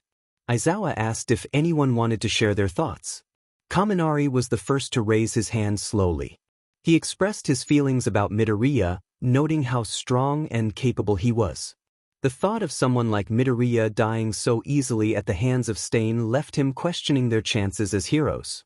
He wondered if they too would meet the same fate and admitted uncertainty about whether being a hero was right for him. Mineta echoed Kaminari's sentiments, feeling that Midoriya's death seemed unreal. He questioned how someone so talented could fall so easily. Aizawa sighed, acknowledging their concerns. He began by stating that being a hero isn't for everyone. He reassured those who were afraid of death that they shouldn't force themselves into heroics. However, for those who still aspired to be heroes, he emphasized the importance of perseverance and practice. He reminded them that Midoriya's death was tragic but accidental, urging them to do their best to prevent such accidents in the future. Life is precious, and they should choose the path they believe is right, whether it be one of bravery or another. Aizawa paused, waiting for any hands to rise, but none did. Despite the familiarity of his speech, it still motivated them, giving them a sense of purpose. He then opened the floor for questions. Yaoyorozu raised her hand, expressing her confusion about Midoriya's death. She felt it was out of character for him to make such a mistake, especially since he had always relied on his telekinesis. J.𝐼𝐸 added that the images confirmed it was indeed a mistake, a moment of panic. Yet, Yaoyorozu couldn't shake the feeling that something was off, especially with the mention of Midoriya's missing body and the possibility of the League using it to create a Nomu. Bakugo pondered the irrationality of Midoriya's actions, questioning if he had been struggling with his feelings. A wave of sadness washed over him as he reflected on Midoriya's greatness. 𝐒𝐮𝐬 attempted to lighten the mood by recalling Midoriya's recent heroic act, where he had held up an airplane and returned stolen money. The class continued in a somber mood, reflecting on how they had taken Midoriya for granted. Meanwhile, Monoma and Shinso were puzzled by the inconsistencies surrounding Midoriya's death. Shinso caught up with Monoma, eager to discuss their thoughts on the matter. Later, Midoriya, hidden away on the school roof, observed his classmates mourning him. He was surprised by their emotional response, especially from Bakugo, who had been unusually quiet. Midoriya felt closer to achieving his goal but knew he had to wait for school to end. After classes, Shinso arrived at Monoma's house in a private limo. Midoriya, in his child form, used telekinesis to navigate the sky, avoiding Bakugo, who walked alone, tears in his eyes. Midoriya waited in an alley for 𝐼𝐸 to arrive for their meeting. When 𝐼𝐸 arrived, the discussion began with Monoma questioning the circumstances of Midoriya's death. Shinso expressed disbelief that Midoriya would allow himself to die so easily. Suddenly, a small figure flew in through the window, startling the group. Midoriya revealed himself, unwrapping his wings and pulling down his mask. The trio was shocked, with 𝐼𝐸 exclaiming that he thought Midoriya was a ghost. Midoriya explained that his death had been exaggerated and that he was, in fact, immortal. The group relaxed upon hearing this revelation. Midoriya shared his plan, emphasizing the need for secrecy regarding his survival. He explained that his supposed death was a strategic move to operate from the shadows. 𝐼𝐸 mentioned that he had recently joined the League, which could be beneficial for their plans. They discussed the growing number of members in the League, contemplating how it could work to their advantage. Everyone believed Midoriya was dead. However, he had a plan to use the League to take down 𝗟𝐿 and attack 𝐒𝐮𝐩𝐩, aiming to shut it down. If they resisted, he would eliminate them, viewing them as obstacles. He intended to go undercover, disguising himself as 𝐼𝐼𝐵's younger sibling. When asked about his heat giving him away, he explained that it wouldn't be a problem. He could simply claim to be 𝐼𝐵's brother. Shinso inquired about his role, and Midoriya confirmed that he needed to gather information from UA. Shinso also had a plan to prepare the commission kids for an attack on the commission. Midoriya sighed and snapped his fingers, transforming back into a child. Using his telekinesis, he held loose ends, adjusted his mask, tied up his wings, and readied himself. He revealed that he could control his age now and expressed his longing to accompany 𝐼𝐵 on his next outing. 𝐼𝐵, surprised by Midoriya's childlike voice, asked if he would be his little sibling. Midoriya confirmed this and mentioned he had already thought of a name that related to 𝐼𝐵's.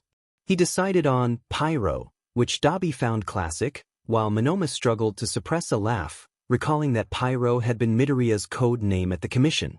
Midoriya also had a backup name, Ryu, which meant dragon. Meanwhile, Hawks looked over Tokyo with a cold demeanor, feeling a deep resentment he couldn't quite place.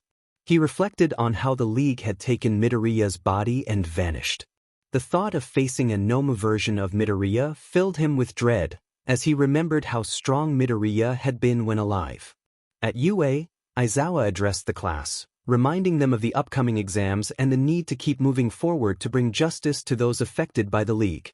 The students nodded, aware of the challenges ahead, though they were unaware of the storm approaching.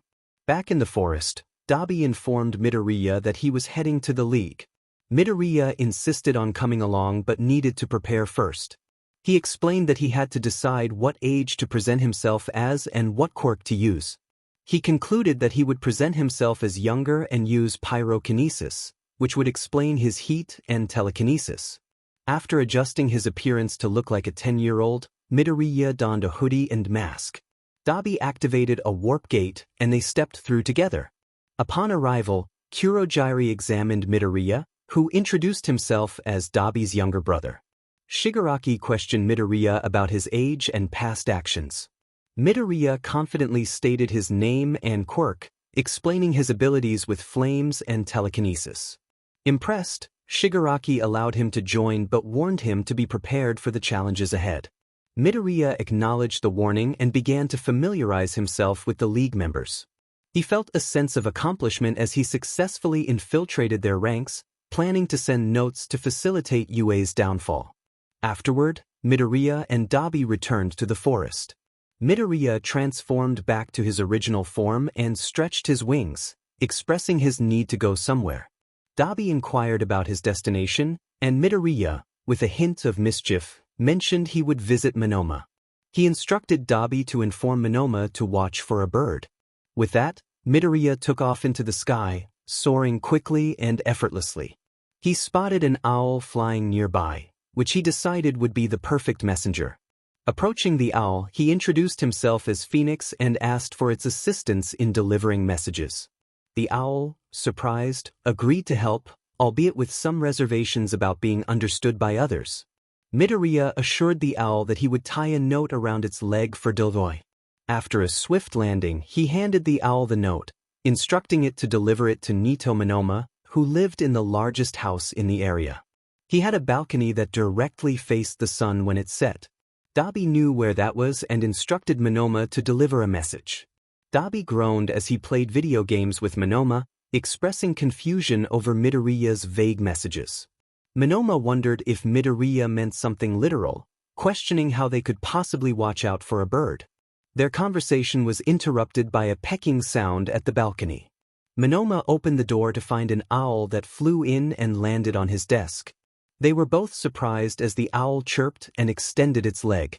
Monoma realized that Midoriya meant the literal definition of a messenger. He read the note aloud, which explained that 𝐼𝐵 should have told him to watch out for a bird. Midoriya had decided to communicate through this owl to avoid the risks of in-person meetings. Monoma was frustrated by the complexity of the situation, especially since phones existed. He noticed there was something written on the back of the note and expressed his reluctance to have sensitive information on their phones. Monoma acknowledged that Midoriya had clearly thought this through, and they both pondered how he managed to train an owl for this task. Monoma then paused the game and pulled out a sheet of paper, glancing at the owl that patiently waited. He shared that he had learned valuable information at school. Exam week was approaching, which aligned perfectly with Midoriya's plan. He also had access to UA files and discovered that a camp trip was scheduled after the exams. This information was crucial for their plans, and he mentioned that he had already started coordinating with the commission kids. Meanwhile, Midoriya was reading the note from the owl, realizing that the plan would progress faster than he anticipated. He quickly wrote out a plan for the league, aware that time was limited due to the upcoming exams. He concluded that the exam PRD would be the best time to strike, as teachers would be preoccupied with grading and executing the exams. Shigaraki, after reading the note, acknowledged the intelligence of their opponents and suggested that they merge their plans. They decided to kidnap a student from Class 1A during the chaos and eliminate as many teachers as possible to ensure the school was shut down. As exam week approached, Class 1A was nervous, unaware of the greater threat looming over them. Midoriya sat with the league members, preparing to follow through with their mission. Shigaraki outlined their objectives: to cause as much damage as possible, eliminate students and teachers, and kidnap Katsuki Bakugo, Class 1A's top student. Midoriya felt a surge of anxiety, realizing that this was not part of the plan he had written. He worried for Bakugo's safety, knowing he might not be able to face off against so many unknown quirks. As the plan was set in motion, Midoriya found himself alone outside Ground Beta, hearing the exams taking place inside. He reflected on the situation, recognizing that he was either being underestimated or trusted too much. He quickly found a discreet hiding spot, waiting for the signal to attack. Kurogiri announced the roles for those who had spawned at Ground Beta and the main building, detailing their objectives. Midoriya's heart raced as he prepared for what was to come. They were putting too much trust in him. How many other people had spawned at Ground Beta? Midoriya sighed in annoyance as the message appeared. It was time to act. He sensed the rapid spike of noise as chaos erupted at UA. Using his telekinesis, he flew up and looked over at Ground Beta. He needed to keep an eye on Aizawa. If Aizawa deactivated his quirk, not only would his telekinesis stop working, but he would also age up and be revealed. As he scanned the ground, he spotted Aizawa, who was preoccupied with an attack from Toga. Midoriya quickly knocked Aizawa out and tossed him aside, thinking to himself that he was now out of the way. He landed at the center of Ground Beta, where Toga approached him with a grin, excitedly noting his young age. She ran around with her knives, declaring her intention to set the place on fire and suggesting he stay away from the flames, which were meant to trap people. Midoriya acknowledged her and prepared for the chaos ahead. Screams from Class 1A echoed in the distance as they attempted to escape. 𝐿𝐵 was seen igniting everything around him. Midoriya used the flames to create a barrier around the entire false city, making escape impossible. The students were in a panic, calling out for help and wondering where the teachers were, who were preoccupied with the villains. Midoriya landed before his classmates, who were surrounded. He followed their lead, noticing how short the villain was, prompting a whisper from Kamen. Zero, in a state of panic, urged him to be quiet. Stain, towering above them, demanded that Katsuki Bakugo step forward if he wanted any of his classmates to survive. Bakugo, furious, charged out of the crowd and unleashed a massive explosion aimed at Stain. 𝐿𝐵 shouted for Ryu to get Bakugo. As Bakugo glanced at Midoriya, their eyes locked, and Bakugo felt a sharp pang in his heart, recognizing him. Just then, he was knocked out entirely. Midoriya felt a surge of panic, questioning how Bakugo could recognize him. He decided he needed to find a way out of this situation. In a moment of desperation, he snatched Bakugo and threw him toward 𝐿𝐵. Kirishima, seeing Bakugo in danger, charged at 𝐿𝐵. Despite 𝐿𝐵's flames, Kirishima, in hardened mode, resisted the heat and punched 𝐿𝐵 in the gut while trying to grab Bakugo. Midoriya, panicking, used his telekinesis to lift Bakugo away. Kirishima, furious, charged at Midoriya, who flew back into the air beside Bakugo's unconscious body, telling him to stay down. J.𝐼𝐸, in a state of panic, questioned Midoriya's age, expressing disbelief that he was a villain at such a young age.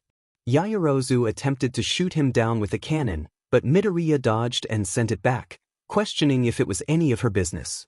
Toga then entered the scene, dragging a body behind her, announcing her latest victim. The class froze as they recognized the body of Power Loader, and disbelief washed over them. 𝐼𝐸, recovering from Kirishima's punch, confirmed that they had secured the young hero. A warp gate opened, signaling their mission was complete, and they quickly made their escape.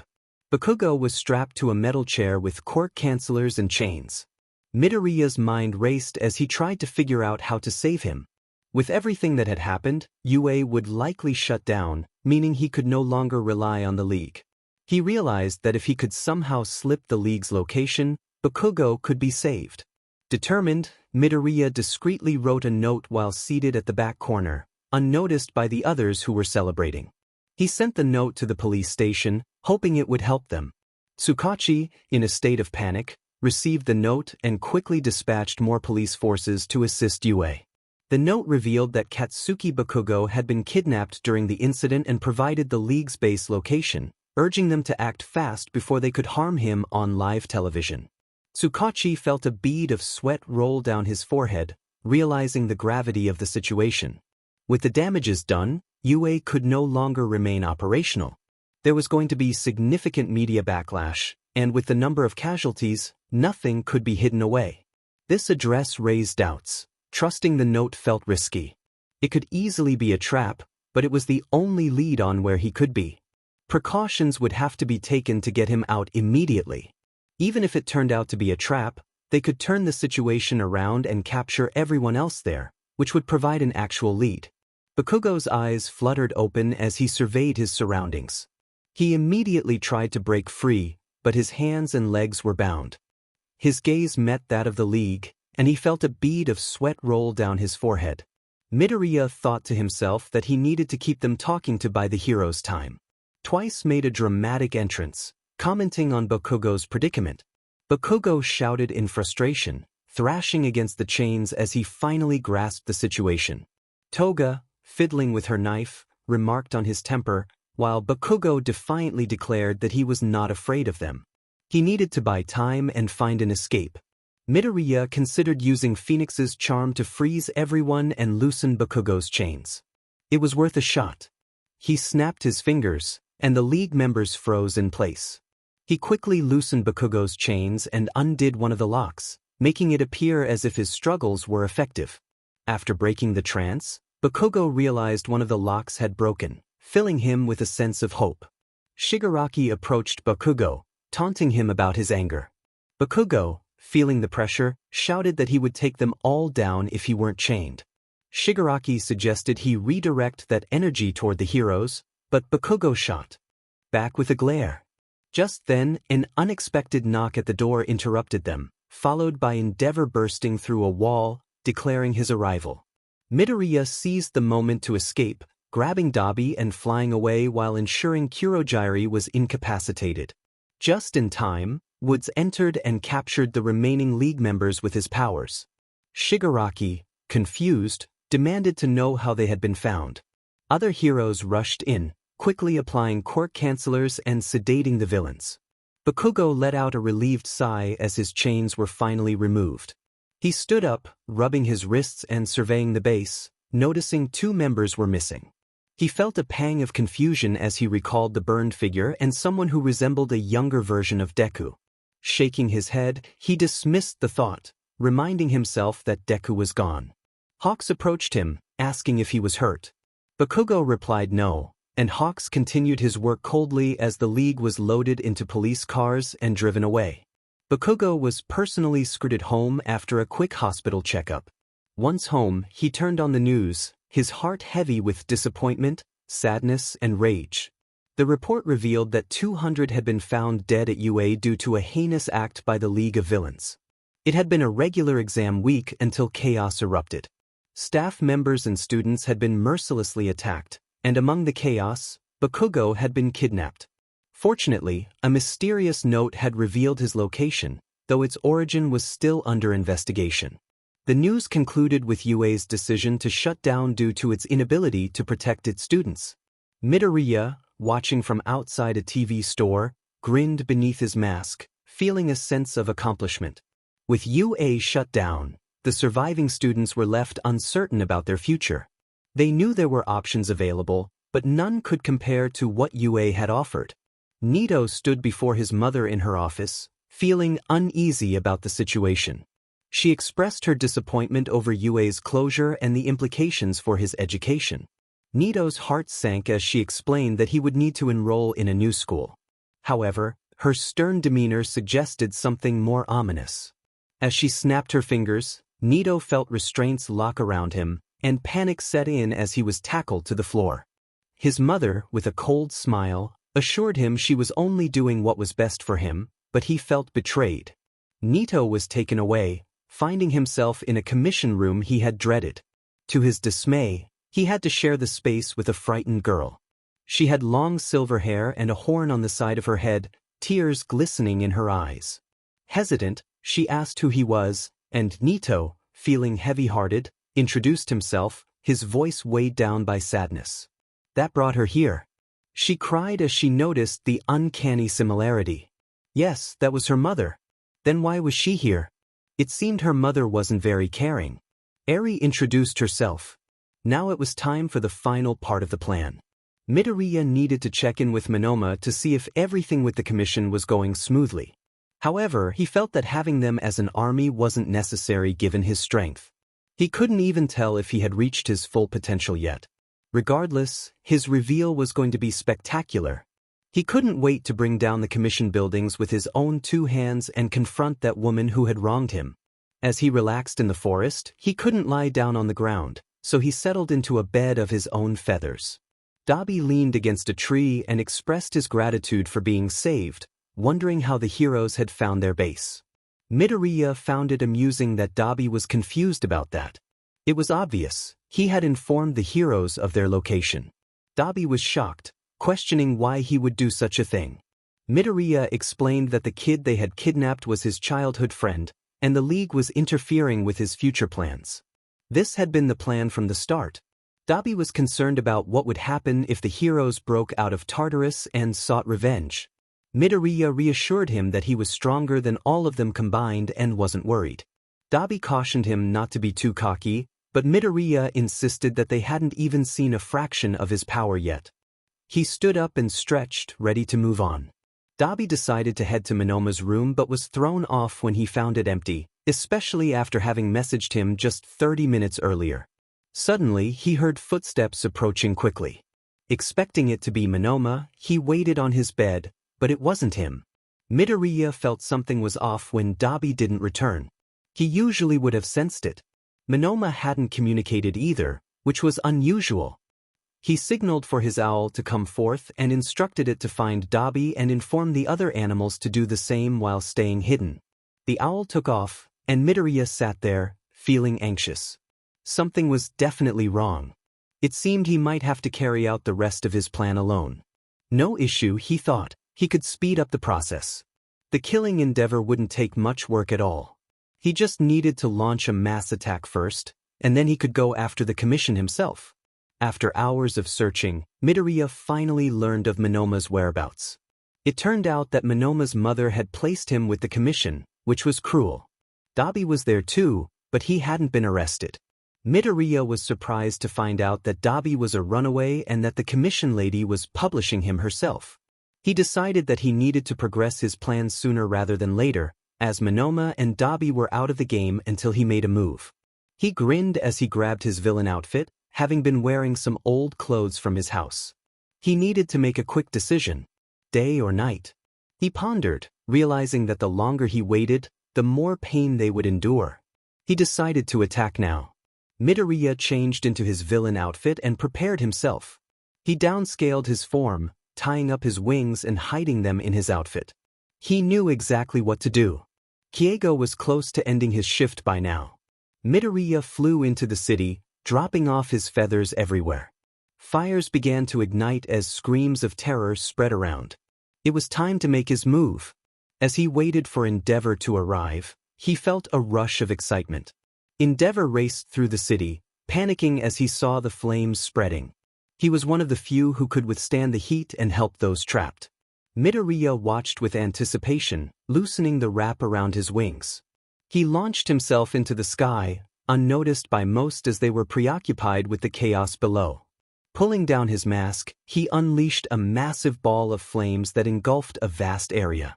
As the fires blazed, Midoriya flew away from the destruction zone to a spot where a large crowd was trying to escape. He grinned, spotting Hawks below, who was doing his best to help. Stretching out his hand, he drew 𝐿𝐻𝐸 toward him, and time seemed to freeze as everyone turned to look at him.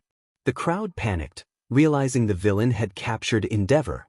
Hawks sent out hundreds of his feathers, but they were stopped mid-air and burned. He demanded to know who Midoriya was and why he was doing this.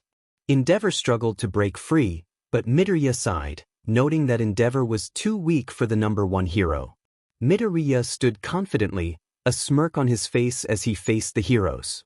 He could sense their anticipation, the tension in the air thickening as he drew his hand closer to his mask and hoodie. He let out a sigh, revealing his identity to the shocked onlookers. Hawks, struggling to process the situation, felt a wave of disbelief wash over him as Midoriya revealed his true self. It dawned on him that Izuku was immortal, and he had been grappling with the implications of that missing corpse. As police and heroes arrived, they began to fire at Midoriya, but he merely scoffed, using his telekinesis to stop the bullets mid-air. Hawks, overwhelmed by emotion, could only wish to embrace Izuku. Midoriya disarmed the officers with a flick of his wrist, his demeanor shifting as he confronted Hawks. He casually mentioned that the burned corpses were not his doing, pointing the blame at 𝐿𝐻𝐸 instead. 𝐿𝐻𝐸, stunned into silence, found himself at the mercy of Midoriya, who grinned wickedly while brandishing a large feather. The tension escalated as Midoriya pressed the feather against 𝐿𝐻𝐸's neck, the air thick with the scent of danger. Hawks pleaded with Izuku, desperate to reach the friend he once knew. But Midoriya was resolute, his words laced with bitterness as he recounted the struggles they had faced together. He had long ago chosen a different path, one that led him to take drastic measures against those who had threatened their survival. As the confrontation reached its peak, Midoriya's actions became more aggressive. He declared that this was the beginning of a new era, pressing the feather deeper, creating a horrific scene that sent the crowd into a panic. Hawks, filled with despair, watched as the reality of the situation unfolded. He felt the heat of the flames around him, the devastation weighing heavily on his heart. He couldn't comprehend how Izuku could have become this person, the one responsible for the chaos surrounding them. Midoriya, now soaring above, felt a pang of regret as he glanced back at Hawks. The building they stood on began to crumble, and in a moment of instinct, he saved Hawks from the impending disaster, dragging him through the air. Hawks, bewildered, questioned Midoriya's motives. The two were locked in a battle of wills, with Midoriya determined to reshape the world around them. He aimed to knock Hawks out, believing it was the only way to ensure his mission would succeed. As Midoriya reached the commission building, he unleashed his power, lifting the structure effortlessly. The sight of him controlling the buildings with such ease left everyone in awe, showcasing the extent of his abilities. In that moment, the heroes realized the true depth of Midoriya's transformation, and the battle for their world had only just begun. It was a power they could never reach, even if they tried. Monoma's mother shouted as she unleashed her quirk at Midoriya. It was a strong quirk, but not strong enough. Midoriya countered the flaming plasma shot at him, redirecting it back toward her. He watched as she fell, defeated. He then turned his attention to the remaining members of the commission, who stood frozen in fear, uncertain of their fate. Midoriya reflected on his actions, a grin spreading across his face as he stood victorious. The commission kids shouted questions filled with dread, asking who he was and what he intended to do with them. He glanced at them and stated that as long as they did not interfere, they could have a chance to start anew. Some of the kids hesitated, questioning whether a fresh start was even possible given the state of the world. They expressed their confusion about their purpose if they were no longer meant to fight. Midoriya sighed and offered them a choice. If they wanted a purpose, they could join him in causing chaos across Japan for a week. He assured them they were strong enough to avoid capture, but warned that opposing him would lead to dire consequences. A few among them protested, insisting they had been trained to be heroes, not villains. Midoriya's demeanor shifted, becoming more threatening as he challenged their resolve. They expressed their longing to save people, clarifying that they did not support the corrupt system but also did not want to harm innocents. More voices in the crowd began to agree with this sentiment. Midoriya questioned whether they planned to confront him. As he flared his wings, they felt an unsettling pressure around their necks. He acknowledged that he was indeed a villain, but claimed it was for a good reason, citing the flaws in society. The tension escalated as some in the crowd labeled him evil, but he remained unfazed. Suddenly, Minoma's mother charged at Midoriya, attempting to stab him. The knife struck him, and he remarked on the surprise of being stabbed. Minoma watched in horror as his mother prepared to attack again. Midoriya calmly inquired about her quirk, while Minoma's mother warned him not to trust her son. Minoma, torn between loyalty to his mother and the truth, revealed her ability to use multiple quirks at once, a more powerful version of his own. Midoriya deduced her powers and wondered how long her immortality would last. As he tested her abilities, the atmosphere grew tense. The sounds of her anguished cries filled the air as he explored various methods to defeat her. Eventually, her quirk faltered, and she fell, leaving Midoriya satisfied with his victory. He turned to Minoma, who was visibly upset. Midoriya questioned why he was crying, pointing out the abusive nature of his mother. Minoma struggled to articulate his feelings, explaining that it was not easy to hate one's own mother. Midoriya, lacking personal experience, could not fully understand. 𝐼𝐸 interrupted, urging Midoriya to tend to his wound. Midoriya nonchalantly replied that he was waiting for it to kill him, believing it would be easier to respawn. 𝐼𝐸 panicked, reminding him that they would all be in danger if he died. Midoriya then posed a crucial question to the group: would they stand in his way? The response was a chorus of fearful denials. With that, he instructed them to either stay out of his way or join him in creating chaos. He took flight with Minoma, 𝐼𝐸, and the child Minoma had been protecting, ensuring they left no trace behind. They quickly reached the forest where they would hide until the chaos subsided. Midoriya secured Hawks with a quirk canceller and bound him for safety. He turned his attention to the child, asking Minoma about her. Minoma revealed that she was his younger sister, a revelation that shocked them both. Earlier, Minoma had learned from the child, 𝐼𝐸, that she was also connected to their mother. They pieced together the truth about their family, realizing they were siblings. 𝐼𝐸 explained her quirk, which allowed her to rewind living things, adding another layer to their complicated history.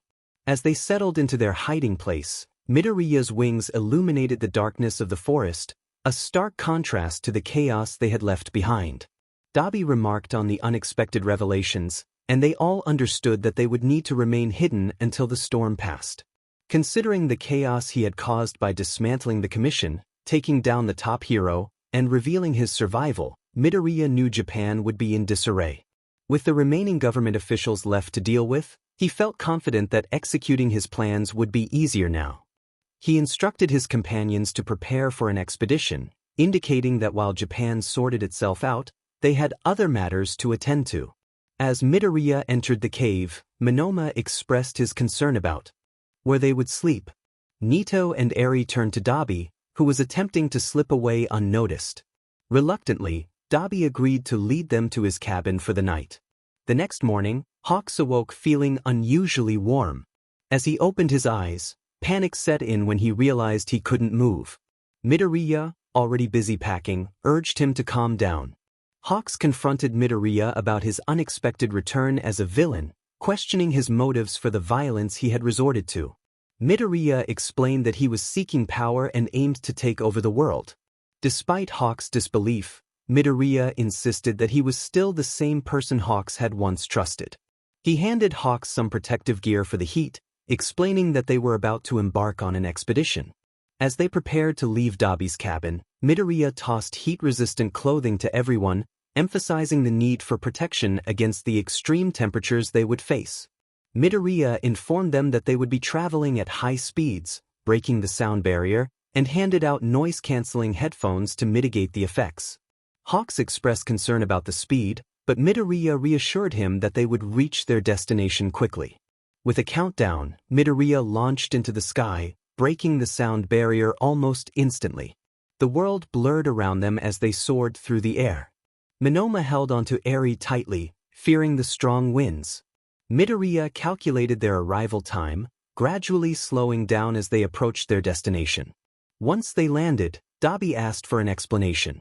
Midoriya revealed that he had brought them to a remote location to test something, ensuring that the heroes would not be able to track them. He pointed out the volcanic landscape surrounding them, with molten rock and magma flowing nearby. As Midoriya knelt beside a puddle of magma, he explained that this location was ideal for his plans, as it was difficult for heroes to reach. He demonstrated his control over fire by comparing it to the magma, revealing his confidence in his abilities. With a determined grin, he outlined his vision for the future, leaving his companions to contemplate the implications of their new reality. This was what they were testing. Midoriya confirmed that they needed a place to hide, having heard about the Commission's actions. He looked at Monoma and Eri, suspecting they had trackers inside them. When he asked how he knew, Midoriya explained that it was obvious, given the Commission's twisted nature. Midoriya offered to remove the trackers but needed their help to locate them. Eri pointed to a noticeable bump beneath her shoulder, and Midoriya carefully examined it before neutralizing the tracker. He then inquired about her quirk, to which Eri revealed it was called Rewind, allowing her to revert living things back to a previous state, but she had no control over it. Midoriya placed a quirk-canceling bracelet on her wrist for safety. Next, he turned to Monoma, who showed a fresh wound where his tracker was located. Midoriya repeated the process, ensuring both were free from the trackers. With that done, he sighed and looked at Hawks, who was struggling against his bindings. Midoriya lifted him up and removed the restraints, leaving only the quirk canceller in place. He warned Hawks not to attempt escaping, as they were far from Tokyo. As they moved on, Hawks questioned Midoriya's intentions after taking over the world. Midoriya explained that he sought relaxation, planning to make changes to society that he found intolerable. He reflected on his experiences living on the streets, which had taught him a lot about survival. Hawks struggled to understand Midoriya's reasoning, questioning how he could find peace knowing the number of people he had killed. Midoriya revealed that he had been forced to defend himself from gangs since he was 4, leading to a grim tally of lives taken in self-defense. Hawks was shocked to learn the extent of Midoriya's past, struggling to reconcile the image of his childhood friend with the reality of a villainous path. Meanwhile, Bakugo was grappling with the revelation that his childhood friend, whom he believed to be dead, was alive and had become a supervillain. He lay in bed, overwhelmed by the betrayal and confusion. He recalled the events surrounding his kidnapping and wondered if Midoriya had truly been involved. The more he thought about it, the more questions arose, leaving him feeling hopeless against an opponent as formidable as Midoriya.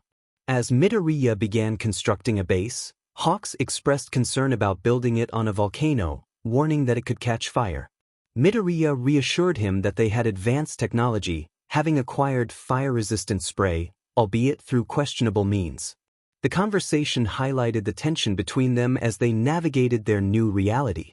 Midoriya reflected on his journey, flying through various places, taking only what he needed to keep moving. He felt a mix of determination and frustration as he faced Hawks. Hawks expressed his disbelief, questioning Midoriya's choices. He reminded him of the life they had before, with a safe home and friends, wondering why Midoriya would choose a different path.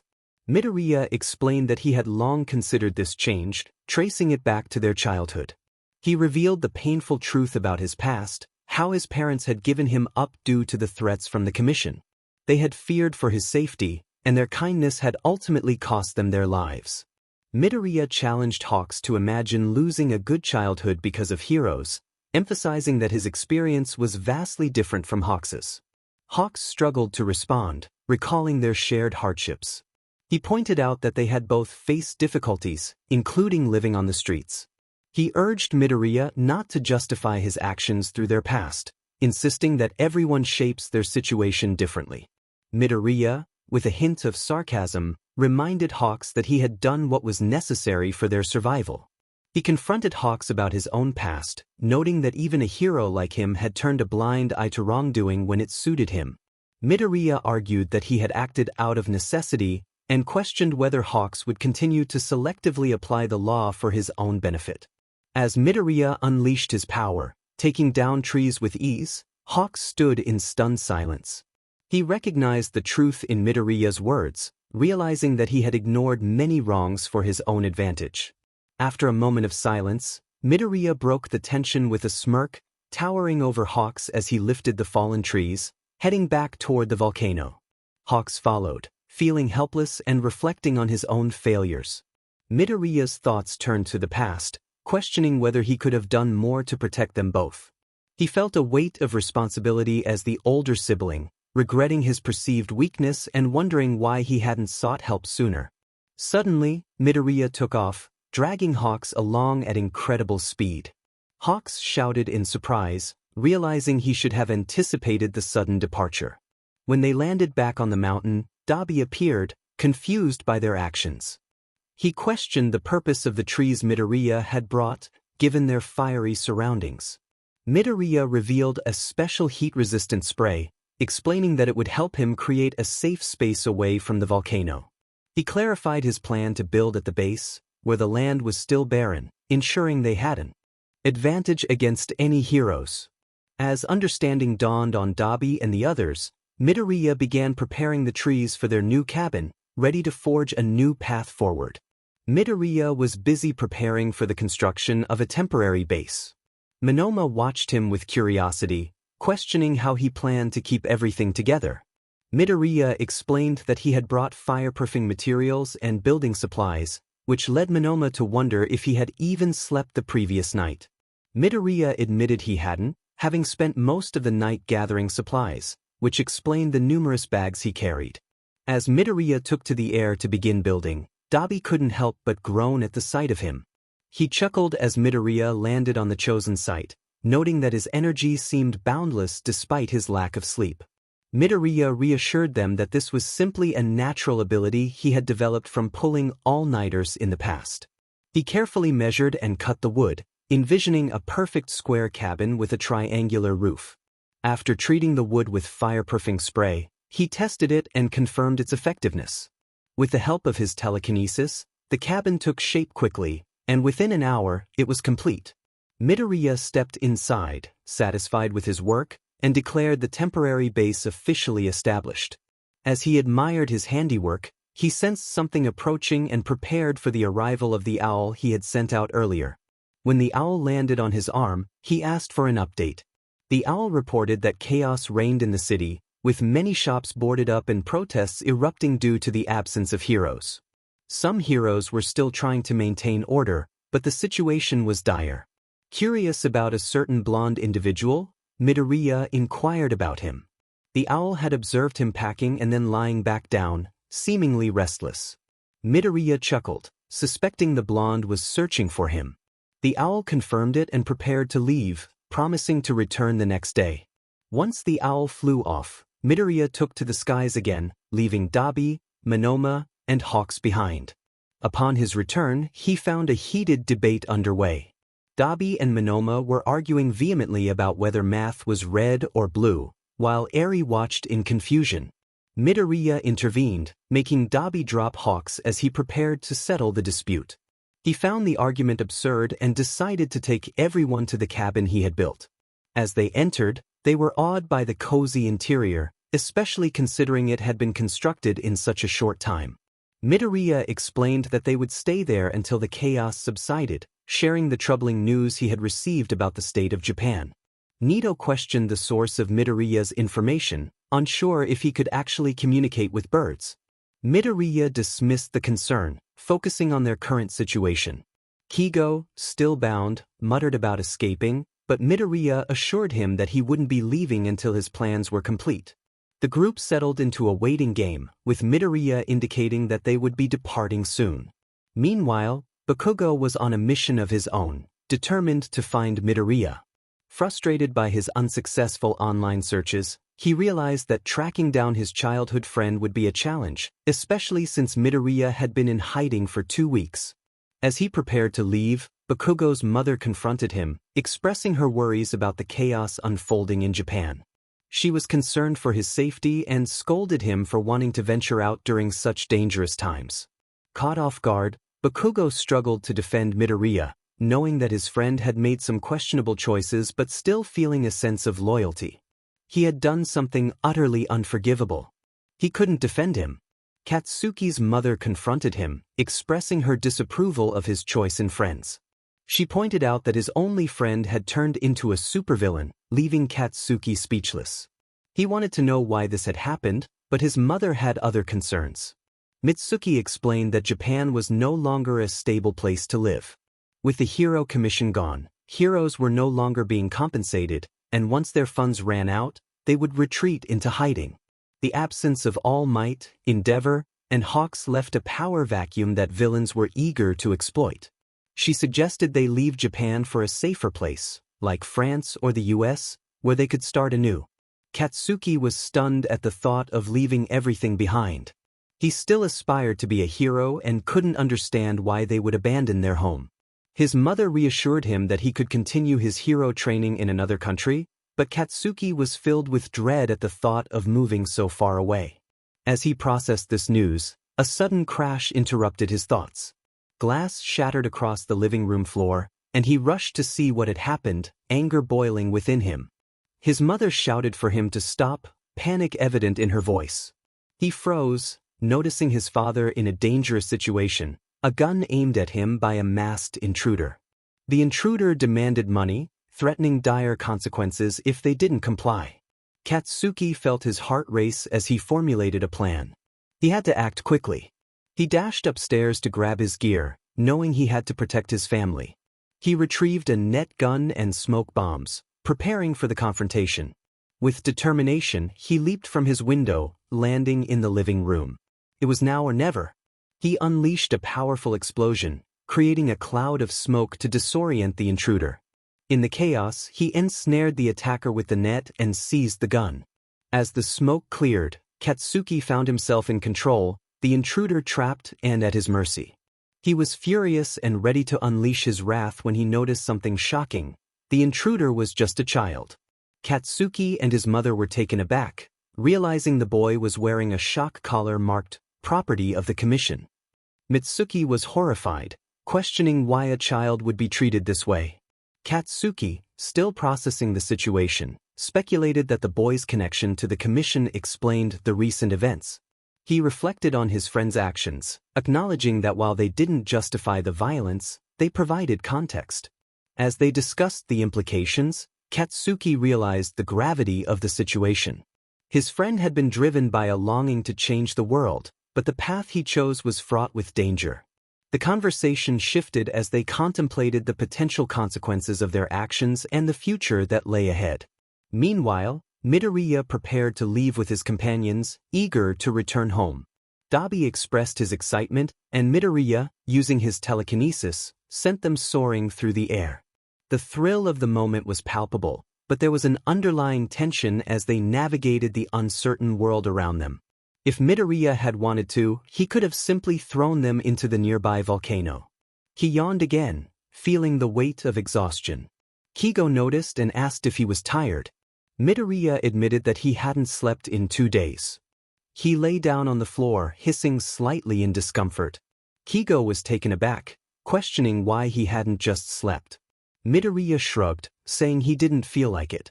When Keigo pressed him on whether he wanted to sleep now, Midoriya confirmed that it was just part of being nocturnal. Keigo was frustrated, realizing he would be left to talk to the wall while Midoriya drifted off to sleep. He watched as Midoriya fell into a deep slumber, feeling a pang of guilt in his heart. The points Midoriya had made during their earlier argument were valid, but they didn't justify the harm being caused. Keigo reflected on their past, wishing they could return to their peaceful lives before everything changed. He regretted not taking better care of Midoriya when they lived on the streets and felt responsible for the dangerous path they had taken. As he sat there, bound and unable to move, Keigo sighed, resigned to the situation. He hoped to see how Midoriya would carry out his plan, realizing he was not entirely against it anymore. Meanwhile, Japan was in chaos. Heroes struggled against a surge of criminals, realizing too late how much 𝐒𝐮𝐷 had done for them. Shouts for help echoed as they fought against overwhelming odds. But by the end of the week, most businesses had been looted, and the economy had crumbled. The cities were in disarray, and many buildings lay in ruins. Amidst the turmoil, Midoriya had finally recharged and was ready for action. Hawks, suspended in the air, questioned if there was a better way to handle the situation. Midoriya explained that people wouldn't listen until the powerful were removed. Once that happened, he would be the one in command. Hawks reluctantly agreed to follow Midoriya's plan, surprised by his change of heart. Midoriya teased him about realizing the commission's faults during their time at the cabin. As they approached the Capitol building, Midoriya prepared to make a bold move. He lifted the massive structure effortlessly, causing Hawks to stare in disbelief. Midoriya sensed the panic inside and, instead of using his telekinesis to destroy it, unleashed a surge of blue flames that engulfed the building. The screams from within echoed as he dropped it back to the ground, now ablaze. Hawks was astonished, questioning how Midoriya had acquired such powers. Midoriya brushed off the questions, stating that the government was now out of the way and it was time for him to make his official statement as the leader. Hawks was skeptical about how he would address the public, given the destruction and chaos. Midoriya assured him that cleaning up the mess wouldn't be difficult and that he would soon confront the protesters to explain his plans. Incredibly, within just 4 hours, Midoriya had restored order to the chaos around Japan. Hawks could hardly believe his eyes, impressed by Midoriya's capabilities. With the destruction cleared, Midoriya was ready to face one of the major protests, confident that information would spread quickly from that point on. As he took to the skies, dragging Hawks along, he was determined to make his mark. Hawks complained as he struggled in the air, expressing his frustration. Midoriya soared above a crowd gathered in front of a police station, where people were protesting for better protection. Suddenly, someone in the crowd pointed at Midoriya, exclaiming that he was the villain. Fear swept through the protesters, causing some to flee. With a deep breath, Midoriya used his telekinesis to halt their escape attempts. He declared that he had dismantled the remaining government power and proclaimed himself the leader of the country. He intended to expand his influence beyond Japan, stating that while some laws would remain, heroes would no longer exist. Midoriya explained that he would hire individuals to enforce the new rules and urged everyone to find work, assuring them that the streets were safe again. He instructed them to spread the word about his new reign as Izuku Midoriya, also known as Phoenix. The crowd was taken aback, realizing they had not perished at his hands. To them, Midoriya had been a mere villain, but now he stood as an actual ruler. Despite their shock, some voiced their dissent, questioning how he expected them to follow him after he had killed their leaders. Midoriya responded with a chilling ultimatum, warning that those who did not accept him would face dire consequences. He released some of his feathers, and the protesters fell silent, recognizing they had little choice but to comply. He reiterated his demands and then took off, seeking more crowds to deliver his message.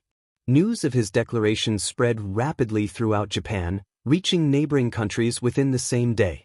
The response was anything but favorable. In a separate location, a group discussed the situation. They confirmed that they had contacted the remaining heroes in Japan, noting that Hawks was missing and possibly under Midoriya's influence. They expressed concern over Midoriya's immortality and the implications of his rule. As they strategized, they realized they needed support from South Korea before taking action. They planned to announce a joint effort to confront Midoriya and restore order. Meanwhile, Midoriya stood atop Tokyo Tower with Hawks, reminiscing about their favorite places to fly. Hawks mentioned the impending involvement of China and South Korea, to which Midoriya remained resolute, stating he would not back down. He acknowledged the challenge of facing a combined force but felt confident in his immortality. The conversation shifted to the potential for aging, with Midoriya revealing his ability to control his appearance. Hawks expressed concern about Midoriya's lack of support, but Midoriya hinted at a particular group that might come to his aid. As they discussed their next moves, Midoriya revealed his intention to visit Tartarus, suggesting that the League of Villains would soon re-emerge. A grin spread across his face as he formulated his plan, ready to face whatever challenges lay ahead. Hawks expressed his frustration as Midoriya took off towards Tartarus prison. He questioned why Midoriya was so eager, to which Midoriya explained that it was the perfect opportunity. The prisoners were strong and had been contained in Tartarus for a reason. By using them, he could avoid interference from other countries. Midoriya hesitated, realizing he was about to reveal something Hawks wouldn't approve of. When Hawks pressed for the truth, Midoriya hinted at his intentions regarding the heroes who would be attacking the next day. Hawks was shocked at Midoriya's casual attitude towards life and death, but Midoriya dismissed the notion of basic human morals. As they arrived at Tartarus, police officers began to shoot, but Midoriya effortlessly neutralized them with a flick of his wrist. He entered the prison and took down the guards, finding infiltration to be as easy as riding a bike. Over the loudspeaker, Midoriya announced his intention to free the prisoners, but with one condition: they would need to fight the heroes who were coming to attack. The prisoners reacted positively, eager for the chance to escape. After gathering everyone, including the League of Villains, Midoriya prepared to take them back to mainland Japan, instructing them that their debt for freedom was to confront the heroes. Meanwhile, heroes from China, South Korea, and Japan were searching for Midoriya, puzzled by the unusual calmness in the streets. Suddenly, chaos erupted as the Tartarus villains launched their attacks across Japan. Midoriya, having created illusions to mislead the heroes, activated his quirk and transformed into Phoenix mode. He swiftly dealt with the heroes who had managed to evade the other villains, leaving only 2 alive. Suspending them in the air, he declared that they would serve as messengers to their countries, warning them that Japan was under his control and that any further aggression would lead to immediate consequences.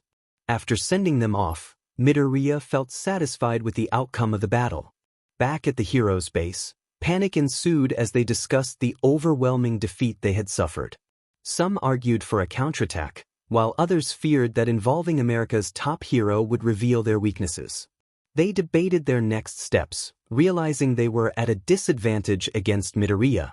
In Japan, life returned to normal as Midoriya had already cleaned up the aftermath of the battle. Hawks watched in confusion as Midoriya assisted in the construction of his new base. When Hawks questioned why Midoriya had saved the citizens despite his anger towards them, Midoriya explained that his plan was to rule over them. He intended to eliminate heroes and establish his demps. As Midoriya prepared for his next move, he revealed his intention to attack China, aiming to dismantle its government and expand his control over neighboring countries. He was determined to eliminate as many heroes as possible and rally the villains to his side, envisioning a future where he would hold power over the entire world. Keigo questioned Midoriya's grasp over Japan, but Midoriya firmly told him not to question him. Midoriya rolled his eyes, feeling a sense of frustration as he took down the Capitol building, leaving no one standing. The fight had officially begun. Heroes rushed at Izuku, but he swiftly dispatched them, finding it all too easy. He felt nearly unstoppable, realizing that only a stronger quirk could challenge him, and such a quirk had yet to appear. After weeks of battles and conquests across various countries, Midoriya had already taken control of Asia. This drew the attention of the top heroes from different nations, who attempted to intervene. However, their efforts ended in failure. Stars and Stripes confronted Izuku, knowing he had his sights set on America next. She glared at him, recognizing him as the one who had taken Asia. Midoriya expressed his intent to take America, noting that she was his only real obstacle. He felt a sense of monotony in the challenges he faced, finding them repetitive and tiresome.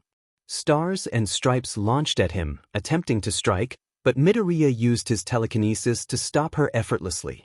He dismissed her with a wave, and she fell, defeated. Missiles were launched at Midoriya, but he redirected them as he soared toward the capital, marking the beginning of his domination. Ultimately, Midoriya succeeded in taking over the world, just as he had promised. He appointed Minoma to oversee Japan in his absence, as he was often away.